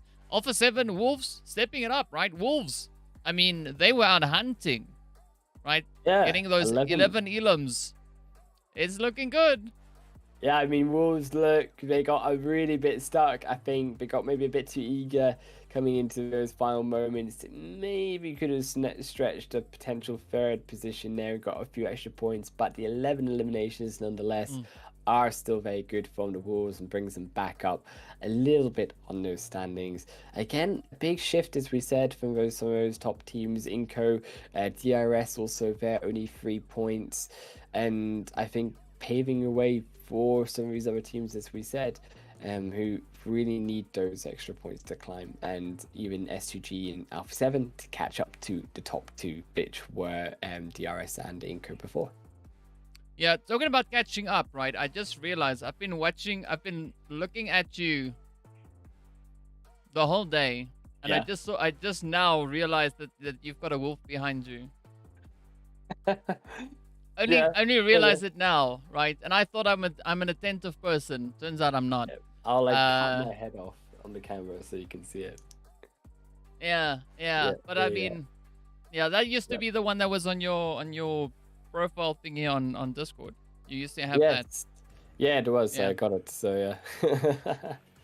Yeah. No, but it's awesome. Dude. Yeah, I just had it in the background there. So that's it just lived on the bit. Yeah, I mean, if not, why not, right? Might as well just. Exactly. I mean, it looks good. Yeah, I hope so. It looks good. Yeah. I mean, what do you guys in chat think? Zoom in on Wolf if you can't see it. I will show you. Go like this. I'll tell you what. Bring it up close. I will go. Quick bathroom break, but I will give it up. I don't know if I can leave it like on my keyboard here, and then I can turn my camera down. Can you see it okay? I'm on a bit of delay, so I hope you can see it. Can see the top of the fringe. There we go. Maybe just plonk it on the bed there behind you. Oh, I could plonk it on the bed. That's a good idea. I could. There we go. There you go. Can you see it okay now? Nice. Yeah. There we go. I'll move my mic out of the way. There you go. There we go. Yeah. Go have a break. Go have a Kit Kat. What are you guys talking about snakes now? I mean, okay, that's obviously a dragon that you've got in there. So DK and then blah blah blah. The wolf is not a Highland wolf. That breed. Say that. Well, he'll probably read that when he comes back. But yeah. Well, apparently from what I'm seeing, we might be bringing in a bit of a surprise into tomorrow's watch party. Yeah. We'll see how it goes. Yeah. So Ellen, that's the logo that used to be on Wolf's logo thing on Discord. That's what he used to have up. But it only took me up until just now to notice it in the background. As you can see it there. But yeah, the points are in. Wolves now all the way up, sitting on their 81 points. So it's been a good comeback coming through from the Wolves on that one. Then of course we had S2G sitting on 119 points. It's pretty crazy, right? 9 points ahead of Inco. 48. Who's that?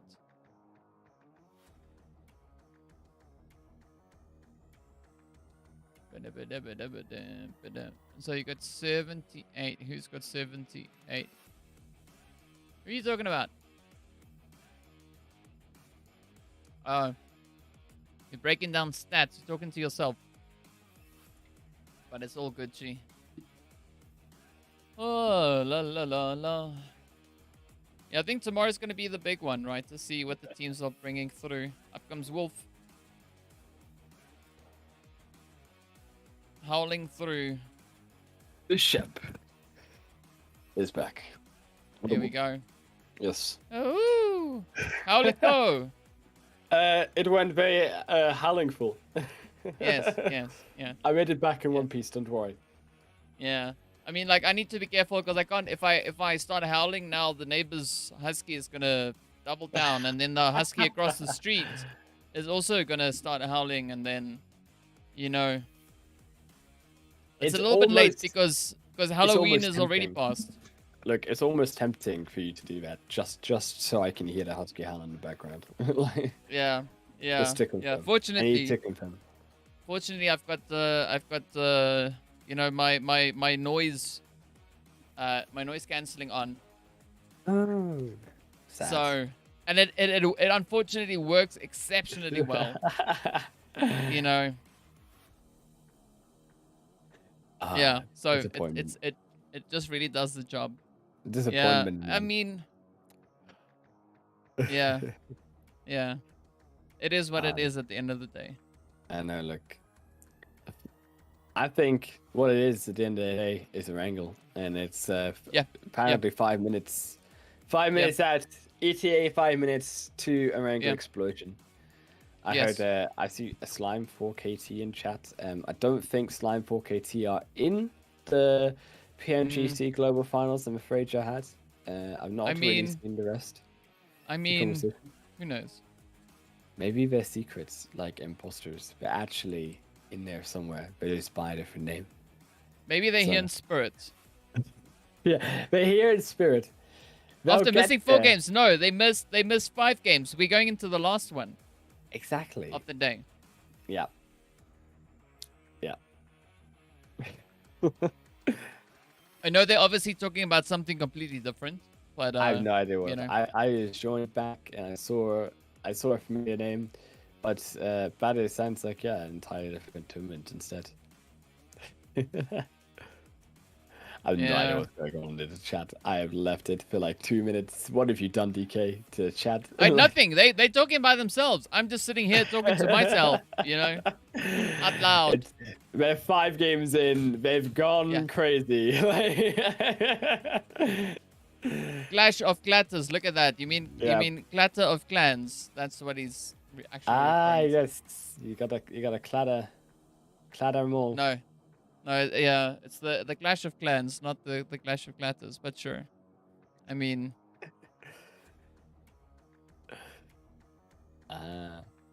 They are listening to us. Jihad assures us that they're listening. Yeah. But speaking of listening, we are going to be listening to the lovely sounds. Sounds like Titanic. But either which way, that almost sounded a little bit Titanic-ish. I had then like Jurassic Park theme tune in my head, and I have no idea why. Like it's not even remotely like close to Titanic, but I had it in my head there. Maybe it's because of the forest and stuff, and the green. And then the plane, and then they're coming over, you know, like Jurassic Park 2 when they come. Is it Jurassic Park 2 where they come in on the plane? One of them they come in on the plane. It's not the original. It's like. Isn't it Domination? Is it? No, I thought it was one of the originals. I mean, if you want to see, I can put it on here and. Because it was a helicopter in the first one. So yeah, I honestly don't really remember. Is it the one where they evacuate all the animals from the island? No, that was a ship. That they had. Because they do wonder. fly some of them off. And they're like, Jihad's Red. yeah. Do you guys know? Please help. Like, I'm having an existential crisis over what type of transport they used in the Jurassic Park film. I mean, oh my days. I Speaking think, about Jurassic Park, we've got a lovely about- northern zone yeah. coming through. And So that could speaking be of good. existential crisis, I think God, like Star Wars a difficult position for him. Burian, though, they completely left him. Looks like they're not interested in getting that elimination. I mean, now also, of course, there was a second player who was picking up loot, so don't want to get caught out, don't want to get punished too early. But just going to take the safe route back out. We can get a quick knock, and we'll just go further on to their location that they want to go and continue their looting phase on. Is Wolves so as well, down in Pachinki, you know, my biased team. I'm just gonna say it right now. If I had to be biased, I'm not biased, but if I had to be, it would have to be them. Yeah, yeah. If I had to be biased, the team that I would be rooting for here right now would be HVVP. My money's on them. Yeah. Fair enough. Fair enough. Yeah, yeah. I mean, they here in spirit, right? Like I can just, you know. Yeah. It's okay. I'm here for a shoulder to cry on. Don't worry, DK. Like. No, I've got. Well, I want to say I've got tissues, and I just realized I don't. I'm all out. So, man, I wanted to offer you one, and then I don't even have any. The shoulder's here. Don't worry. It's okay. Oh. Yeah. You're buffing it out. You're buffing it out. I know. Yeah. But bro it out. It's okay. Damn in faith. Yeah. Yeah. What are we talking about? I have no idea. It's the sixth I like game, grapes. DK. I like grapes. I like grapes too. But do you know That's what my I like? go-to. I like apple. Apple is good. Yeah. If it comes to tech, sure. Oh, I like apple the fruit though. Oh. Yeah. Okay. But I'm glad you like apple the tech. Yeah. Well, I mean, I kind of really do. So, you know. Because as they say, you know, an apple a day keeps the doctor away. Indeed. Yeah. Unless you don't have one. Then Well, interesting fact about apples, right? Like apples, yeah. the fruit, right? Did you know that the pips, the pips in the core contain cyanide? That's scary. Yeah. Don't eat the pips, boys and girls. Even peaches, right? Don't eat if you crack the a peach pips. yeah, the inside there's actually cyanide inside. Oh my days. Don't just scary, right? Don't nom the pips. They're not tasty. I promise you. Yeah. They're not I mean, good. a good response to that would be like, oh, that's just peachy. Like, well, you know. Yeah. You could get hit with an impeachment as well, so who knows? That's true. Hopefully not. Jihad also said that they used helicopters, by the way, in Jurassic Park. See? So Nailed it. I said helicopter. yeah, the first one they used helicopter. I swear they used a boat in the second one, and then they must have used a helicopter as well. What about all the seaplane? It's so sad. I mean, no seaplane. If you go to the airport, you'll see plane too. That's true. Yeah, but it's not exactly the same kind of one that you're referring to. I know. I was on a plane earlier this week, so fair enough. Yeah, I was on a plane. Just came back from Christmas holidays. What better way to start the weekend? I know. We're a bit of PUBG, you know. Yeah. Where did you land in a Pachinki? Actually, no. It was in Vikendi. Cry inside. Yeah. Yeah. Was it a hot drop? No, it was really winter, cold. so it doesn't. I know. Yeah. It was quite a cold drop actually. You could say it was a snow drop. You know. It was nice. Yeah. But it was okay. I went to the dino park afterwards. You know, for a bit of chill. So yeah. I was able to like turn that phone upside down, as it were. So don't you worry, DK. Were you going for a little bit more of a bare bones approach? You know, I was actually. Nice. Nice. Yeah, it's always good to like you know, keep yourself alive in the dino park. You know, yeah, that's it. Especially if you go to visit dinosaurs, you have to go with a bit of a bare bone approach. Otherwise, you know, Yeah. you could find yourself in a kind of a meeting that you don't really want to be in. Yeah, you don't want to get yourself all extinct, Ned. Don't worry. Like, Mm, I mean, yeah. speaking of extinct, Mm. still 64 players, by the way, in this game. Yes, sir. I think this might have been possibly the most peaceful game that we've had so far. At least today, anyways, in terms of PMGC. There's always been a little bit of scrapping, but everyone seems very, very happy just being Mm. on their own turf. Yeah. Yeah. I mean, why not, right? It is the last match of the second day, and there's not like there's only 6 games left to go, right? True. So everybody's just gonna be rolling around, taking in the scenery, enjoying what the lovely Erangel has to offer. And speaking of that, Nova gonna be doing exactly that. We can see Order just doing their due diligence, but we know there might be a little bit of opposition up ahead. Still, no eliminations, no knocks just yet. Nova settling slowly down in terms of their location. I see a little bit behind them, but won't be able to catch them just yet. The bullets will fly wide. Very peaceful in terms of this first stage, and I'm curious to see where the second phase will kind of go overall. I kind of want to have a look, obviously, at kind of where the zone has gone in terms of this final game DK, because it could determine a lot in terms of where, of course, these teams have dropped. There are, though, to be fair, a lot of central teams so far that we can see around Erangel splitting across that kind of central line. So don't imagine it could be too of a disasterly zone. Unless, of course, we always have, you know, the infamous southern zone. But judging by the fact that people are moving north, I very much doubt it's gone that way. Well, let's see. Let's see how it goes. I mean, If it is. the zone is committed to the north, right? Mm. So I kind of like that to see just what how far these teams now have to rotate to get themselves into some good standings. But Train to Kill, they're going to be opting for a little bit more of an exploratory mission here. Still looking to find a little bit of a homestead.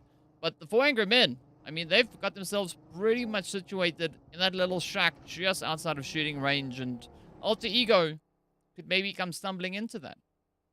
Look, yeah, I mean, a few of these teams starting to collide on top of each other. T2K want nothing though to do with that skirmish, and will just immediately move past that location. Also in the chat as well, in terms of location, right there. We're talking about, well, we're asking what we're talking about. Doctor Strange. We are talking about Jurassic Park. You've missed good information. And Yeah, it non-spoiler was. information, I promise. It's Yeah. We are true. No spoils for Jurassic Park, but you've missed good information about it regardless. Yes, yes, yes. Speaking of good info, I mean, Raze has some good info on New High as they push on forward. But the pressure is going to be on now. It is a solo initiation coming through here. The rest of the team now joining up in force. It is going to be Mika, who's met with a few sprays. Oh, but out comes utilities. It is going to be overshooting, almost landing in Lubbock. But up comes the aggression now as S2G start multiplying, just popping out of the windows. And look at the aggression coming through. And I mean, S2G, they tried their best. They tried to sneak by a couple. They got one, they got two, but they couldn't get the third and the fourth. And Raze, they really did need that extra assistance. I'm not sure if Raze really should be going down here just now. I mean, trying their best with the nade, cooks it up, throws it inside the building. It will miss, unfortunately, a lot of them. They jump in with the rest of the squad, though. They're coming in for the cleanup. They won't let these revives stand. And the rest of Geek fam, they are on the run. They are trying their best, but cannot run no more. And it's S2G who will take the first blood out of this game. Yeah, and of course, a quick bit of a third party coming through there from Alter Ego as they close the door. But now, we jump over to the players here from the Wolves team. We got Influence up ahead, but Buriram, DRS, getting ready for a little bit of action. Those DBSs coming through once again, and a quick tap, tap, tap coming in here. Delta trying to fend them off, but, oh, they had a slug with their name on it there. Kilo was trying to maybe come in for a bit of a saving grace here. Oh, but look at this. The 400 men and the Wolves now going toe-to-toe. It is absolute carnage now erupting out on the battlefield. And Wolves stuck in a big fight now with 4 Angry Men as they try to reposition. I think they'll just leave that one for the AGs as the rest of them desperately moving. But Memory's car has been blown into smithereens, and now they've only got one vehicle remaining. They're tumbling down into what will be the edge of the northern sides. But I don't think really they could do all that much. Shooting range, yes, they can try to hide in, but they're going to be stuck there, and it's a horrible place to be stuck because it is so infamously difficult for Wolves if they go in there to get back out, as Nova may all know too well from our previous Erangel match. Well, they are going to be having to fight it tooth and nail if they want to come out victorious. Oh, but there we go. Got this with a quick little bit of a cleanup. Pushing that buggy on through. Now we can see Fireflux just stumbling down the hillside. That is Solus. Just getting ripped from their vehicle. Oh, Lutz. Solkay off in the distance, but you need to be so careful because the hits can come through from any which direction. We got Alpha 7 trained to kill. Also now looking to apply a little bit of the pressure here, but Fireflux moving in. Oh, Solkay being quite bold with that rotation. And this is where Sandesh and the rest of the players from Train to Kill have a great opportunity available to them. I mean, T2K as well, trying to close that gap onto Wolves. They've been put down to one player. They get themselves back. So there for Fireflux. Big nade through from Wolves. They're trying to find that position. Goes a little bit wide. But those smokes will maybe give them away a bit more as they try to get that revive down once more. Fireflux in a difficult position indeed. The rest of the zone, though, closing in and shortly into stage 4 already. In DK, these teams getting closer together. A lot of rotations happening even behind here. DRS is, you can see Buriram looking for that better spot over the hillside. Yeah. But we're running out of good spots, right? I mean, this is also kind of almost the position in which we saw Nova fall on our previous Erangel. Just a little bit further on down. But I like the fact that Alter Ego is still kind of holding onto that ridge. Not going to be pushing down just yet. Instead, waiting to see how the zone kind of unfolds. And now that we have Nova on the way, they could either go for a bit of a flank around them as we have our map up and available here. But yeah, things still looking pretty challenging. But I'm loving the fact that it has now moved over to the eastern side. And this is where the teams are, again, going to be tested. Because they now move away from the available shelter, right? A lot of the compounds now get severely diminished. And it's back to the open fields, ready to fight it out. Indeed, and this is really where it's going to be so crucial as Nova here coming in from the backside. They're trying their best to kind of move forward here, but unfortunately, they're still going to have to fight through the zone. Is Alter Ego doing the same problem here to try to solve for Angry Men? They've got one shot to their name, but they've got an open hillside and a lot of angry members trying to come in through that entrance on the western front. Well, Nova playing it a little bit more cautiously. You can see them trying to make a more decisive play here. Oh, but look at that. Solkay crashing up into the radar tower. And that is all you need to get yourself backed up. SG, loving that angle just on the offside. But STE, though, they're showing up with a little bit of aggression here, right? Already climbing up into that 12th position. They are sitting with 1 elimination to their name. Alter Ego also with 1. But are they going to be able to kind of keep their piece together alongside the players coming through there from Nova? Because as we know, Nova, yeah, they can be a little bit scary on any given day. Yeah, Nova, when they want to be, well, when they decide to be, maybe can be such a scary team. I mean, yes, they've had the ups and downs today, but they've had, by golly, big ups. I see looking to try to do the same themselves is Alpha 7. Unfortunately, still stuck in shooting range. 2 of their members, they need to rotate now into the zone. But A7, they've already lost 1 IOC, now up to 5 eliminations, and it's all up to Revo to get back to their teammates. Even though now here on the front side, it's the side of AE stuck with Nova.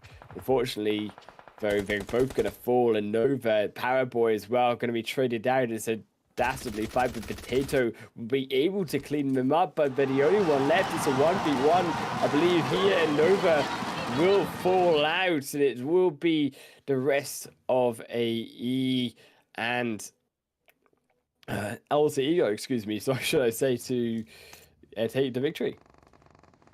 Well, I mean, that was a good performance coming through there from Alter Ego. But, you know, the work is far from done. Still have quite a bit of a wait to go. Now it's going to be Alpha 7 and IHC coming under fire, feeling that pressure come through. The Wolves now also going to be rushing on in, trying to bring in a bit of a capitalization, but beautiful. Now getting uprooted their memory. Not looking too great with regards to that. A health bar, but oh, it is absolute bloodbath all over the place. I mean, Alpha 7 getting sent away. IHC getting sent away. Wolf, very, very close to finding themselves in a very similar situation. Yeah, I mean, right, like, Wolves are just completely stuck in this location. They're really struggling to kind of find an exit out of the shooting range. We said it was going to be difficult for them to exit, and you can see why, because it is so easy for teams on that high ground to be able to just continuously punish them from being able to come back up and into the game and into the zone. S2G trying to trade down Nox, but the nade will hit 1, and Hans will fall down. S2G down to 2. It's Buram trying to reposition here. His head goes to second, and now S2G down onto the Silas, who's burning up. They're trying to escape, but Buram, they're on the front. They're on the attack. They're going to try to finish him off, and S2G will be fried, and Buram cleanly dispose of S2G from this final game. I mean, that is quite unfortunate to see. You know, how everything is unraveled. But here we have Inko also getting ready for a little bit of a push as they move up, trying to find a bit of an angle. Oh, it is Inko, it is INF, but look at the sprays. Nenebede coming through with some absolutely beautiful, beautiful angles here. But now, oh, it is, of course, the end of the road as Influence gets sent on their merry way. Down to our final 6 teams we go. Train to kill, taking aim as they find Memory off in the distance. Beautiful. The meanwhile is going to be looking to just beeline in towards that zone, but that is not going to be an easy position to do. An easy position to move into, rather. You can see so many teams still strewn throughout. I mean, there's 21 players remaining and not a lot of space in the zone.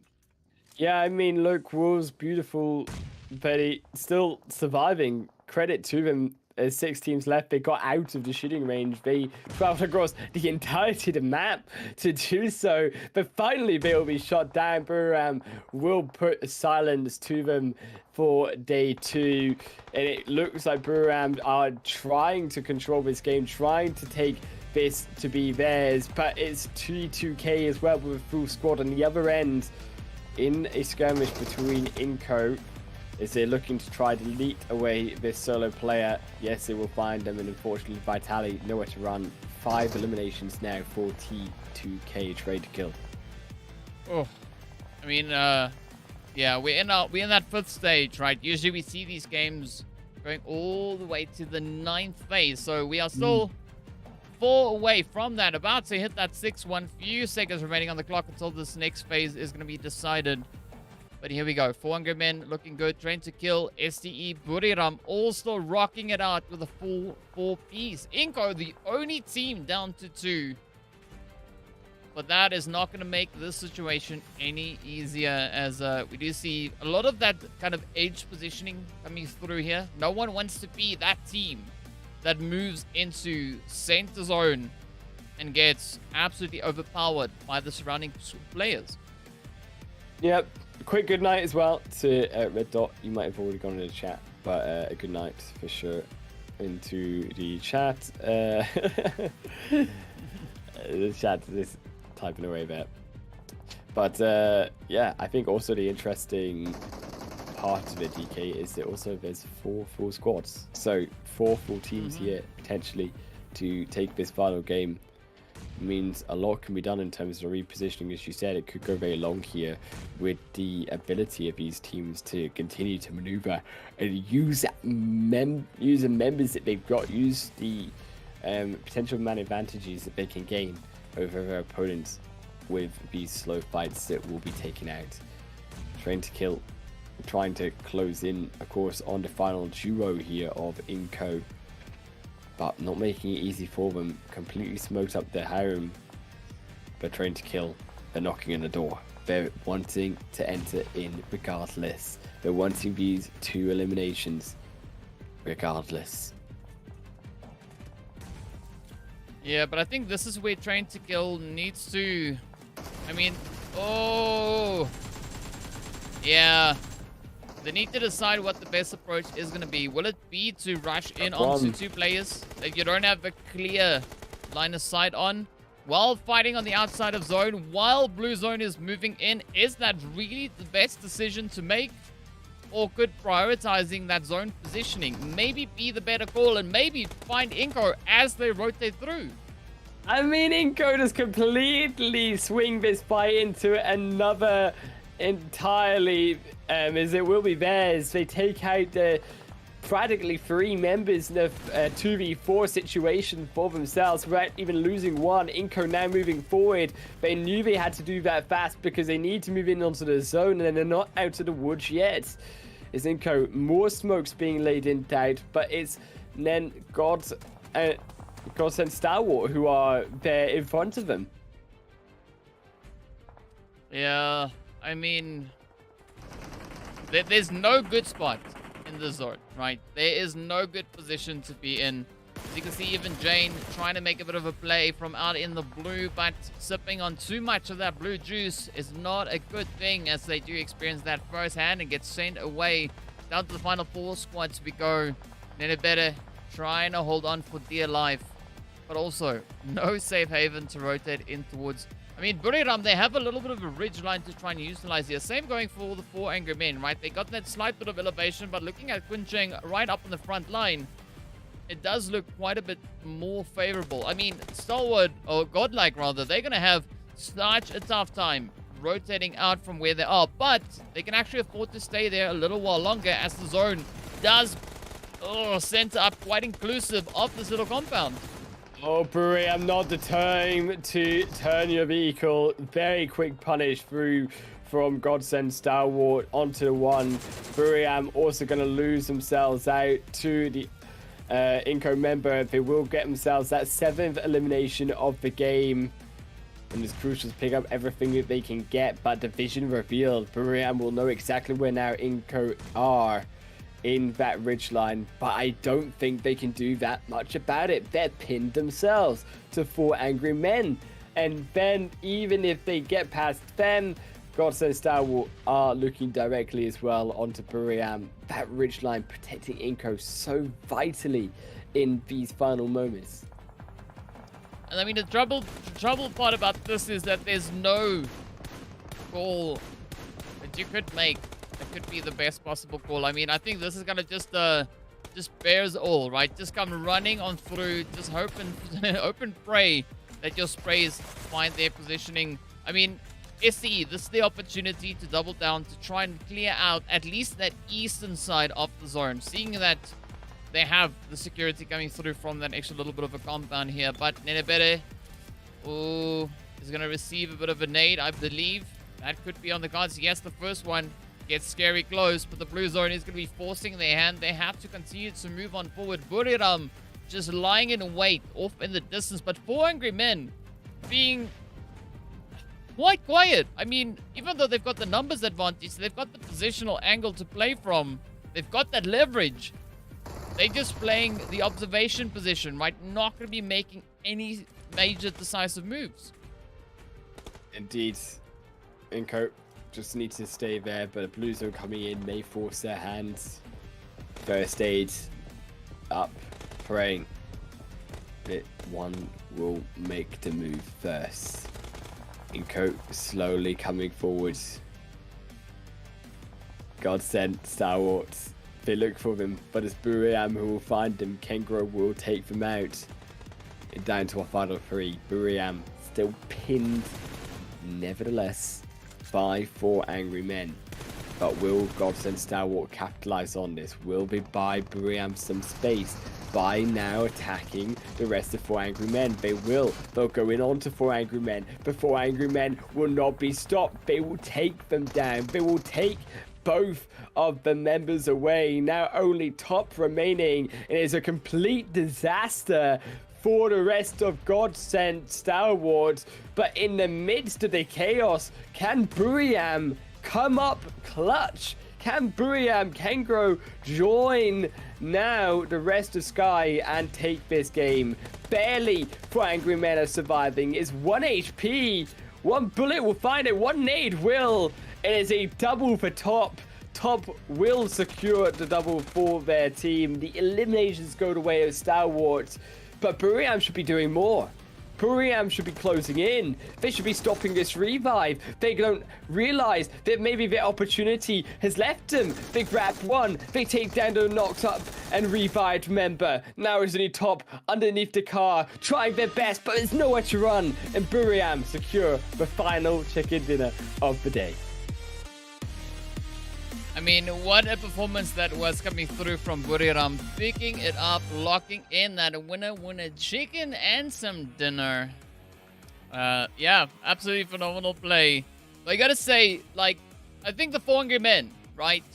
They are kind of gonna be, they're gonna be living up to their name at this point in time, because they were in such a position coming into this last phase, and they didn't do anything with it.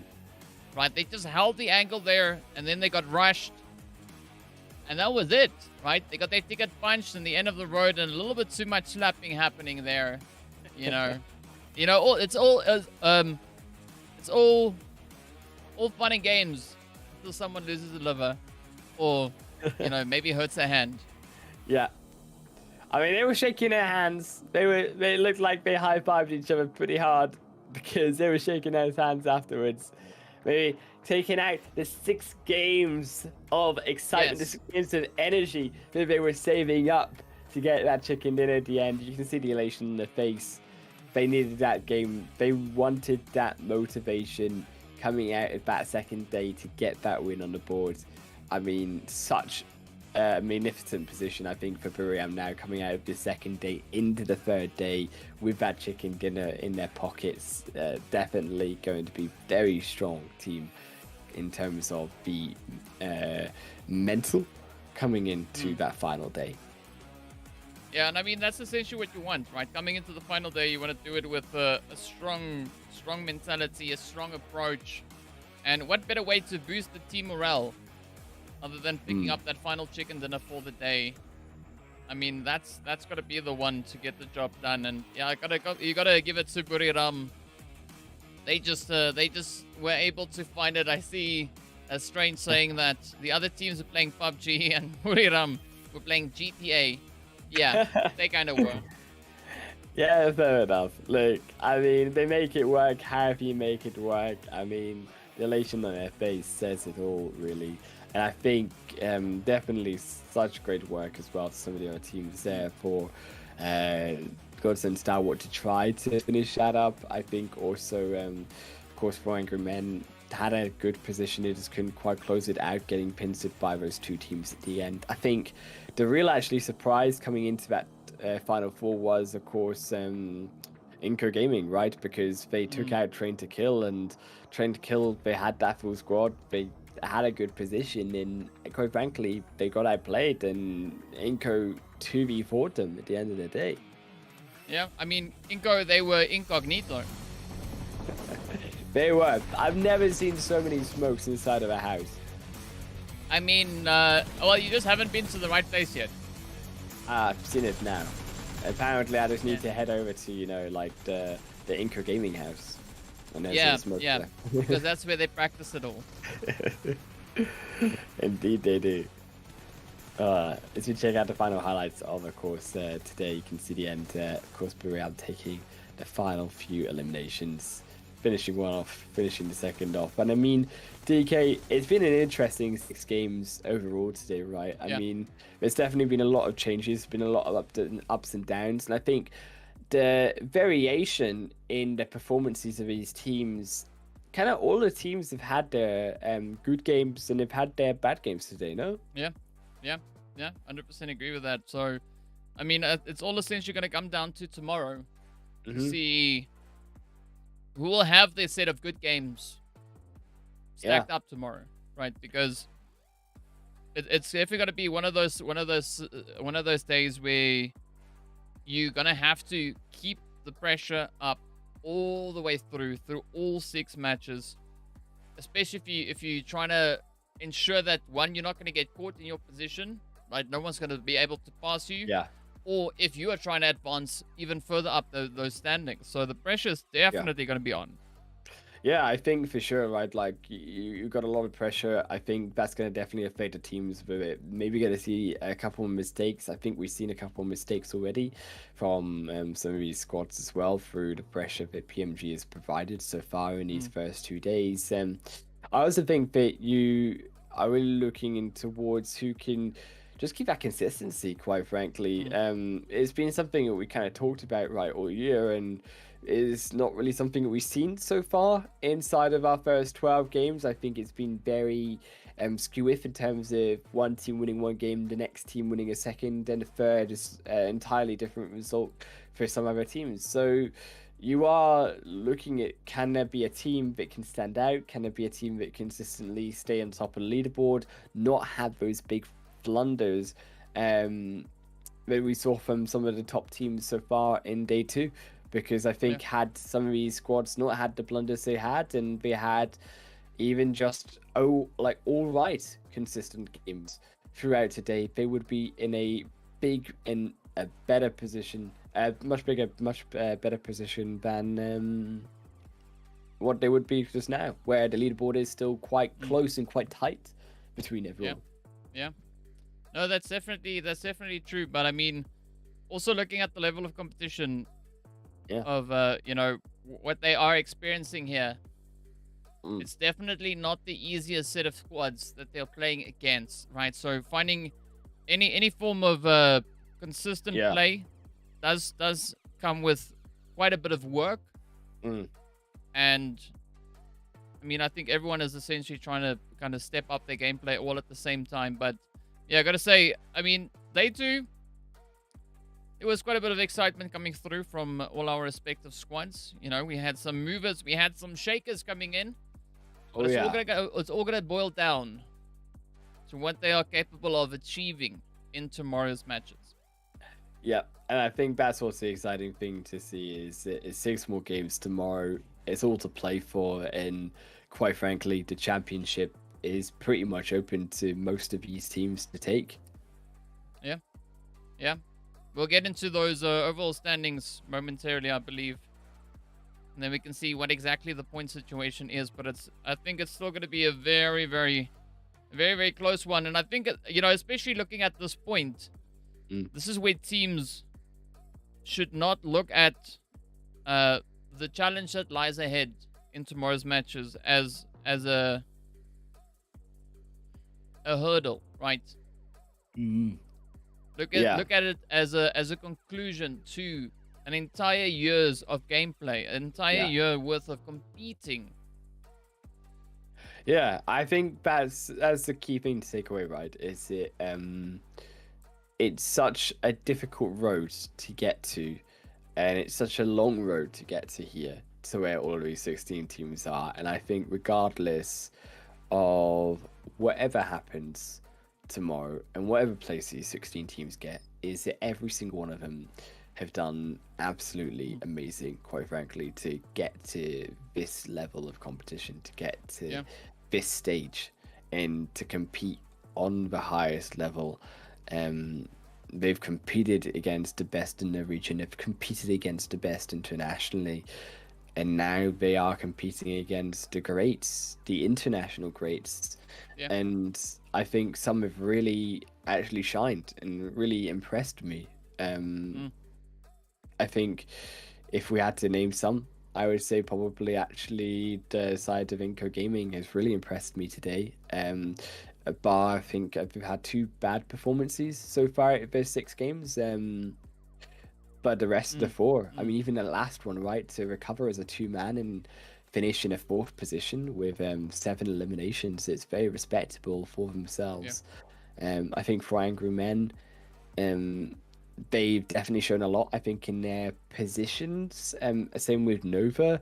I think that's something that kind of the Chinese teams really have showed me so far that they can control, but there's still a little bit left to be decided by some of these teams from the reigning championship region. I mean, it's still pretty close, right? As you can see, 125, 123. There's not a lot of disparity coming through there. I mean, there's not a lot of difference between 1st and 8th place, right? Yes. That is all changeable in a game. Yeah. I mean, under the right circumstances, it's one game. But I mean, realistically, we've seen it already. We've seen Alpha 7, we've seen Inco, we've seen STG. Well, just put them all in there. We've seen them all have bad games today, actually, in that top 8. So I think it's very much open for any of those teams to take the championship. I mean, even you're going down to 9th position. Yes, it's on another page, but it's only 1 point behind. IHC could also be in that list. And I mean, depending on the day, so could maybe some of the rest down below in that 10th to 16th position. Yeah, so it's all going to come down to that focus and determination on the final day. Yeah. We've seen some upsets come through in the league stages. We've seen all these teams flexing with their capability. But are they going to be able to flex one more time? Just for one more day. For one more day. And then have a quick rest and then start with the 2023 season. I mean, exactly. Who needs rest? Just continue playing PUBG, because that's what we're here for. Exactly. But yeah, on that one, I mean, we are looking at some pretty impressive performances coming through from our respective teams. I don't think there's much more for us really to say. Shout out to my mom. Or shout out to Ellen's mom, rather. Shout out to Ruth May. And her in-game name is Ruthless. Oh, I like to play on the words in that one. That's a clever name. Well done, Ellen's mom. But yeah, shout out to everybody for joining in today, joining us on the watch party. Yeah, we might have an exciting development come through for tomorrow's watch party. We don't exactly know just yet, but we'll get it sorted out, and you'll just have to join in tomorrow to see what that is and what it could be. But yeah, I think until then, we're not going to have much else that they are going to be showing here. I think that is pretty much a wrap here for today. So on that bombshell, we are going to say peace. Stay fresh and frosty and all the other lovely things as per usual. But let's move on, and we'll see you guys back again tomorrow.